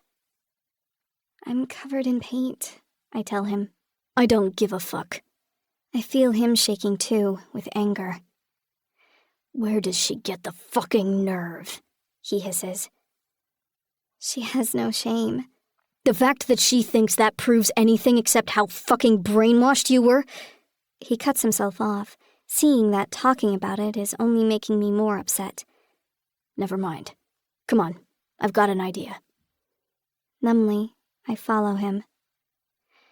I thought Cole would take me upstairs to the bedroom, or maybe into the main living room. Instead, he leads me down to the lower level, to a parlor we've never visited before. Like all the rooms, its doors are thrown open. I've only seen one locked room in this house, the one leading down to the basement. As in much of Cole's house, the original purpose of this space has been altered to suit his eccentric preferences. While the far wall has a large stone hearth and the usual sofas and chaises are present, the bulk of the room is given over to a potter's wheel. Cole lights a fire in the grate. The pale applewood logs give off a sweet scent reminiscent of their fruit. The flames leap up, bringing alive the figures in the many paintings on the walls. "Relax a minute," Cole says, pushing me gently down on the sofa closest to the fire. I sink back against the cushions, soaking in the heat. I'm still shaking, but not as much. Why in the fuck does she still have this effect on me? I have her blocked on every platform. I haven't seen her face in years. She's 5'5" and 50 years old. Why am I afraid of her? How does she still have the ability to reduce me to a blubbering child in an instant? I'm so fucking pathetic. Cole returns to the room, carrying his supplies. He pauses to set a vinyl on an old record player. I have a deep love for vinyl. It's not just something pretentious hipsters say. It really does sound different. The slight scratchiness, the rhythm of the platter rotating, it gives the perfect flavor to old-school tunes. Cole knows this. The music that flows out of the speakers is old-fashioned and romantic. Not at all what I expected from him. The potter's wheel spins clockwise because he's left-handed. Moistening the center of the bat with a sponge, he sets a fresh lump of clay in place. He flattens the edges with his large palm, sealing with his index finger. Once the clay is firmly in place, he increases the speed of the wheel and wets his hands until they glisten in the firelight. I watch it all, mesmerized. Cole's hands are beautifully shaped and marvelously strong. I could watch them work for hours. The way he strokes and manipulates the clay reminds me of how his hands move over my flesh. I feel my skin burning, and not from the heat of the fire. "Do you want to try?" Cole asks. I've never made anything on a pottery wheel. "Come here, I'll show you." He scoots back on his stool to make room for me. Shucking off his jacket so I don't dirty the sleeves, I sit between his thighs, his arms around me. Cole wets my hands as well, until they're cool and slippery, his fingers gliding easily over mine. His warm chest presses against my back, his chin on my shoulder. "Use your right hand to push the clay up," he says. "That's backward from normal, but it won't matter to you because you've never done it either way. Your left hand is the support. That's right. Squeeze the clay inward and let it rise up between your hands. That's called coning up."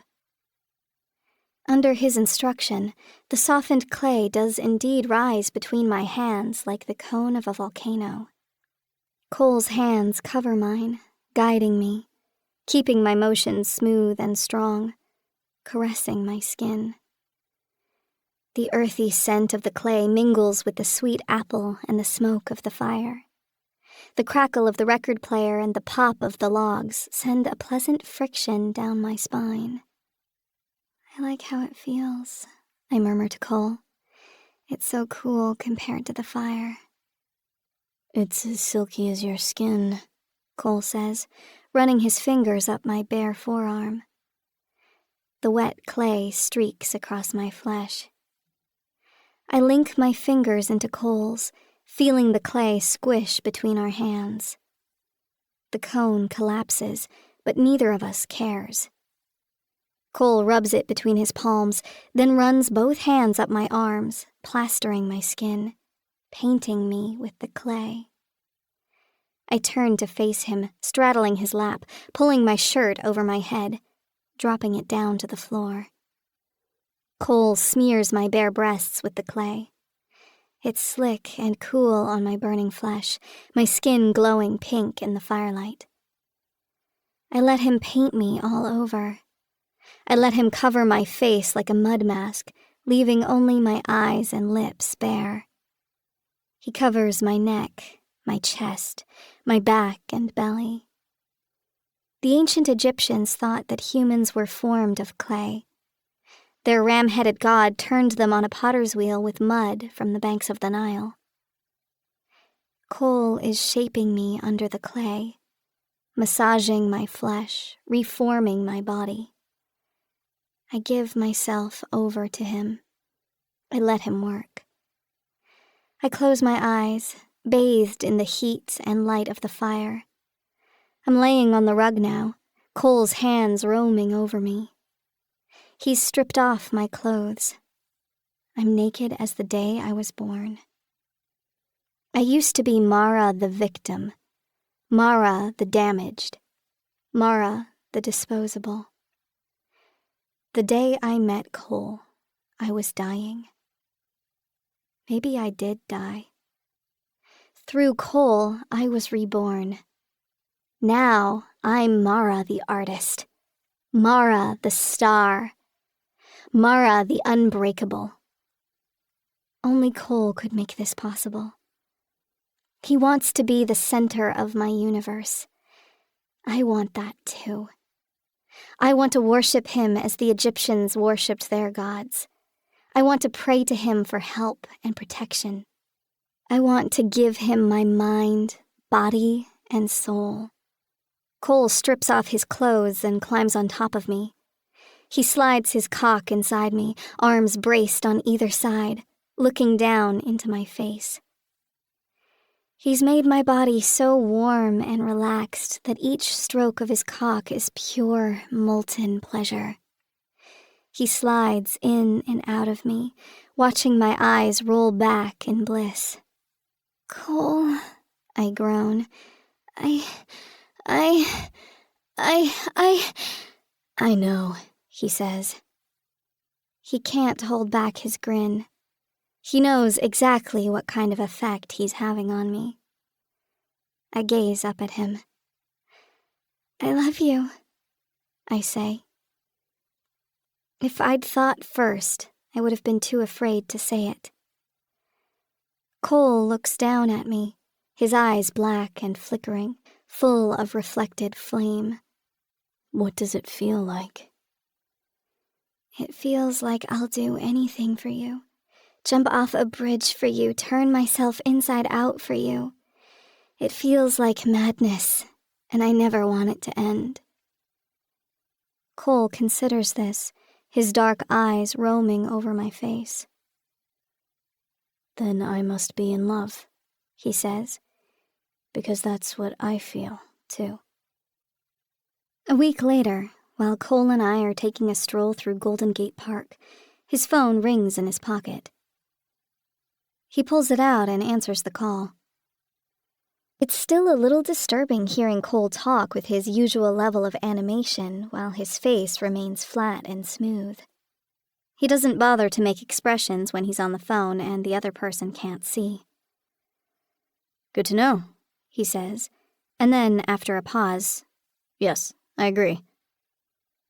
He ends the call, slipping the phone back into the pocket of his peacoat. I have my arm tucked in his, so I have to crane my neck to look up into his face. I'm trying to guess who it was and what they said, an exercise much more difficult with Cole than with anyone else, because he gives me no hints, only looking down at me with that enigmatic smile playing at the corners of his lips. I can't tell if he's pleased from the call or only because I'm looking at him so curiously. He loves when my attention is fixed on him. Well, I say when I can't stand it any longer. That was York, Cole replies. He's still giving me no clue from his tone or expression. I'm jumping on the balls of my feet, bubbling over with anticipation and mounting fury that he won't break the suspense. And? I shout. And I got it, Cole says simply. It's my shriek of excitement, my sprinting around and around him in circles that makes him grin. He doesn't register the triumph of the moment until I leap into his arms, my legs around his waist, my wrists locked about his neck, making him kiss me again and again. You got it! I shout. You fucking got it! I always thought I would, Cole says, tossing his dark hair. He doesn't fool me. I know he didn't really expect the win. The art world is all about momentum. While Cole has been distracted, Shaw has been putting out piece after piece, each more impressive than the last.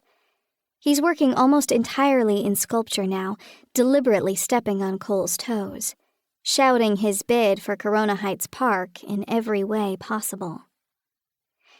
I think we both know how narrow a victory it probably was. Cole's long-standing supremacy in this space just barely trumping Shaw's rising star. They probably didn't want to have to deal with him, Cole says. I may be an asshole, but Shaw's fucking obnoxious. There might be truth in that. Shaw's relentless drive for self-promotion would overshadow the sculpture and everyone else involved in the project. Besides, he doesn't have the experience. He can't make something that size out of wool. What's the point of this project anyway? I ask. Like, what's it supposed to represent? I don't know, unity and peace or some bullshit. Cole shrugs. I'm just doing what I want.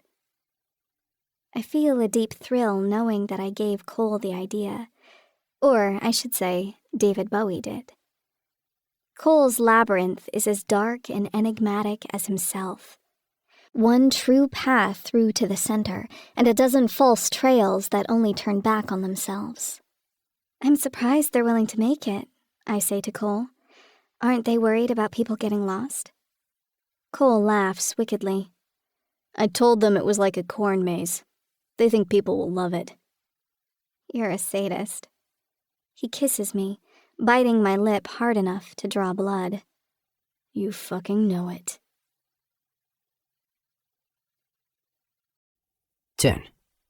Cole. November flows into December, each day passing quicker than the last. I'm already regretting winning the bid for the sculpture. York is demanding I build it as quickly as possible before the next round of elections in the spring. And just as I expected, I'm fucking hating it. I have to command an entire crew of construction workers, none of whom know the first fucking thing about working with these kinds of materials. I'm out on the frigid, whistling flat top of Corona Heights Park in the goddamned coldest December since 1932, shouting at welders who have already shattered a dozen of the smoked glass plates that make up the walls of the labyrinth. This might possibly be tolerable if Mara was with me, but she's not.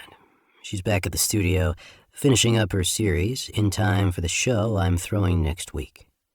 Whenever I want to snap the neck of one of the incompetent glazers, I pull out my phone and check the camera in her studio.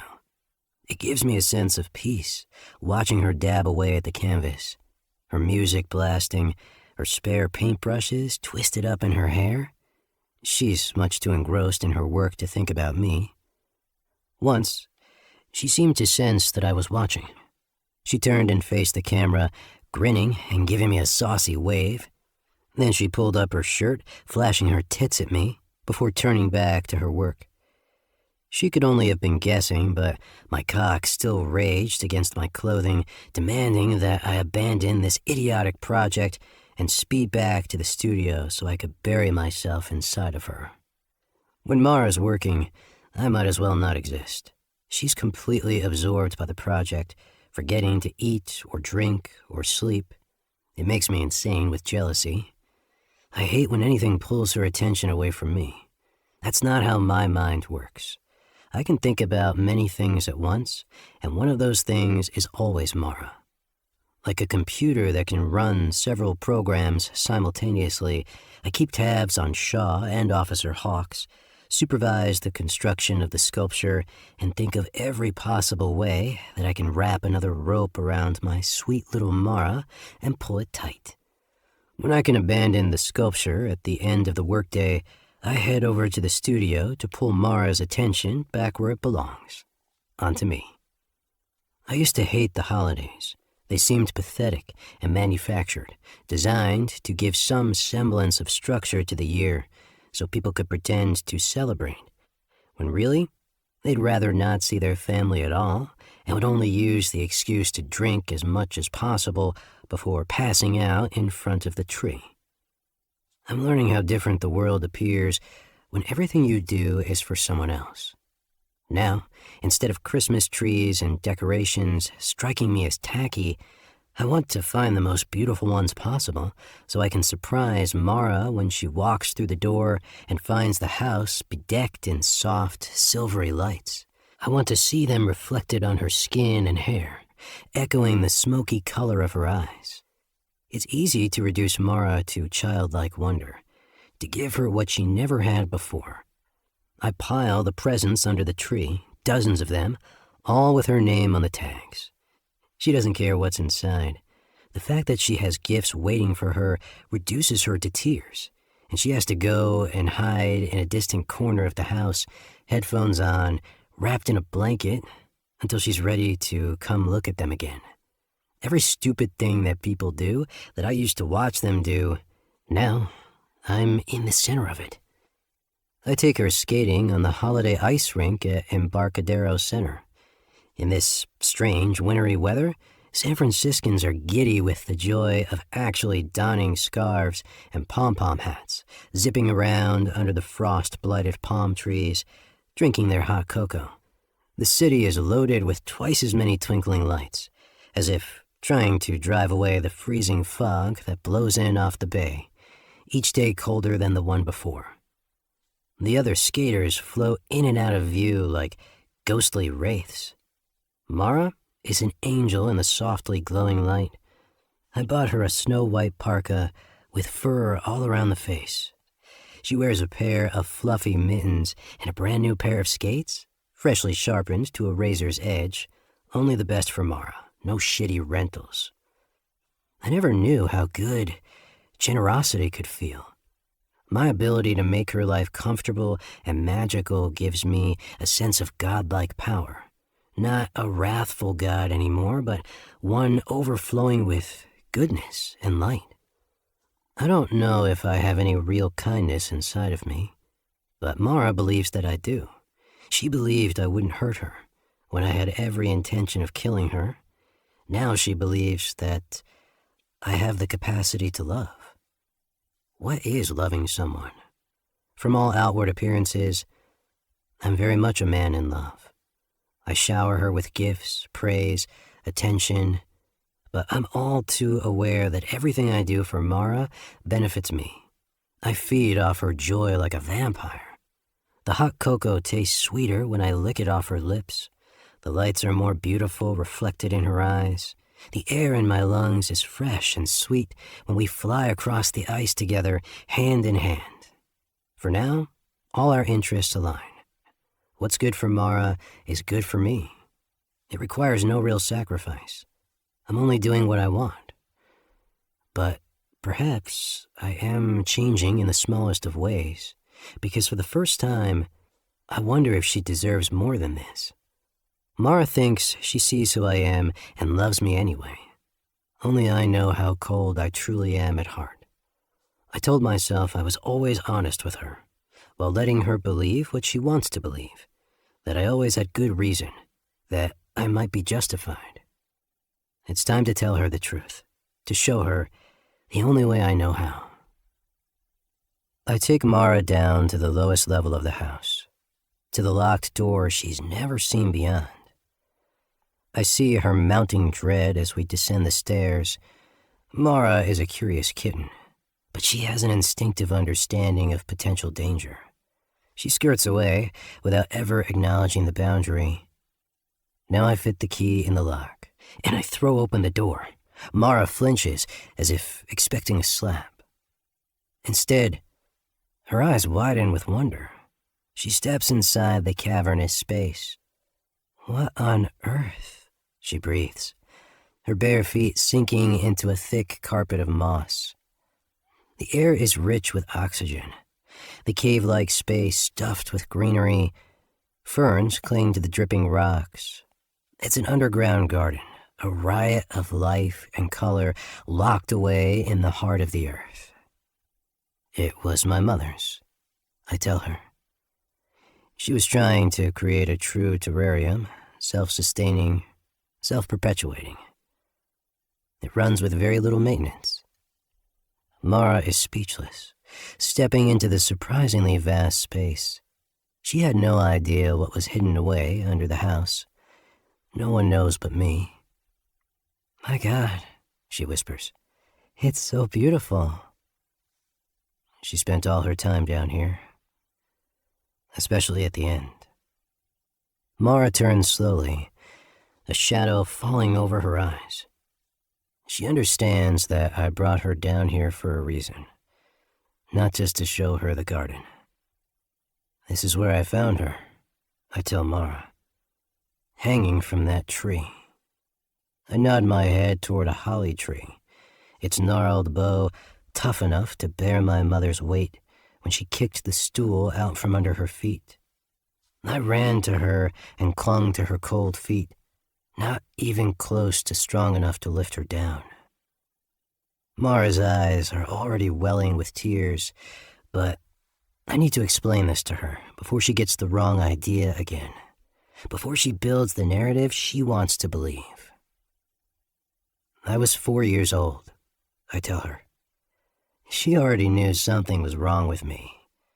She'd been fooled by my father when they met, but since then, she had learned to know him, to see the blankness on his face, his casual cruelty, his lack of normal human warmth, and of course, in his brother, Reuben, she saw the fullest iteration of what we are, the family curse. I give a hollow laugh. Mara shakes her head, wanting to object, but I speak too quickly, determined to tell her everything before she can interrupt. She hoped I wasn't like them. She hoped I was kind, like her. But I was already cold and arrogant, and too young to know better than to tell the truth. I told her how little worth I saw in the people who scrubbed our toilets, cleaned our house. I told her how our gardener disgusted me because he was stupid and could barely read, while I was already finishing entire novels. I could see that I was smarter than other people, richer, better looking. At 4 years old, I was already a little monster. "You were a child," Mara says. That's what she thought too. She bought me a rabbit, a large gray one. She named him Shadow because I didn't care to give him a name. I hated that rabbit. I hadn't learned how to use my hands and my voice yet. I was clumsy with it, and it bit and scratched me. I couldn't soothe it like my mother did, and I didn't want to. I hated the time I had to spend feeding it and cleaning out its disgusting hutch. Mara opens her mouth to speak again. I bowl over her, my lungs full of all this fresh green air, but the words, coming out dead and twisted, falling flat between us. I took care of that rabbit for 3 months. I loathed every minute of it. I neglected it when I could, and only fed and watered it when she reminded me. The way it loved her and the way it hated me made me furious. I was even more angry when I'd see the disappointment in her eyes. I wanted to please her, but I couldn't change how I felt. Now I have to pause because my face is hot and I can no longer look at Mara. I don't want to tell her what happened next, but I'm compelled. She needs to understand this. One morning, we went down to the hutch, and the rabbit's neck was broken. It was laying there, dead and twisted, flies already settling on its eyes. My mother could see it had been killed. She didn't chastise me. There was no point anymore. Looking in my eyes, she saw nothing but darkness. She hung herself that afternoon. Years later, I read the last entry in her journal. I can't change him. He's just like them. Now I do look at Mara, already knowing what I'll see on her face because I've seen it before in the only other person I ever loved. It's the look of a woman gazing upon a monster. Tears fall silently down Mara's cheeks, dropping down on the soft green moss. "You didn't kill the rabbit," she says. "But I wanted to. That's what you have to understand. I wanted to kill that fucking rabbit every time I held it in my hands. I only didn't because of her." I'm still waiting for the disgust, the repulsion, the understanding that what my mother believed was true. At 4 years old, I was already a killer, heartless and cruel, held back by my affection for her, but who knows for how long. "But you didn't do it," Mara says, her jaw set, eyes locked firmly on mine. "You were a child. You could have been anything. She gave up on you." Mara is angry, though not at me. She's angry at another mother that failed in her eyes, a mother that looked at her own child and only saw ugliness. She was right to give up on me, I tell Mara. I didn't kill the rabbit, but I killed many more. "I don't give a fuck what you've done," Mara cries. "I only care what you do now that someone loves you." She flies at me, and I think she's going to hit me. Instead, she grabs my face between her hands and kisses me as ferociously, as passionately as ever she's done. "I love you," she cries. "I fucking love you. Your life starts here, today, now that I've told you." I look at Mara's furious face. I touch the tears running down on both sides. I kiss her again, tasting the salt on her lips. In that moment, I finally realize what Mara knew all along. She won't die like that rabbit. I will keep her safe. 11. Mara. I understand now why Cole has always stayed in this house. He destroyed his father's office, but not the garden. He kept the garden living and growing for his mother, long after she was gone. I wonder if that one act kept a spark of humanity burning inside him in all the years that followed. Cole seems strangely light since he told me this last piece of his history. He's unburdened, finally understanding that I do see who he is, without judgment. I can't judge anyone. I've been a fucking mess for most of my life. A literal crazy person at times. Everyone is a mix of good and bad. Can the good cancel out the bad? I don't know. I'm not sure I even care. If there's no objective measure, then all that matters is how I feel.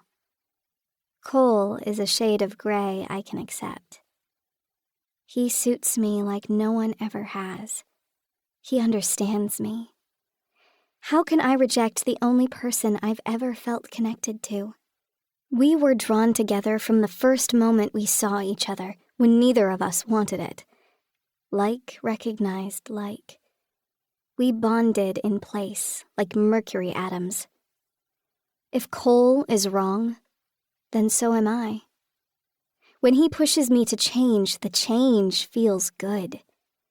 It's like his corrections to my paintings. Once he points out the improvement, I can see its merit just as clearly. He's been encouraging me to promote myself more openly on social media. I was always hesitant to post anything too personal, too specific. still plagued by that old fear of exposing myself as weird, broken, disgusting. You think the painting is the product, but it isn't, Cole tells me. You're the product. Mara Eldridge, the artist. If you're interesting, then the work is interesting. They have to be curious about you. They have to want to hear what you have to say. I'm the product? I tease him. You know who you sound like. There's a difference between creating a fake version of yourself for market, Cole says sternly, and simply understanding how to show people who you really are. Cole encourages me to dig out my old Pentacon and take photographs of my paintings in progress before they're perfected, before they've even fully taken shape. I photograph myself at work, in moments of frustration, even breaking down in front of the canvas, laying on the floor. I photograph myself in front of the gloomy plate glass windows, thick with fog, tracing my finger through the steam. I photograph myself eating lunch, food scattered amongst the paints, hands filthy on my sandwich. When I need a break from painting, I pose naked and streaked in paint, wearing a sunburst crown of paintbrushes swaddled in a canvas drop sheet like the Madonna. The pictures are moody and grainy, sometimes melancholy, sometimes charged with ethereal beauty. I don't worry about my privacy or if I might look unhinged. I post the pictures and I tell the truth about my mental state, for better or for worse, as I update my progress on the new series. At first, I'm mostly doing this for myself, a digital diary. I have few followers, and most of the interaction comes from friends and old roommates. Slowly, however, I start to pick up more friends. At first, it's people I've begun to follow myself, a girl who sews hand-drawn patches onto vintage shirts, a guy with phenomenal spray painting techniques, a woman documenting her heartbreaking divorce with a series of self-portraits. I comment on their posts, they comment on mine. My feed becomes more inspiring than before. I stop stalking old acquaintances from high school and begin the process of what Cole calls real networking, making friends intentionally amongst people I respect and admire, people who inspire me with their creativity. I wouldn't have had the confidence to message any of these people before. They're legitimate working artists. But so am I now. I'm not a cosplayer anymore. I'm passionate about my current series. I believe in it. I'm not embarrassed to talk about it. Quite the opposite. I want to discuss childhood trauma and self-destructive impulses. My mind is full of ideas. The more I open up, the more I realize how many other people share these experiences. My past was ugly, but not so unique that no one else can understand it. Instead of judgment, I find acceptance. A few of my posts go viral, most don't. I don't pay attention to that. I care more about the growing conversation amongst our group of like-minded artists. Opening up to Cole, seeing his calm acceptance of even my strangest statements, is helping me to trust other people. To believe that they could meet the real Mara and actually like her, flaws and all. Some of my new friends live in San Francisco. We meet in person at shows. Some are already known to Cole. Cole is different when he's introducing me around. He turns on the full measure of his charm, which is not as boisterous and loud as Shaw's, but is extraordinarily effective nonetheless, because of his sly wit and his intense focus upon the person with whom we're speaking. At a dinner at Betsy Voss's house, Cole sets the whole table roaring with an anecdote from art school. Afterward, I say to him, "I've never seen you like that. You had the whole room eating out of your hand." Cole looks at me, pushing back his fall of dark hair with one hand. "I only told that story for you." "What do you mean?" "You looked bored. Something inside me whispered, "Say something funny. Make her laugh." This touches me in the strangest way.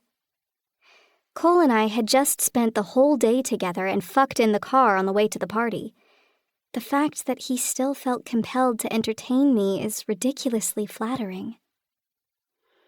The siren prints a photo of us climbing out of Cole's car, Cole holding the door open for me, dark and moody looking with his long black coat swept back by the wind, and me with my hair in a maelstrom, my sparkly mini dress glinting like a disco ball, my head thrown back in laughter as the gust tries to take me away. The caption reads, "The Crown Prince and Princess of the Art World." Below that, a brief article talking about Cole's half-built sculpture in Corona Heights Park and my upcoming show. The photograph shows one of my paintings, not Cole's work. It's Cole who shows me the magazine, our glossy image looking far too glamorous to be anyone I know. I glance up at his face, wondering if it bothers him that they talked more about my show than his sculpture. "I'm sure they'll write about you again when the maze is finished," I say. Cole snorts. "I don't give a shit about that." I find that hard to believe. Cole is competitive, with a well-developed sense of his own merit. I can't imagine he enjoys being overshadowed. He catches my look. "Give me a little credit," he scoffs. "Whatever else I may be, I was never a man who had to tear a woman down to shine bright beside her. If you're not as good as me, then you're no good at all. And when I saw you, Mara, I thought, this girl is really fucking good. I don't want to hold you down, chop you down, diminish you in any way. I already know I found something special.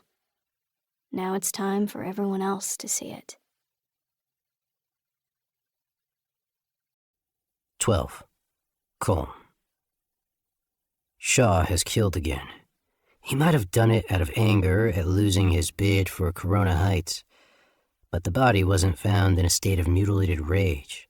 She was posed like Flaming June, something that was hushed up in the papers, but True Crime managed to splash across its site in full-color photographs. The cold calculation of the slaying disturbs me far more than Shaw's usual lustful rage. The girl is dark-haired, slim, beautiful. The close-up photographs show one pale hand with roughly bitten fingernails, two of those fingers missing entirely. It's the only mark of brutality on an otherwise pristine body. Not a single tear on her flowing orange gown, her face lovely and unmarked, eyes closed with a gentleness that might be sleep.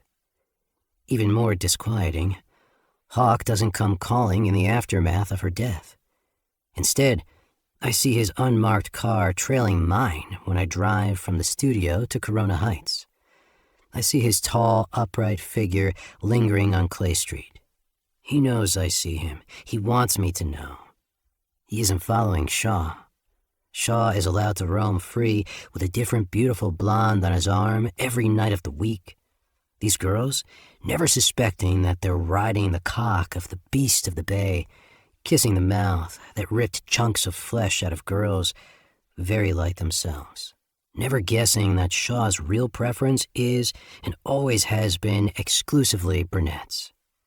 Erin was the only redhead, something Hawks' brain-dead profiler hasn't seemed to have noticed. Sometimes I think I could do any job better than the people employed to do it. And the rest of the world is a morass of incompetence, everyone playing dress-up at their jobs.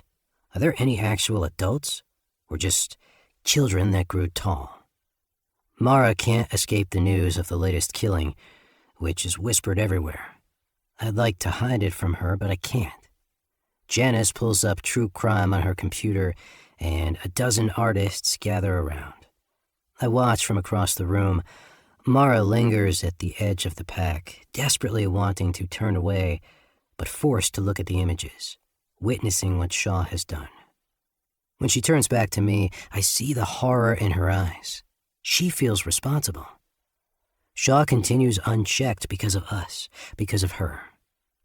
While she's admitted her anger, she has yet to act upon it. Maybe she hopes I'll do it in secret, without her ever having to raise a finger.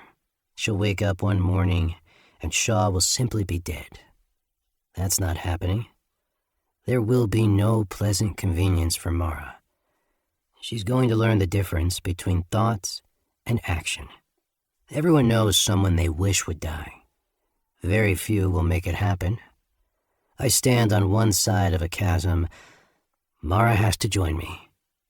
It's the only way we can truly be together. 13. Mara. At night, lying in bed in the darkness, I can tell that Cole is not yet asleep. No slow, heavy breaths, only the stillness that tells me he's thinking about something with all his focus.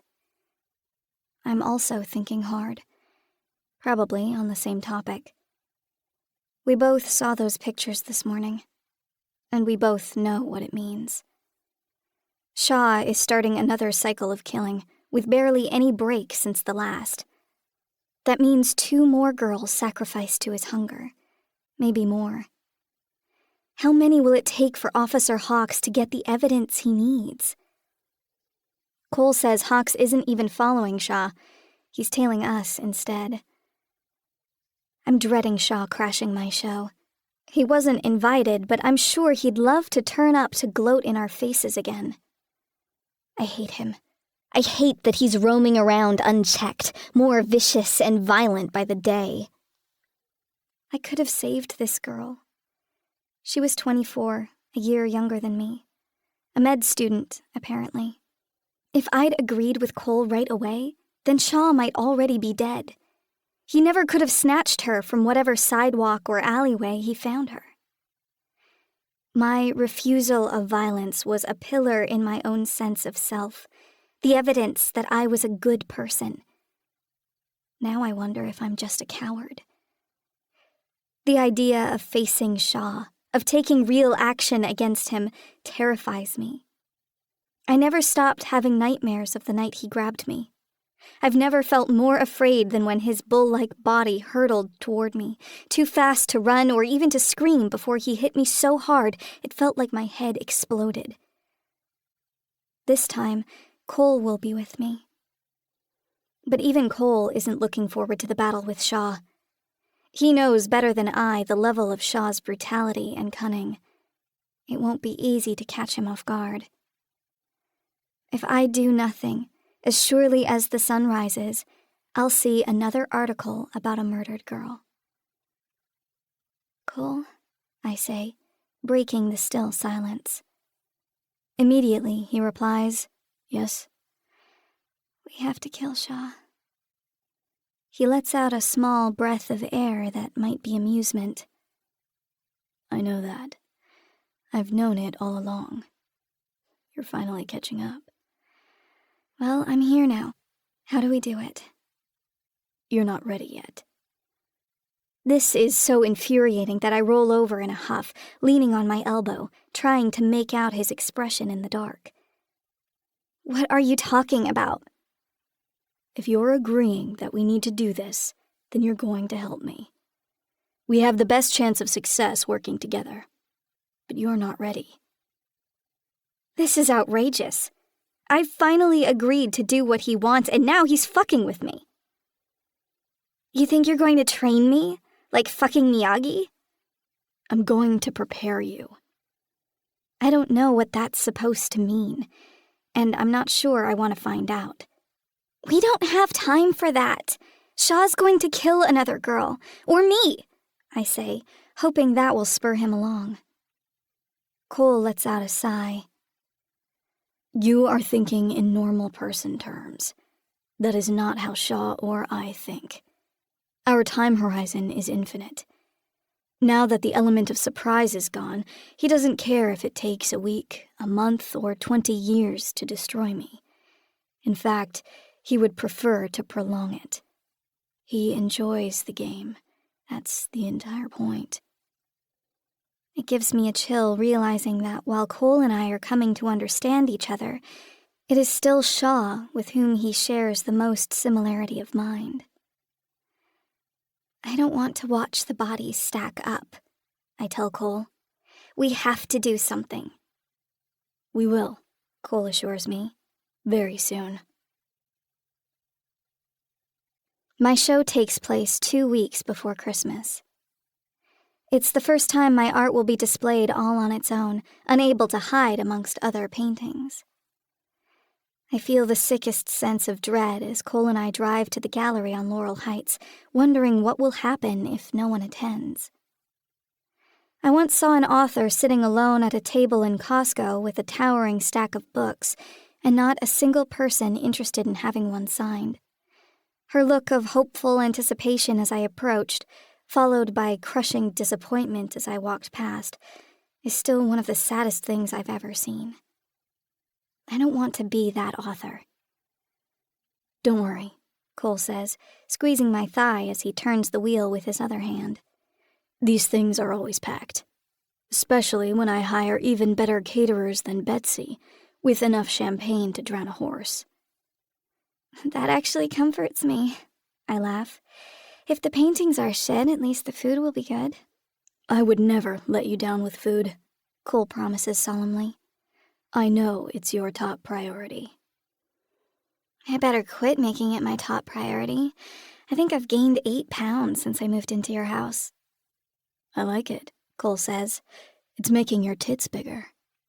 I slap his shoulder. Shut the fuck up. Cole grabs a handful of the breast in question, sneaking his hand down the front of my top faster than I can smack him away. I'm gonna feed you so much fucking cheese, he teases me. I can't stop laughing.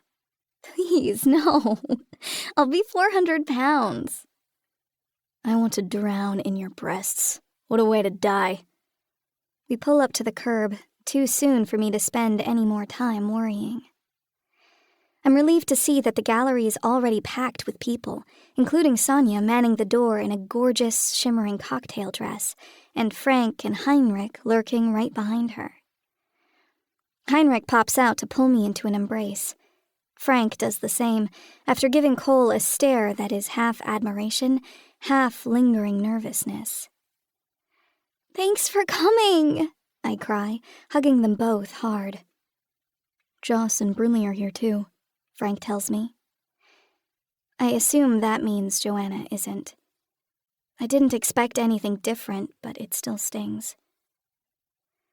The gallery throbs with the playlist I spent all week picking out. Cole encouraged me to choose the music myself, even though I wasn't sure anybody else would like it. Who gives a shit, he says. It's what you were playing when you painted the pieces, so the songs will match the work. They already go together, whether you meant them to or not. He's right. As a cover of heart-shaped box pours out of the speakers, the creepy music box backing track perfectly suits my oversized painting of a charred teddy bear, glass eyes melted, fur still smoking in places. I hadn't realized till this moment how the painting's title echoes the lyrics of the song. Meat-eating orchids forgive no one just yet. Cut myself on angel hair and baby's breath. This one hurt me the most to paint. It's just a fucking bear, but I was overwhelmed with guilt that something I had loved had met such a bitter end. I almost didn't finish. Putting the painting aside, then changing my mind, turning it around again, and setting it back on the easel. I titled it, I Remember and I Don't Forget. This series includes 8 paintings in all, each larger than the last. I want the viewer to feel dwarfed by the canvases, overwhelmed by them, like they themselves have shrunk down to child size. I painted at a speed I never could have imagined when I had to squeeze in my art between endless work shifts, already exhausted by the time I lifted brush to canvas. Some of the paintings are realistic, others include surreal elements. One is called The Two Maras, a reference to Frida Kahlo's famous portrait. In mine, the first version of Mara stands before a large mirror. The real Mara is battered and bruised, with a wide-eyed expression of fear. Her reflection in the mirror looks 10 years older. Glossy-haired and dressed in a diaphanous black gown, her eyes dark and ferocious, her entire aura crackling with the terrible power of a sorceress. I called the painting of the girl in the nightgown The Burial, as Cole suggested. The next one along is the same girl in the same nightgown, sitting barefoot on a bus, her feet filthy and scratched, her head leaning exhausted against the window.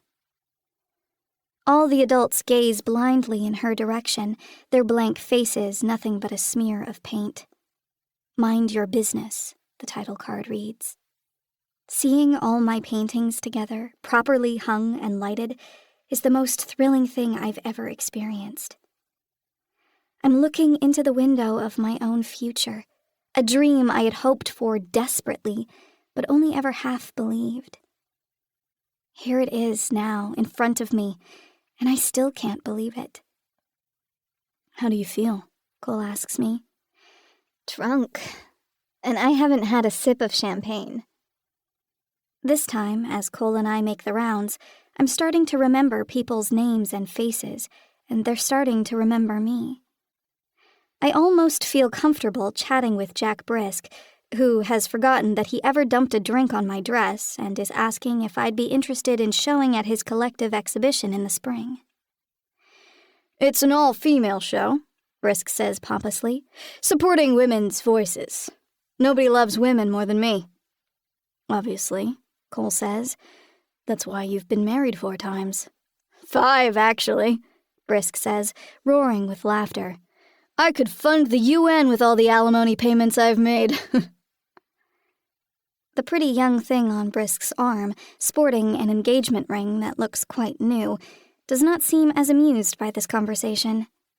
When she flounces off and Jack Brisk chases after her, Sonia sidles up to me and says, "She's just mad 'cause she's the first one he's making sign a prenup." As Cole gets pulled into a conversation with Betsy Voss, Sonia amuses me by whispering other bits of gossip about everyone else who passes. "That's Joshua Gross over there. He tried to throw a pop-up show this summer, displaying paintings in posh houses all over the city, mixing art with architectural porn." "Not a bad idea," I say. "It was a fucking disaster. July was blazing hot, and everybody with money had gone to Malibu or Aspen or the Hamptons. Those of us stupid enough to attend were stuck in traffic for 6 hours trying to drive between houses. It turned out that he never got the right permits to sell paintings out of houses. The city slapped him with so many fines that I doubt he made $1 off the show. Poor Joshua still looks frazzled, with unshaven stubble and a haunted look on his face as he gulps down a glass of champagne, a second glass clutched in his other hand." "And her, over there?" Sonia gives a subtle nod toward a slim Asian girl with a long fall of shining dark hair. "That's Gemma Zhang. She's the newest writer for The Siren. Now this I don't know for certain, but I have my suspicions." I lean in close so no one but Sonia and I can hear. "The biggest art mag in Los Angeles is Artillery. They ran this gossip column written by a guy called Mitchell Mulholland. Mulholland was just a pseudonym. Nobody knew who he really was. All they knew was that come Monday morning, this Mulholland seemed to have been everywhere and seen everything. He was writing about shit like he was hiding inside our houses, telling everybody's secrets, stirring up all kinds of drama. Everybody was freaking out. He caused so much trouble that Artillery had to stop running the column. Mulholland disappeared. Now Gemma's writing for Siren, and all I can say is a couple of her articles sound pretty damn familiar to me. That biting voice reminds me of a certain someone." "You think Mulholland was actually Gemma?" I ask. Sonia shrugs. "All I'm saying is be careful around her. She's a fucking shark." Watching Gemma take a sip of her drink, her dark eyes flitting everywhere at once, clever and bright, I think Sonia might just be right. Cole escapes Betsy Voss, who is tipsy enough to require support from his arm, batting her false eyelashes at him until one fell off and landed on Cole's wrist. He flicked it away like a spider, shuddering. "You owe me for that one," Cole murmurs in my ear. "Betsy has a buyer lined up for the burial, but I had to let her run her hands all over my chest for that entire conversation. I'm practically your gigolo these days." "Yeah, you want a commission?" I tease him. "Or you just want to run your hands over someone's chest?" Cole lets his eyes roam down the front of my jacket, slipping his arm around my waist and pulling me close. "That might suffice," he growls. I'm wearing a velvet pantsuit in dark plum. I feel like a rock star. Cole undresses me with his eyes like the velvet can be pulled away with a glance. He's charged up, maybe even more excited than I am. He gazes around the packed gallery, not bothering to hide his grin of triumph. Cole wasn't lying.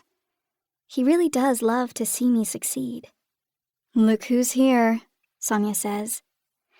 Shaw comes through the double doors, a stunning blonde on his arm.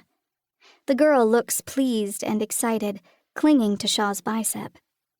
Shaw bears no smile at all, sullen and abrupt as people try to greet him. He locks eyes with me from across the room. I feel Cole stiffen, drawing me even closer to him. "He looks pissed," I mutter to Cole.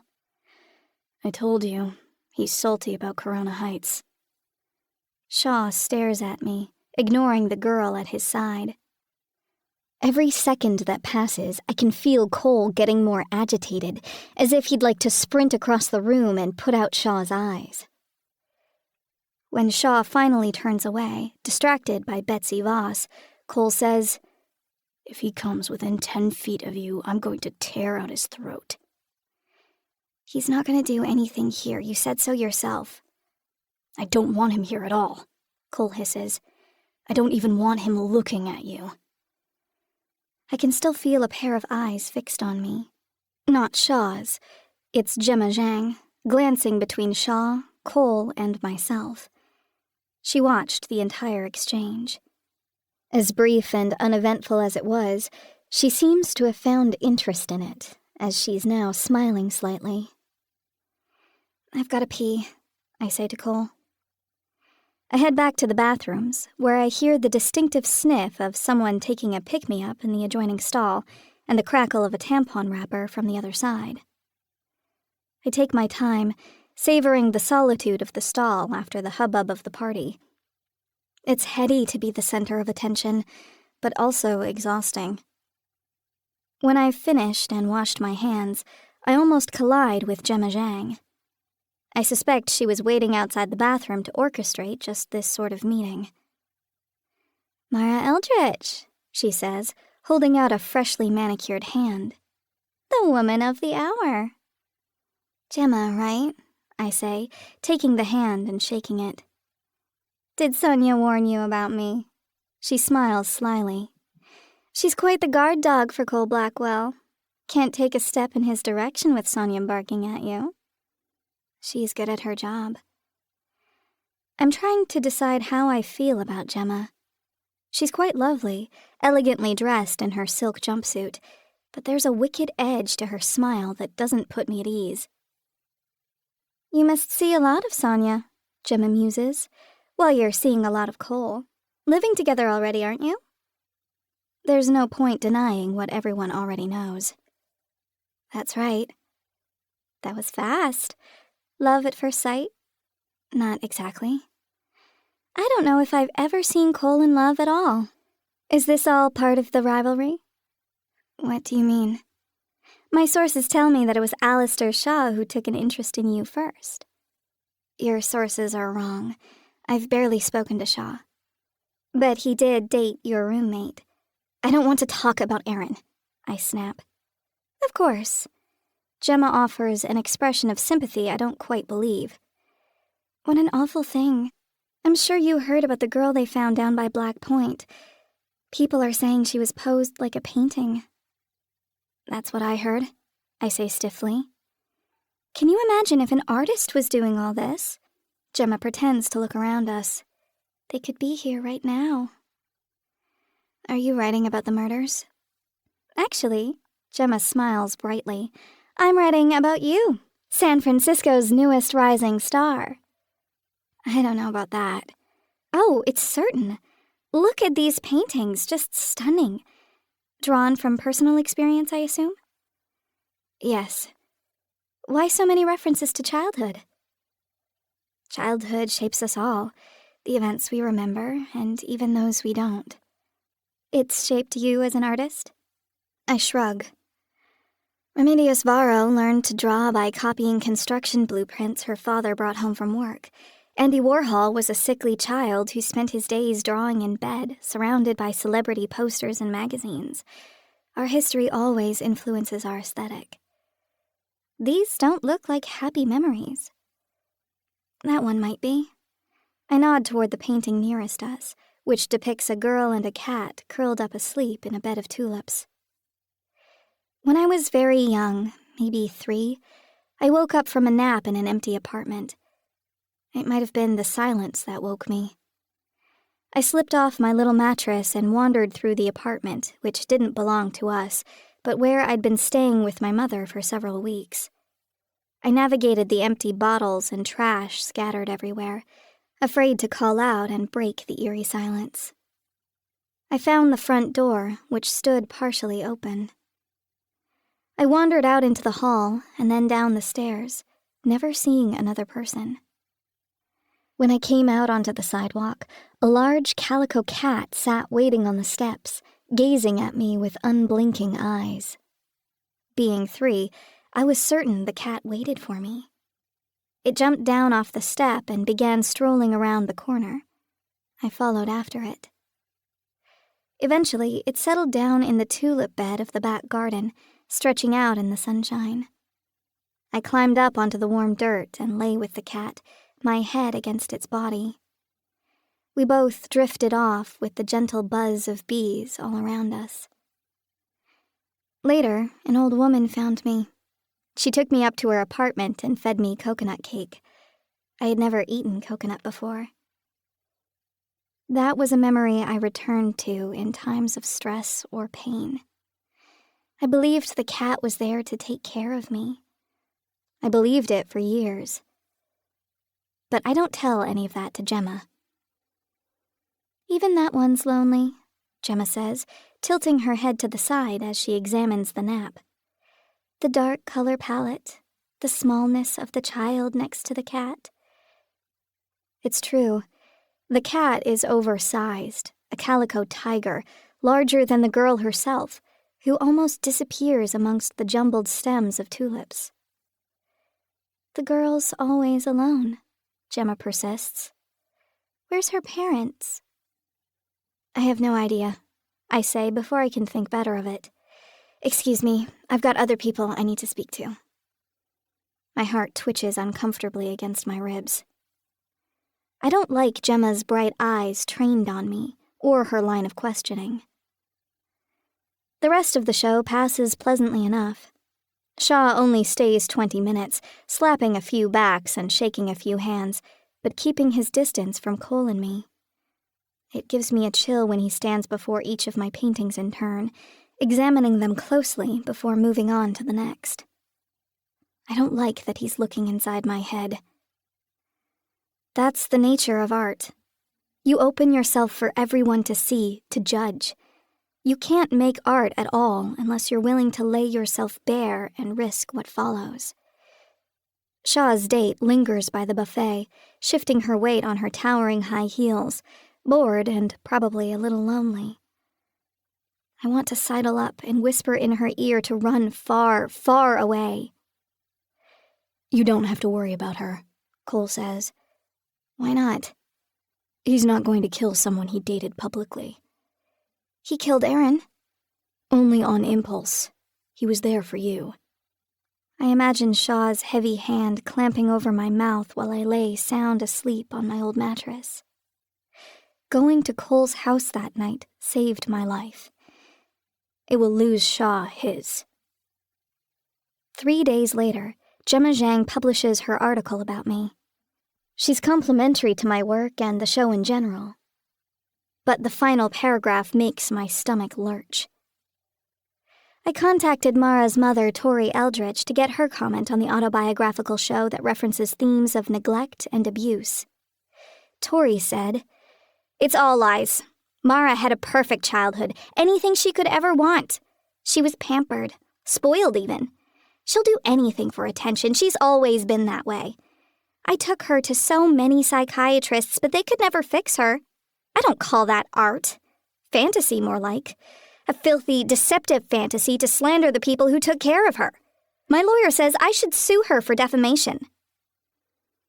That puts a different spin on the collection of ostensibly personal images. In speaking to Mara Eldridge, she told me, childhood shapes all of us, the events we remember and even those we don't. Perhaps Mara is leaning hard on those events we don't remember. I shoved the laptop away from me, face burning. "That fucking cunt!" I shout. "Gemma or your mother?" Cole inquires. "Both!" "No one's going to believe your mother," Cole says dismissively. "She's nobody. You're the one with the microphone." I'm still seething, the room spinning around me. She can't let me have anything. She can't stand what it would mean if I succeed without her in spite of her. "You already are succeeding," Cole says serenely, "and she can't do a damn thing about it." 14. Cole. Mara's mother's giving interviews? If Gemma Zhang can find her, so can I. It's been too long since I put my online stalking skills to use. I spend an afternoon in my office at the studio hunting down Tori Eldridge and Randall Pratt. This is something I've been intending to do for some time now. I want to know exactly where those two are living and what they're up to. Randall is surprisingly difficult to locate. I assume somebody other than myself is interested in breaking his kneecaps because his supposed address was only a rented office space with no car registered under his name. I still managed to find a phone number that I'm pretty sure is a working cell. He answers the second time I call. "What?" Rough as a bag of rocks rolling around in the back of a truck, just like Mara said. The voice I plan to use is clear and friendly with a slight Midwest twang, the kind of voice designed to disarm Randall without quite mimicking him. "Hey there, Mr. Pratt. My name's Kyle Warner. I write for the Chronicle, and I'm doing a story on an artist named Mara Eldridge. I was wondering if I could ask you a few questions." A long pause. "Not interested," Randall grunts, rustling the phone like he's about to hang up. "Well, hang on," I say. "Could you at least confirm a quote I got from her mother, Tori Eldridge?" Another pause, even longer. I hear his heavy breath on the other end of the line. "You talked to Tori?" "That's right. In person or over the phone?" "I flew up to speak with her." "Flew where?" Now it's my turn to let a brief silence fall between us. Keeping my tone cheerful, I say, "Well, we can discuss that in person. I need another source for this article. Pays $500, and it won't take but a little of your time." Breath, breath, heavy breath, hot and wet in my ear. "All right," Randall grunts. "I'm in La Crescenta. You can meet me at a pub called The Black Dog." A smile spreads over my face where Randall can't possibly see it. "Perfect." Mara and I drive out to Burbank together. She's going to be interviewed for the DBS morning show. "I don't know if I want to be on TV," she tells me, raising her hands to her mouth, then quickly putting it back down on her lap, twisting her fingers together in anguish. She got a manicure and doesn't want to fuck it up. "You're going to be great," I tell her. "I'll be right there with you, watching the whole time." "What do you think they'll ask me?" "Nothing challenging. It's a morning show, for fuck's sake. If they weren't talking to you, they'd probably be interviewing the lady who baked the world's biggest donut." "They should interview her," Mara laughs. "What an accomplishment." "You know we have to be at the studio at 4:15 a.m. for hair and makeup." "Are you serious?" she cries. Mara's not an early riser. That's why they call it a morning show, 'cause it's at the goddamned crack of dawn. I'm so nervous, I'm not gonna sleep a wink. Do you want an Ambien? I brought 2 with me. She considers, tapping one nicely polished nail against her lower teeth. What if I can't wake up in time? You'll be fine. I'll set an alarm. All right, she agrees, sighing in relief. Otherwise, I'll be exhausted. We settle in at the Chateau Marmont, where I've booked us a suite overlooking Sunset Boulevard. I thought Mara would like its architecture and the old Hollywood history. Howard Hughes lived here, I tell her. Desi Arnaz would come stay whenever he was fighting with Lucille Ball. Betty Davis almost burned it down twice. And Sharon Tate moved out of the hotel 6 months before she was killed. John Belushi and Helmut Newton both died here. I looked all this up beforehand, knowing it would interest her. Mara likes anything historical, tragic, or glamorous. The hotel's in lots of movies, too, I continue. La La Land, A Star is Born. Really? Mara gasps. La La Land's one of my favorites. I know, I laugh. You play that one song from it all the time. That's right, Mara says, pleased that I remembered. Our room isn't as luxurious as some of the places I've stayed, but Mara is never picky. She runs around the room admiring the old-fashioned furniture and striped wallpaper. She's keyed up about the interview, equal parts giddy and terrified. I always think I want attention until I actually get it. I hope I don't say something weird that gets turned into a meme. Like when Brett Kavanaugh told everybody he was a virgin in school and for many years after.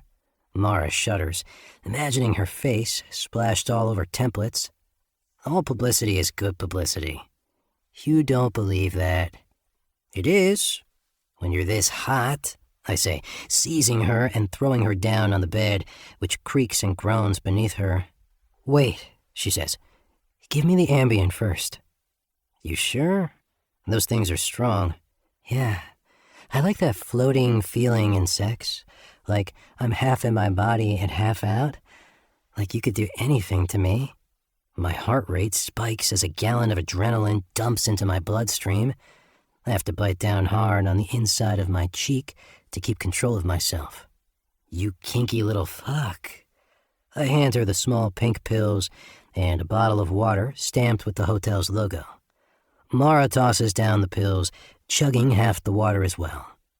Perfect, she grins. She's full of rowdy energy, amped up with nerves and excitement. She pushes me back on the bed, saying, Sit there. I lean back against the pillows, waiting to see what this wild little thing has in mind. Mara is the only person on this planet from whom I occasionally take orders, purely out of curiosity. No matter how much time I spend with her, I still can't predict exactly what she'll do next. That's why she's endlessly fascinating to me. She doesn't fall into routine. She doesn't pick the obvious choice, and she sure as fuck doesn't behave herself. Mara takes my Bluetooth speaker out of her suitcase, the one that usually resides in the bathroom. She sets it up on the dresser, streaming music from her phone. The beat flows into the room, mysterious and sultry, with a hint of playfulness. As soon as she hears it, she closes her eyes and starts swaying, shoulders first, then hips.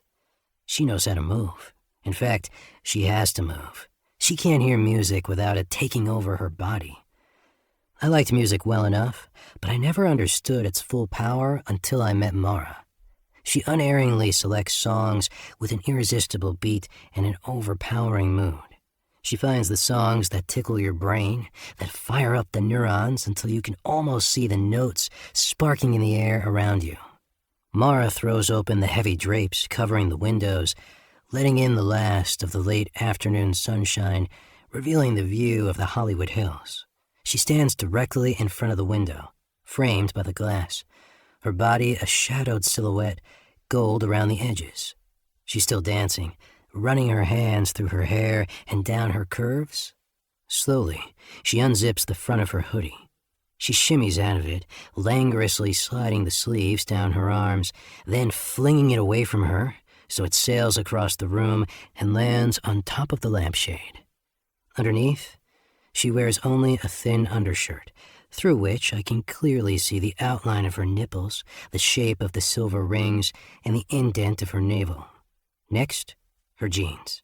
She unzips the front, her fingers light and teasing, taking her time. Turning away from me, she slides the jeans down over the round globes of her ass, bisected by her thong. I want to unzip my own pants because my cock is raging against the fly, but I wait. Eyes fixed on Mara, cheeks throbbing from how hard I'm biting them. She's stoking my fire. The impulse to jump up from this bed and seize her is torturous. It takes everything I have to stay still.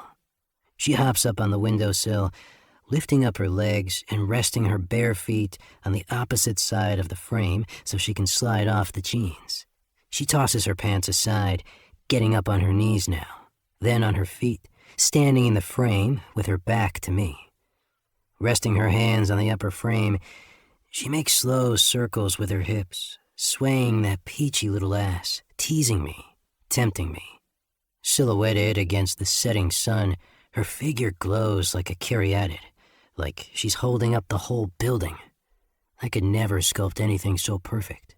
She pulls off her undershirt and tosses it behind her. It lands on my lap.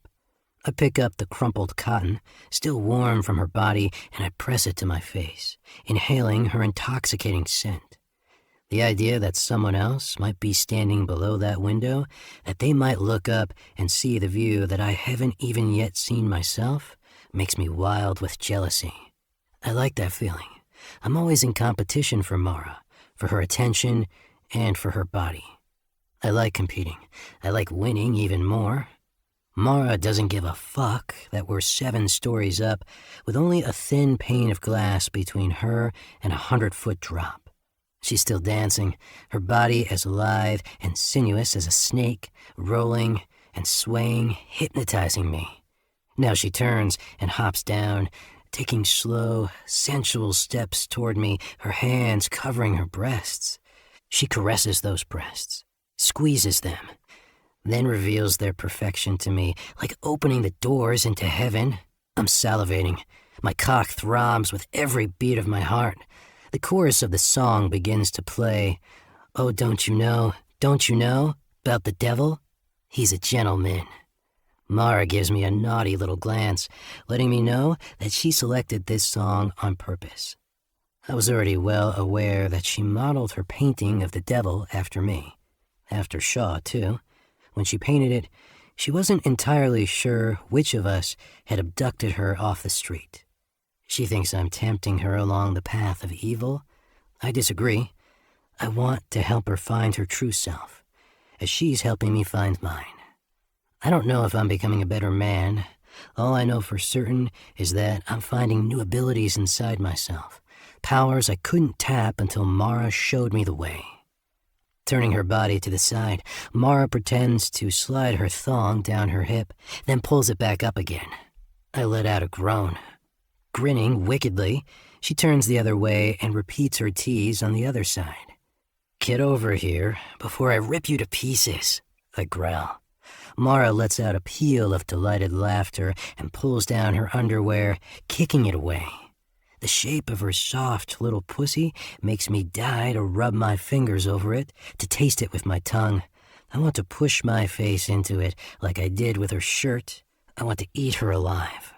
Starting at the foot of the bed, she crawls up to me on hands and knees, her eyes locked on mine, her body moving with sinuous grace. She reaches my belt buckle and stops, her slim fingers deftly working to release me from my clothes. She unfastens the belt and my trousers, pulling them down, underwear too. My cock is raging, so congested with blood that the veins bulge and the pale flesh flushes with angry color. When Mara closes her mouth around it, I groan like an animal, like a starving beast. Not that way, I snarl. Turn around and feed me that pussy. Mara flips around, so her mouth is still encircling my cock, but her ass is up in my face. The shell-like shape of her pussy and the tight little bud above are so fucking erotic that for a moment I can only stare, hands clenching the meat of her firm, round ass. She's wet everywhere, glistening with it. Dancing for me turned her on as badly as it did me. I dive in, licking and sucking and thrusting my tongue inside every place I can reach. I'm ravenous, my mouth watering, fucking dying for her, craving the taste of her, lapping it up with my tongue. Meanwhile, her hot, wet mouth slides up and down my cock. The deeper I push my tongue inside her, the deeper she takes my cock.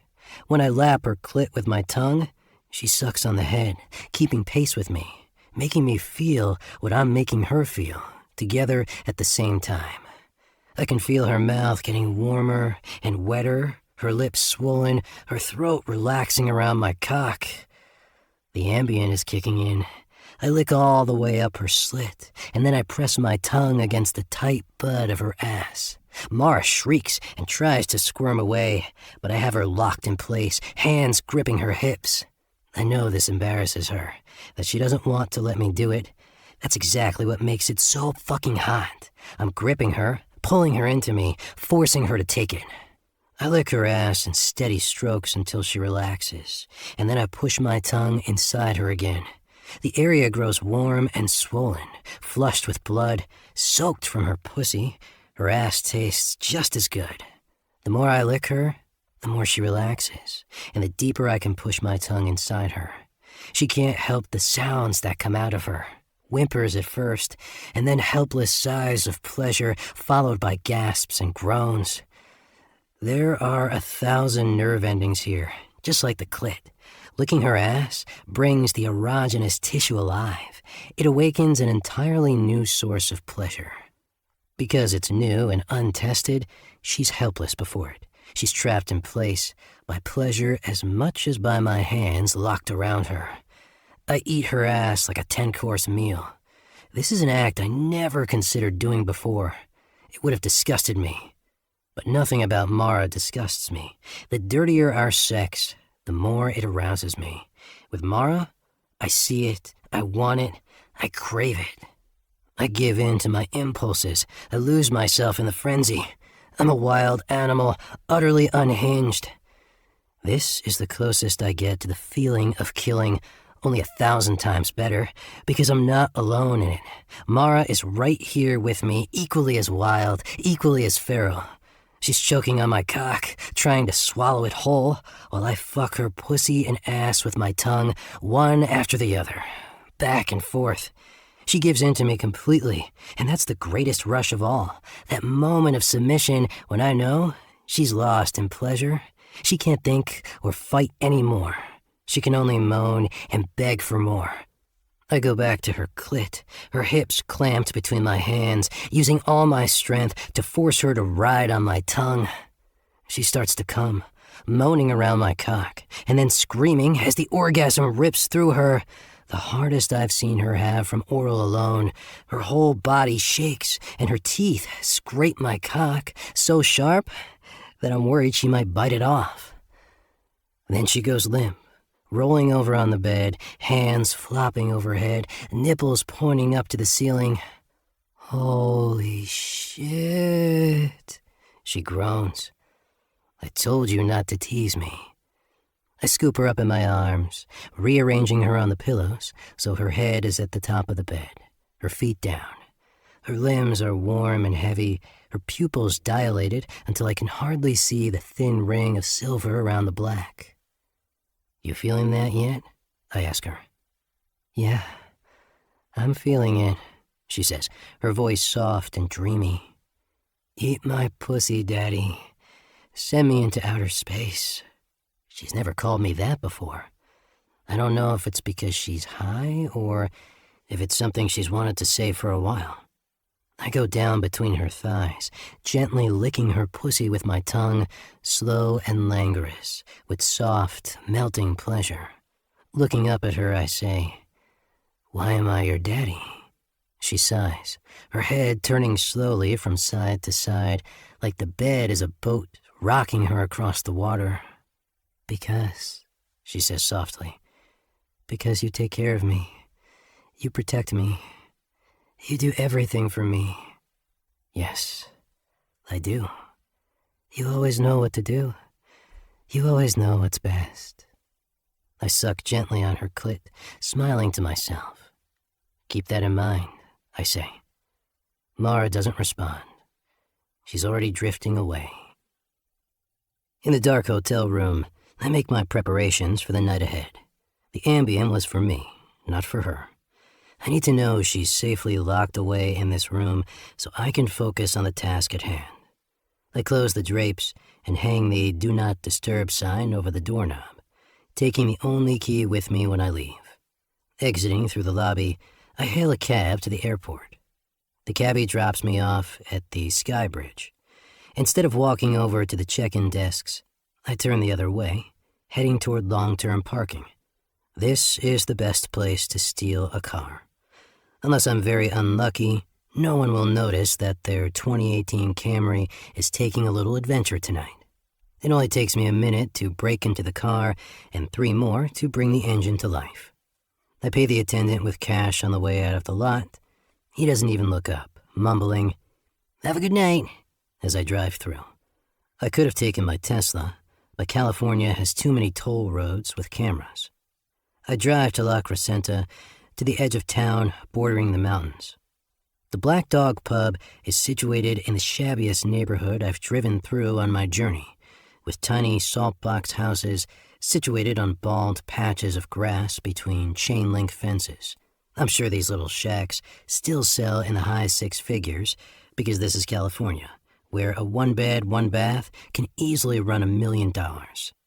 This winter notwithstanding, it's still the most temperate climate on the globe. People will endure any level of traffic or taxation to live here. I wait in the parking lot for Randall to arrive. I'm an hour early, wanting to be there first so I can see which car he drives and so I can ensure that he's alone. Randall must have had the same idea. He pulls in a half hour early himself, driving a beat-up Ford truck with paint so worn it looks like mange. Mara told me that her mother and Randall eventually divorced.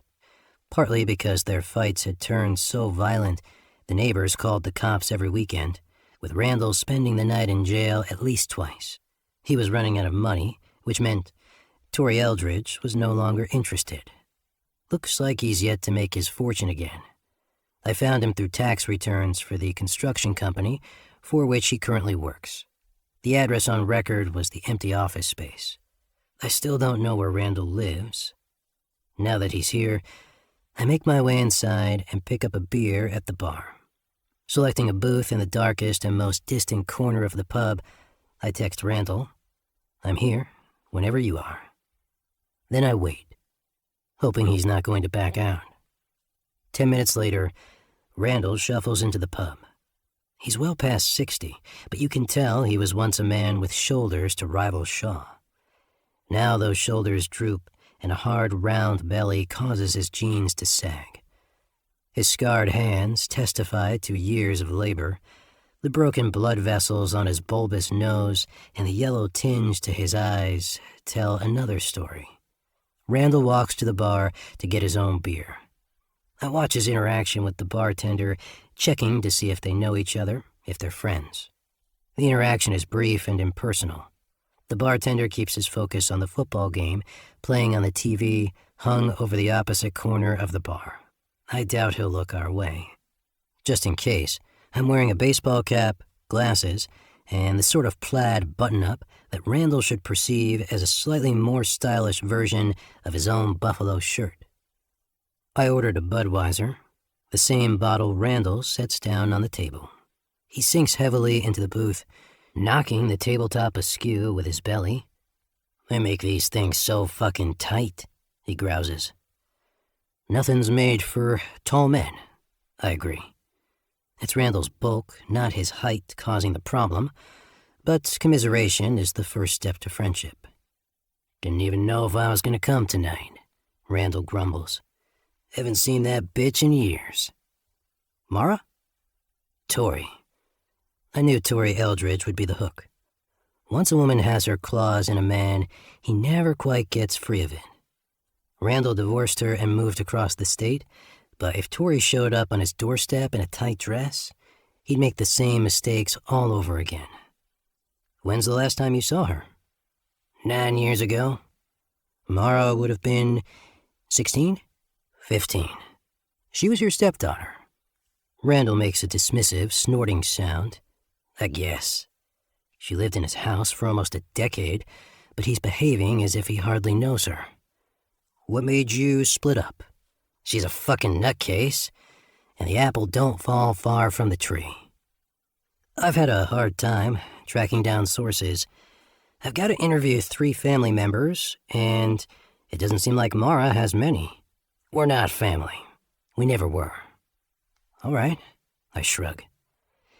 They're paying $500 though, so if you know anything, it doesn't take much to get paid. Randall shifts in his seat, considering. And you'll give me Tori's address, he says. Sure, when we're done talking. Randall grunts his assent. What do you want to know? What was Mara like when you knew her? Fucking annoying. I never wanted another kid in the house. My boys were bad enough. Ungrateful, too. She's eating my food, wearing the clothes I put on her back, and she has the fucking gall to skulk around the house glaring at me. Plus, her and her mom were at it all the time like cats, fucking squalling and causing a racket. Did you see any early evidence of her talent? Randall scoffs. Drawing pictures is supposed to be a job now? Don't make me laugh. Fucking lazy. Just like her mother. I don't expect any actual insight from this man. There's only one piece of information that interests me, and I'll play through this charade until I get it. The rest is all just fuel on the fire. Though I can't let him see any hint of the fury stoking inside me with every word that comes out of his disgusting nicotine-stained mouth. You said her relationship with her mother was bad? Fucking hated each other. Tori wished she never had her. Said it all the time. I told her she should pack her off to some relative, but there wasn't anybody to take her. Besides, Tori had some weird thing about her. What do you mean? She talked shit on her nonstop, but she was obsessed with reading her journals, her text messages. She'd wear Mara's clothes and her perfume, especially around me. My jaw ticks. She thought that would attract you? Fuck if I know. She was jealous as hell, always screaming at me if she thought I looked at Mara. This is the delicate part, where I have to put out the lure without scaring off the fish. I give a low chuckle, the kind that tells a man that locker room talk is on the table. Well, Tori wasn't getting any younger, Randall snorts. That's for damn sure, and Mara's pretty enough. Randall takes a long pull of his beer, wiping his mouth on the back of his hand and belching softly. Then he leans forward, fixing me with his bloodshot stare. That woman would have let me do anything to her daughter. She offered her up when she realized I was really gonna leave her. Flat out told me I could have her. I keep the friendly smirk fixed on my face, pitching my voice low and amused. Why didn't you take her up on it? Or maybe you did. Wasn't worth it by then. That cunt was gonna get me tossed in jail, and the daughter's all fucked up, a fucking spaz. There's something wrong with her. She's some kinda retard. He breaks off, eyes flicking to my upper lip, which is curling into a snarl I can't control. I have to turn it into a laugh that comes out harsh and braying. You don't say. Yeah. Randall takes another swallow of beer, face closing up, sitting back in his chair again. I tipped him off. Couldn't keep hold of myself. I'm fucking sloppy. Where's the old Cole when you need him? I take a long, steady breath, deliberately slowing my heart rate, shelving all thoughts of Mara sleeping peacefully back at the hotel, crushing my fury, and the sickening sense of disgust that threatens to overwhelm me every time I look at Randall's smug face. I clear my mind of everything but the goal. When I do, the old Cole is right there waiting for me. Hello, old friend. The room sharpens. The babble around me separates into distinct conversations. I smell the hops in Randall's beer and note a pine sap stain on his left sleeve, evidence that he's been out in the woods sometime recently. I can practically hear his heart beating. I lean forward again, taking off my cap and running a hand through my hair. You might be right, I say in a conspiratorial tone. I know one fucked up thing about her. My boss won't let me print it, which is a fucking shame. Randall can't resist this.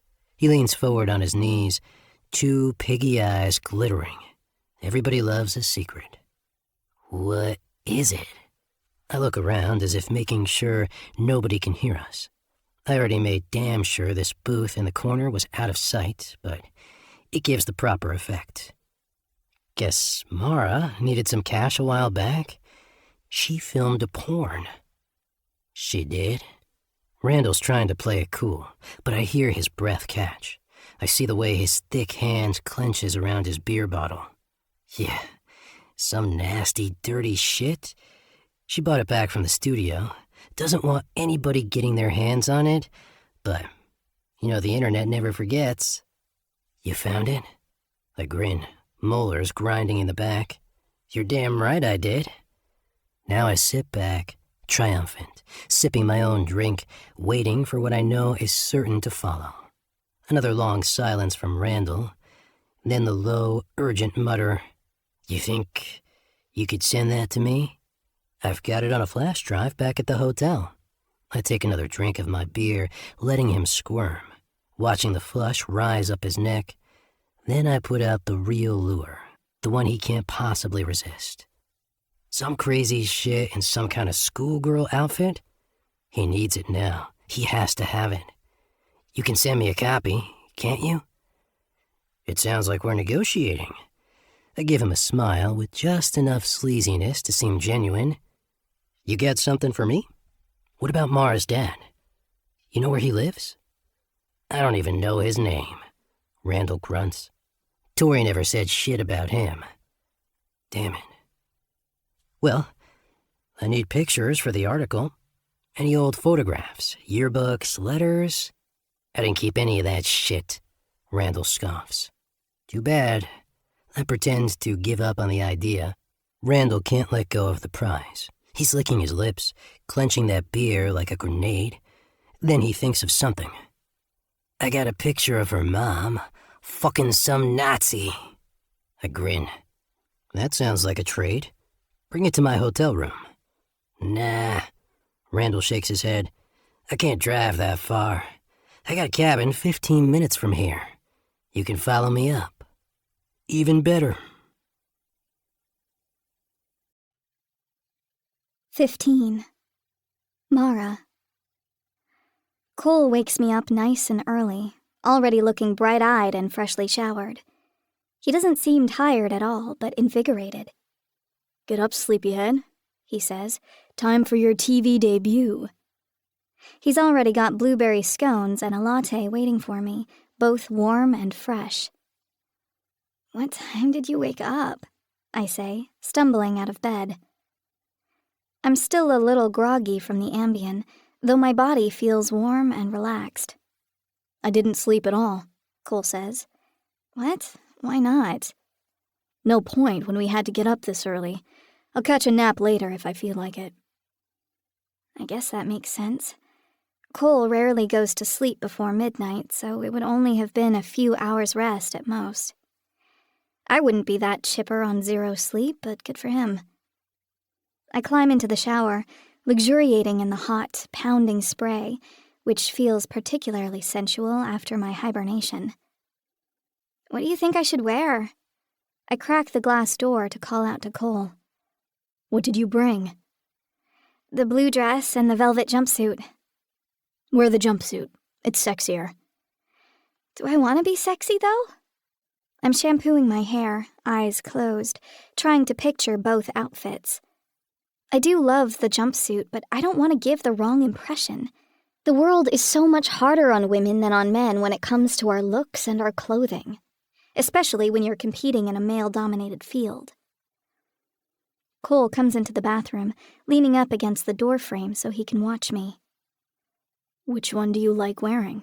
Which feels the most yourself? I consider, standing still under the spray. The jumpsuit. There you go.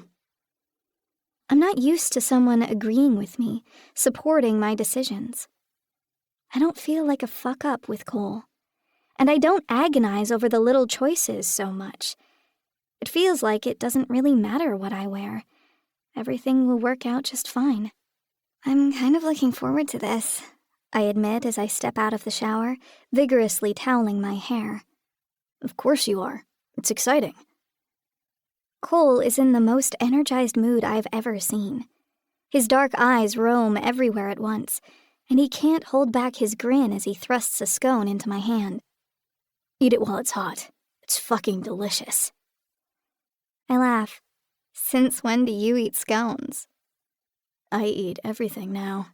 He winks at me. Remember last night? It all comes back to me in a rush. I shriek with laughter and outrage. Don't talk about that! He chuckles, grabbing hold of me and pulling me close, not caring that I'm not quite dry yet and my damp body spots the front of his shirt. He kisses me, his mouth pleasantly warm from the coffee. You're going to fucking kill it today, he says. I can't wait to watch. As always, Cole is right. The entire experience passes by in swift flashes, like a snapshot. We're hustled through the studio at lightning speed, with barely enough time for me to goggle at the brightly lit stages and the bustling desks full of people, before I'm back in hair and makeup, a paper bib tucked into the neckline of my velvet jumpsuit to protect my clothes from the thick layer of powder being dusted over my face. Don't worry, the makeup artist tells me. It looks like a lot, but under the floodlights, you won't see it at all. The hosts pass by to introduce themselves. I don't watch much TV, but I've seen clips of Roger Roberts and Gail Mason, who have been running the DBS morning show for the better part of a decade. Like most celebrities, they're much shorter in person than you'd expect. Roger is barely taller than me, and Gail is so petite you might mistake her for a fifth grader if you only saw her from behind, and her helmet of highly teased hair didn't give her away. Both are wearing even more makeup than I am, their microphones already clipped in place and a folder of prompts tucked under their arms. Where's your beret? Roger ribs me in his broadcaster voice. I wondered if that was something he turned on for the camera, but it sounds like he always speaks at top volume with careful enunciation. She's not a mime, Gail laughs. Then, patting me on the arm, we'll see you out there in just a minute. The producer gives me a brief rundown of the show, including the point at which I'll be brought on stage and a few of the questions I'll be asked. We'll show slides of your paintings on the TV screen behind you, she explains. Right, yes. I nod my head like I understand, while glaring lights, bright colors, and 10 different conversations scream at me from all sides. Cole remains calm and steady, his tall, dark figure so familiar to me that I look at him for comfort every time my anxiety threatens to explode. I watch the show from offstage, marveling at the hosts' ability to talk and joke with each other while their producer continually barks orders into the earpieces nestled in their ears. 20 seconds till the next segment, she warns them. With the speed of an auctioneer, Roger rattles off, and that's why I don't cook turkey dinners anymore. Up next, we've got a little culture for you. An up-and-coming artist from San Francisco. She just had her first solo show at the Frankel Gallery, and she's here to explain painting to us. Let's give a warm welcome to Mara Eldridge. The producer shoves me forward. I feel myself striding across the stage, my body moving like a puppet on someone else's strings. Even though I was warned, the overhead lights press down on me like heat lamps. I can already feel myself starting to sweat. I forgot where the producer told me to sit, I take the chair closest to Gale, hoping I haven't made a mistake. Nice to meet you, Mara, Roger booms, like we haven't already met before. His capped teeth and spray-on tan compete with the glittering red holiday top worn by Gale and her matching lipstick. Now I can't draw a stick figure to save my life, Gale trills. How did you get your start in art? They're both staring at me, eyes bright, teeth gleaming.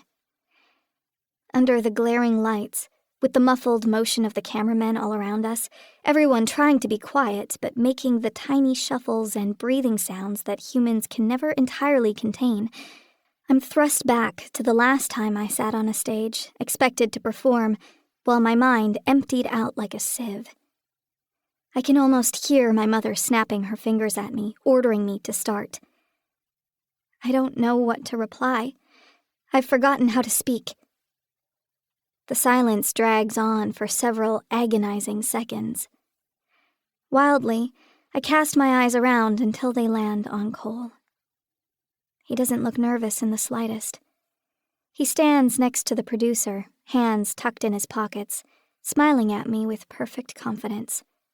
He mouths, "You got this." I turn back to Gale. The words flow out of my mouth like I rehearsed them. I'm mostly self-taught. I never went to art school, but I watched a lot of YouTube videos and took books out of the library. YouTube videos? Roger laughs. If that's all it takes, then how come I'm not an expert at golf yet? I give him a sly smile. Well, I'm not 3 beers in when I paint. Roger roars with laughter, and Gale shakes a finger at him. She's got your number.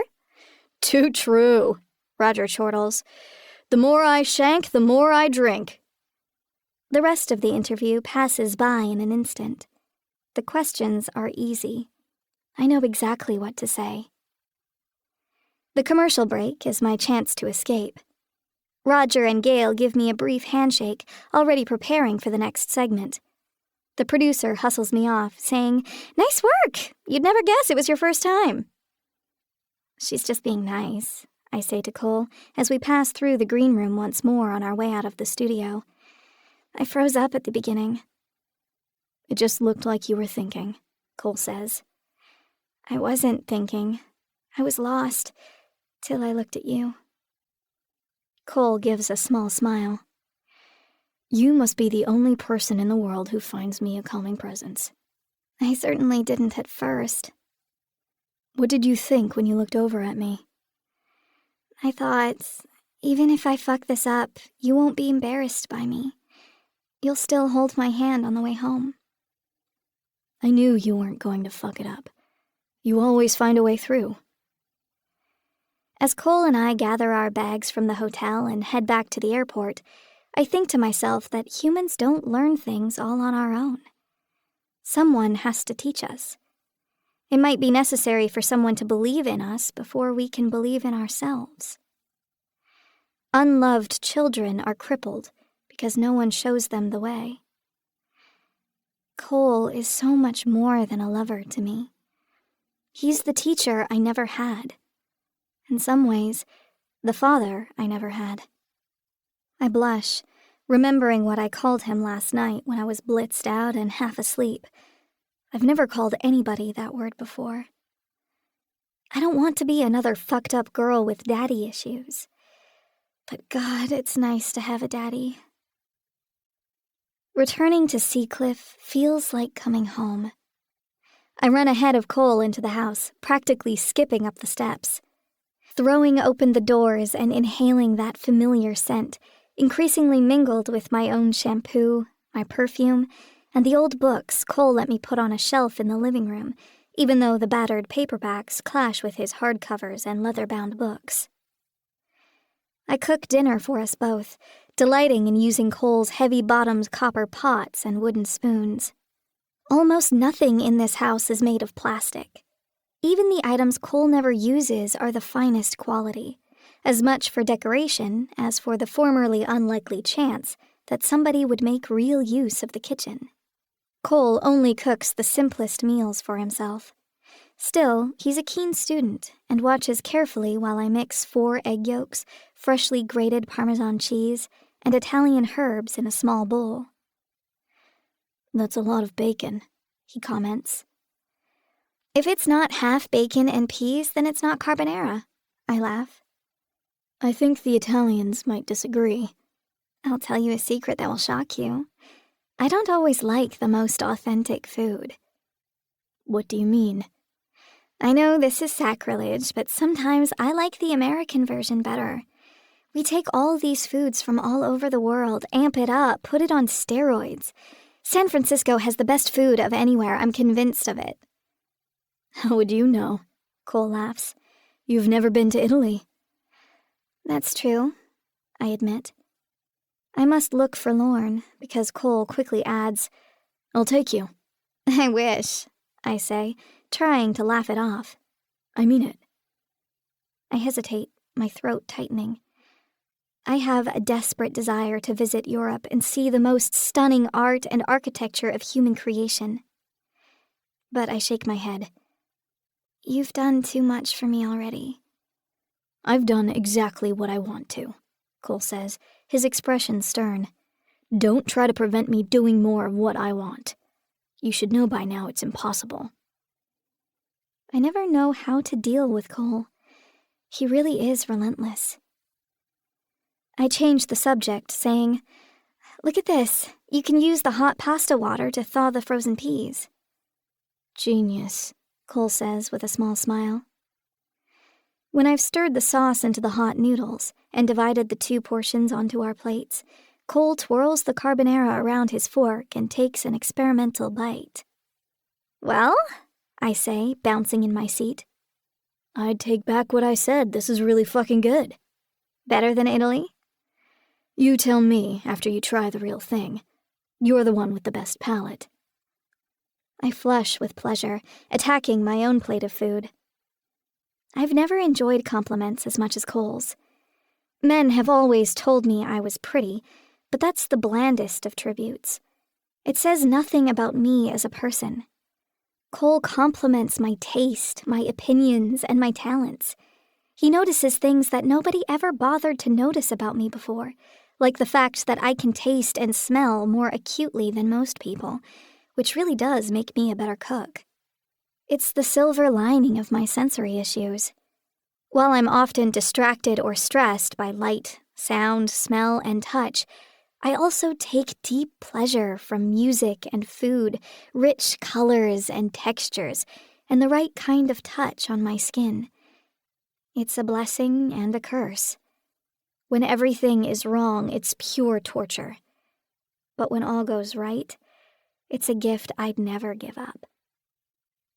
Cole is more considerate of my sensory issues than anyone I've ever known.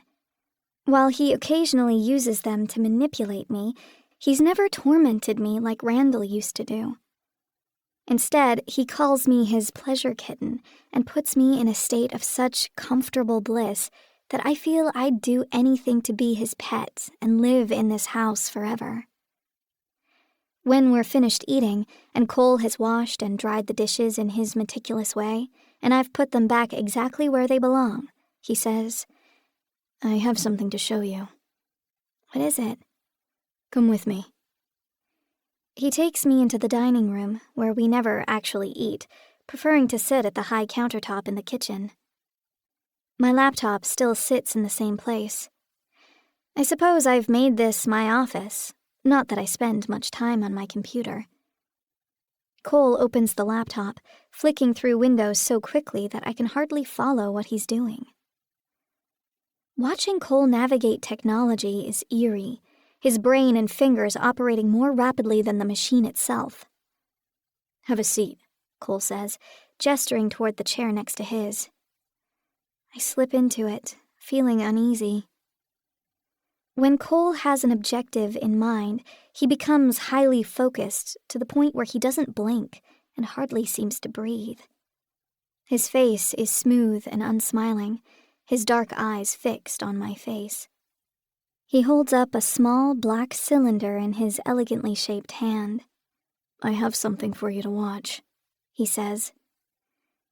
Silently, I take the flash drive, our fingers briefly meeting with an electric spark, static passing between us.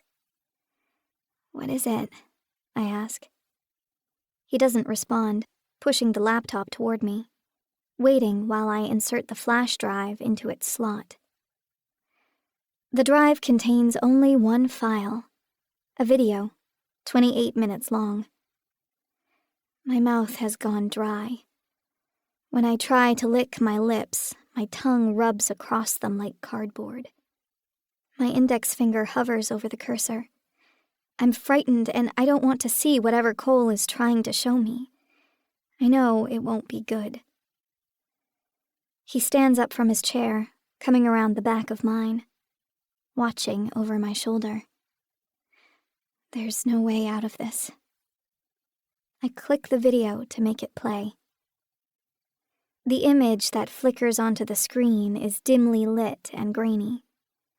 It appears to be the interior of some kind of small house, wooden floors and walls, only one room that includes the kitchenette, single bed, and the door to the outside.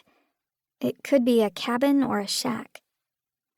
A man kneels directly in front of the door, shirtless, wearing only boxer shorts, his legs bent beneath him, and his large, misshapen feet splayed out below. His graying hair is scruffy, and his back hairy and sagging. I recognize him immediately. I'll never forget the shape of that blocky head with its roll of fat where the skull almost meets the shoulders. The wave of revulsion that washes over me is physical, so strong I have to clamp my hand over my mouth to prevent the carbonara from making another appearance. I want to jump out of my chair, but my legs are rubber, bent under the table. I thought the video was silent, but now I hear Randall let out a low moan.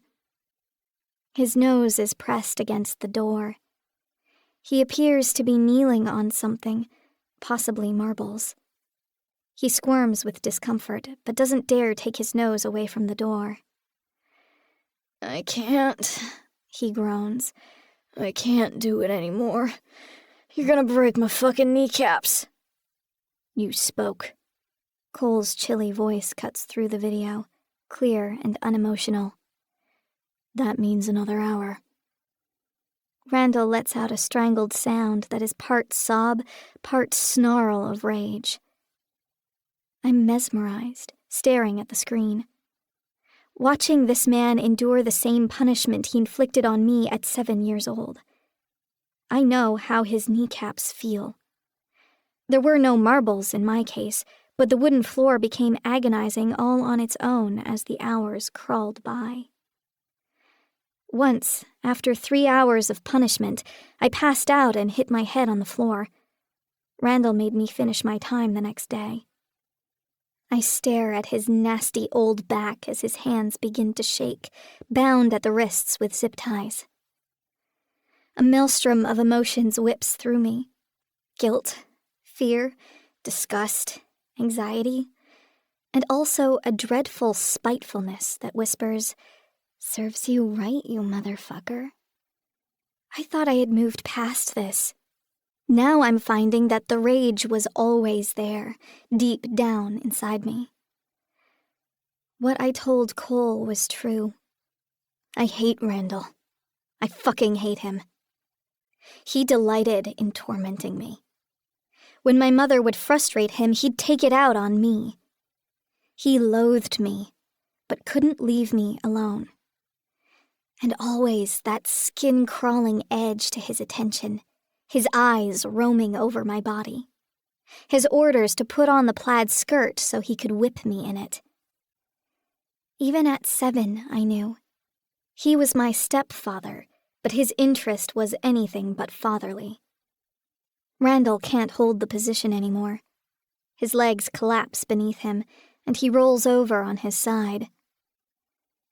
Cole appears in the camera frame, striding forward, dressed in an outfit unlike anything I've seen him wear before, a plaid shirt and jeans with a baseball cap. In his hand, a pair of bolt cutters.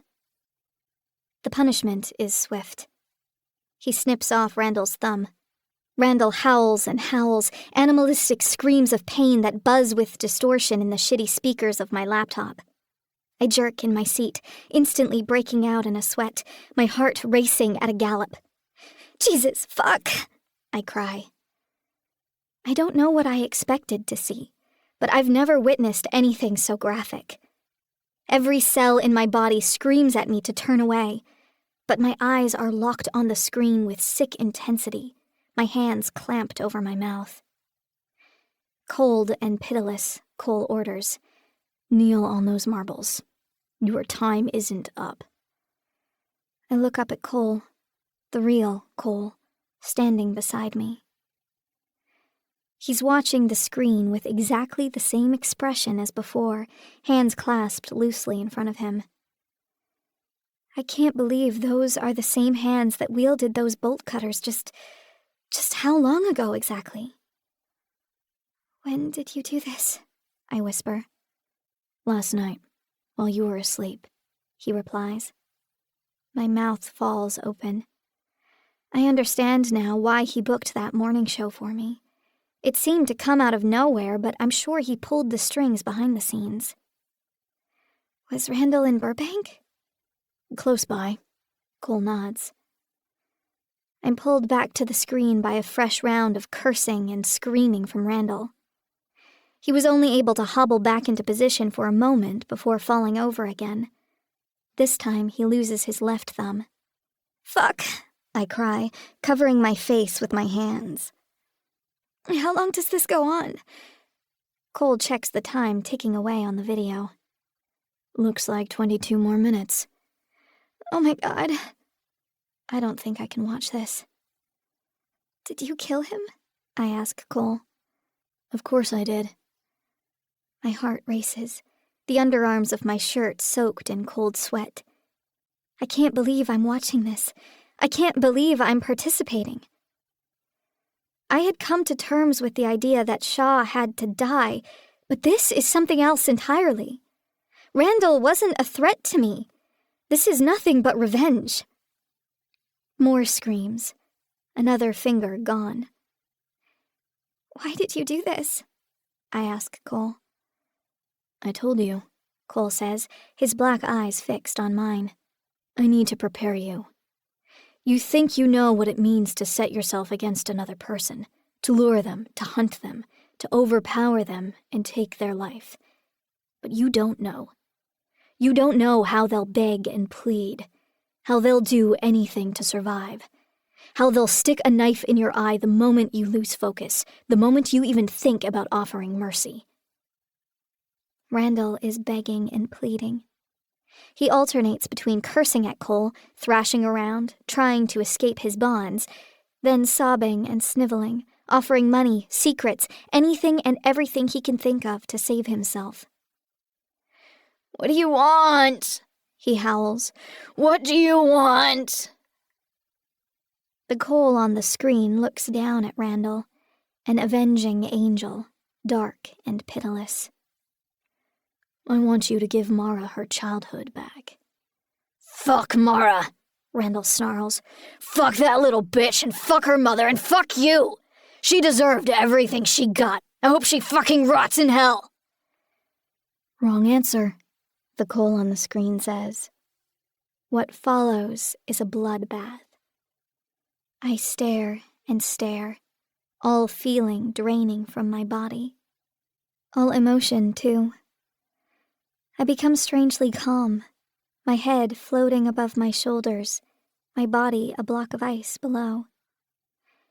I watch Cole murder Randall slowly, brutally, with obvious pleasure. I watch my vengeance unfold in front of me. When it's finished, Randall is nothing but meat on the floor. Those heavy hands can't hurt anyone anymore. I feel hollow inside, all the anger, all the pain, all the resentment scooped out of me. It's over now. Truly over. I close the laptop screen and turn to face Cole. I can't tell if he's a monster or my savior. He looks the same as always. Stark, beautiful, serene. Did it feel good to do that? I ask him. Yes, it was deeply satisfying. Why? I already won. I'm happy now. I moved on. Cole raises one black slash of an eyebrow. There's no moving on. I learned that with my father. If Randall died of old age, the anger wouldn't die with him. You have to kill it. I killed it for you. I don't know how I feel. Or perhaps I feel everything at once. It's wrong, so incredibly wrong. And yet, it also feels like justice. I wanted Randall dead. Now he is. He made me suffer, and he suffered in return. Cole plucks the flash drive out of the laptop and holds it out to me once more. You put your life in my hands once, the night you came to my studio. Now I'll bet mine. Here's the tape. You won't turn it in. You know this was right. He pushes the flash drive into my hands, forcing me to close my fingers around it. I could leave the house and carry this directly to Officer Hawks. But just as I knew Cole wouldn't hurt me, he knows exactly what I'm going to do. I walk into the kitchen and drop the drive down the garbage disposal. The next morning, I wake up alone in the bed. Cole is giving me space to process what happened. I understand now that all of this was planned out by him, probably beginning weeks ago. All through dinner, he knew what he was about to show me. He probably knew how I'd react, even what I'd say. He once told me that there are very few surprises for him. In social situations, he always has a quick reply at the ready because he plays out the entire conversation in a fraction of a second, already knowing what he'll say and what the other person will respond, back and forth a dozen times, before either of them ever opens their mouth. Everything is chess to him, 8 moves ahead. When his opponent plays by the rules, he almost never loses. I throw a spark of chaos into the game. Perhaps so does Shaw. Or Shaw becomes less predictable when I'm in the mix, distracting Cole, forcing him to make decisions against his best interests. We're entering the endgame now. Am I a valuable asset, a queen to his king? Or only a pawn that Cole can't bear to sacrifice? I keep waiting for guilt to overwhelm me. The people Cole killed before were faceless avatars to me. I never met any of them. Most seemed to deserve what they got. Randall is different. I knew him. We sat at the same table, ate the same food. I knew his favorite sports teams, the names of his sons, which movies he liked, and even what he sounded like grunting and puffing as he fucked my mother. I hated the intimacy between us, but it was there. I knew him as human, as a man. And I watched him die. Should I be sorry for him? I felt some pity last night, in the moment, seeing his graying hair and his wretched begging. But because I know Randall, I'm well aware how little goodness lived inside of him. I can't remember a single instance of kindness to me. Not one, not even when I was very small. Whatever he gave grudgingly, angrily, always rubbing it in my face afterward, lording it over me. He was a petty tyrant. Does anyone care when the tyrant's head is put on a spike on the city gates? Does anyone shed a tear? I'm certainly not crying. In fact, as I rise from the bed, I feel clean and whole, a little bit lighter, as if I shed off a weight I didn't even know I was carrying. I float out of the room and down the stairs, looking for Cole. I find him down in the kitchen, readying his customary breakfast, It's nice starting the day with the same meal every morning, knowing that you have control over the day ahead. He passes me my latte, fresh and flawlessly prepared. Cole would never slap milk and coffee into a cup. Whatever is worth doing well. He perfects his art, even when that art is only a latte. I sip my drink, naked under my silk robe, feeling the fabric against my skin and the clear morning light streaming in through the windows. Cole stands behind the counter,